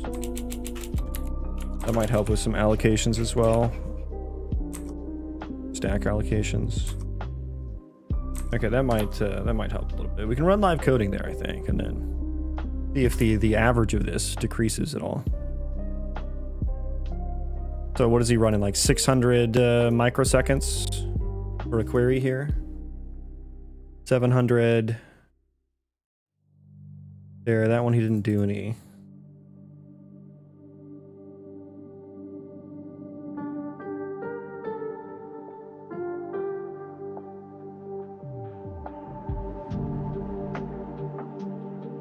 Now I've lost them. We'll say 600, 700. Yeah, so another 600 here. Yeah, we'll say that. Failed. Uninitialized local variable point container. Where? 766? What do you mean? Unused?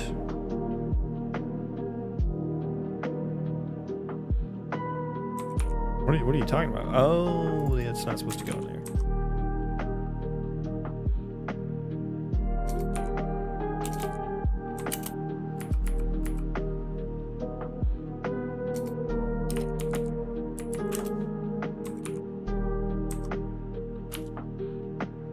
Add defaulted get ref.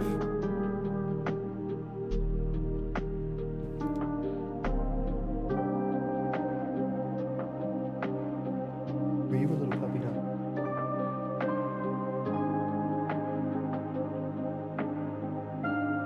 All right. Okay, now we're cooking. There we go. We can clear that. And let's play here. Let that run for a little bit. Because 600 microseconds for one of these is not nearly performant enough to do all the time.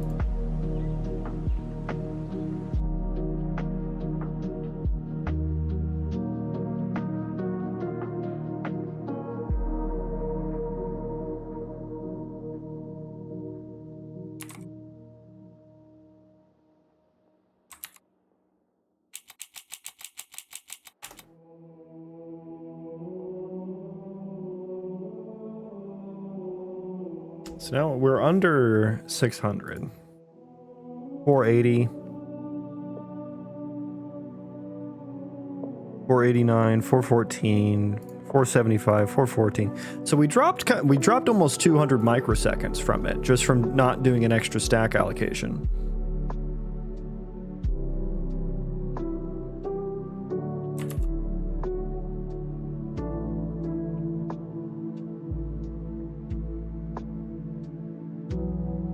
But I think can't I do a get all transforms or something? Get all instant, yeah. So this will be even better. So we'll just iterate over the F transforms.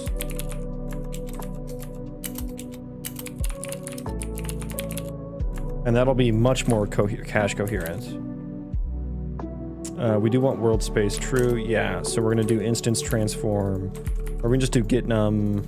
Oh, we'll just do get num on the instance transforms. This will be even better. And so point transform is now this. And then we can just do that. And then index to ID. Is that? I mean, yeah, I guess I hope that's the right way to do it. If so, this is great. This is great. Let's see how much better that is now. I didn't know I was going to be doing performance optimizations. I just kind of let my mind wander here.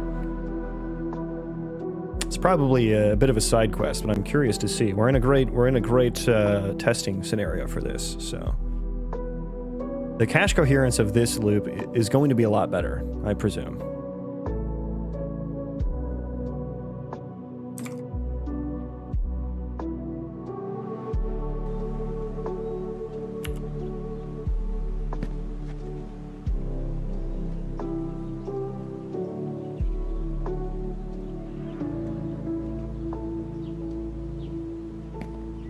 I think he's stuck on there. I think he's stuck on top of that.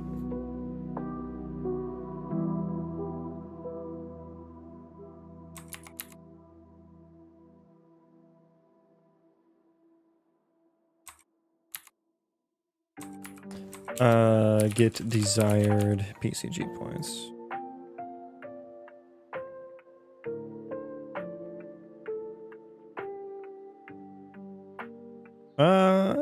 That didn't seem to make a huge difference.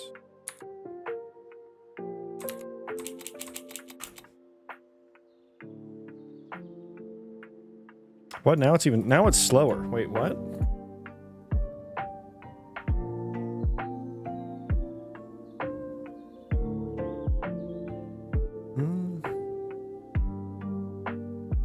It's actually kind of all over the place.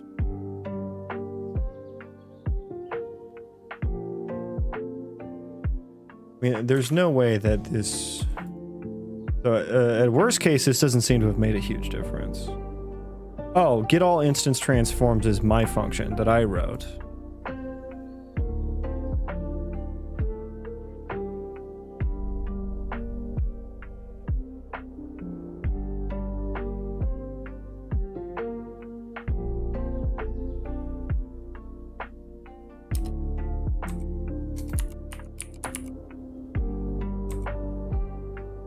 Interesting that they don't have a way to just return the raw transforms. It's because they don't fucking do... I mean, they could just return this. This is private, though.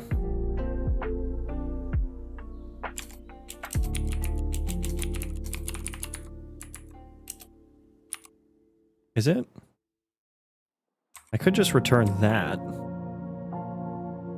It returns an F matrix, which I believe is larger than an F transform. Yeah, it is.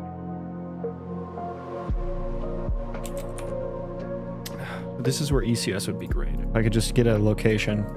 Getting just the location data for each of these would be great, but it's just a lot of extra memory, I think.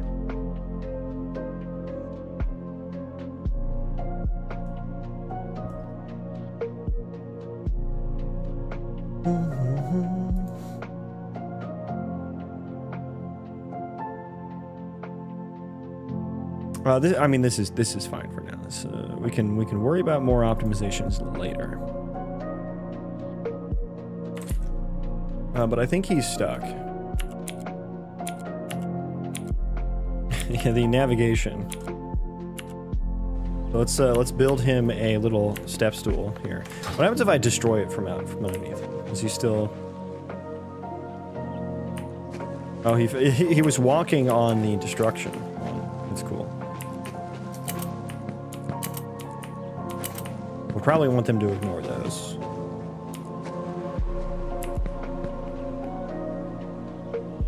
God, the shadows look terrible.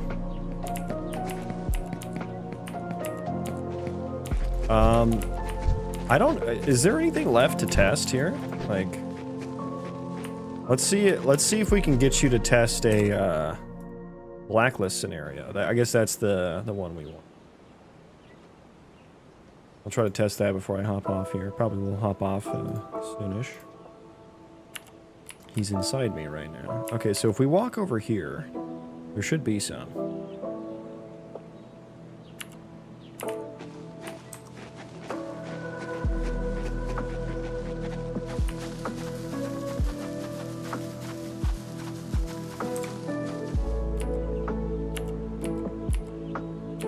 We got a little bit. And also, why didn't you pick up those ones? You might not have been able to find a path there. I guess we'll see. Do you have a blacklist right now? They should be logging now. Oh, he doesn't even have a blacklist added to him, I think. Oh, that entity data never got added. Okay, so he's probably gonna fail here.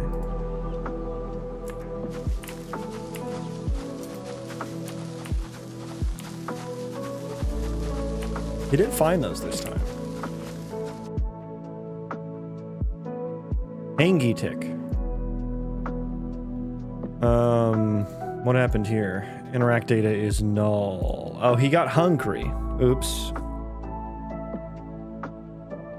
Speaking of hungry, I'm hungry. So I'm gonna hop off and fix that later. Let's see who's doing the development here. Boring post playtest refactoring. Oh boy. Nothing gets me going like some boring refactoring. So we're gonna go hang out with Shawnee B. Thanks everyone for hanging out. I appreciate it. It's a good day. This is fun stuff. I like working on this stuff, and I'm liking the system a lot better. So I was not enjoying working on the other system. So this is going to be much better. And hopefully I can do some tree chopping in not too long. In not too long. Draconin, have a good one to you as well. Goodbye everyone. Say hello to Shawnee for me.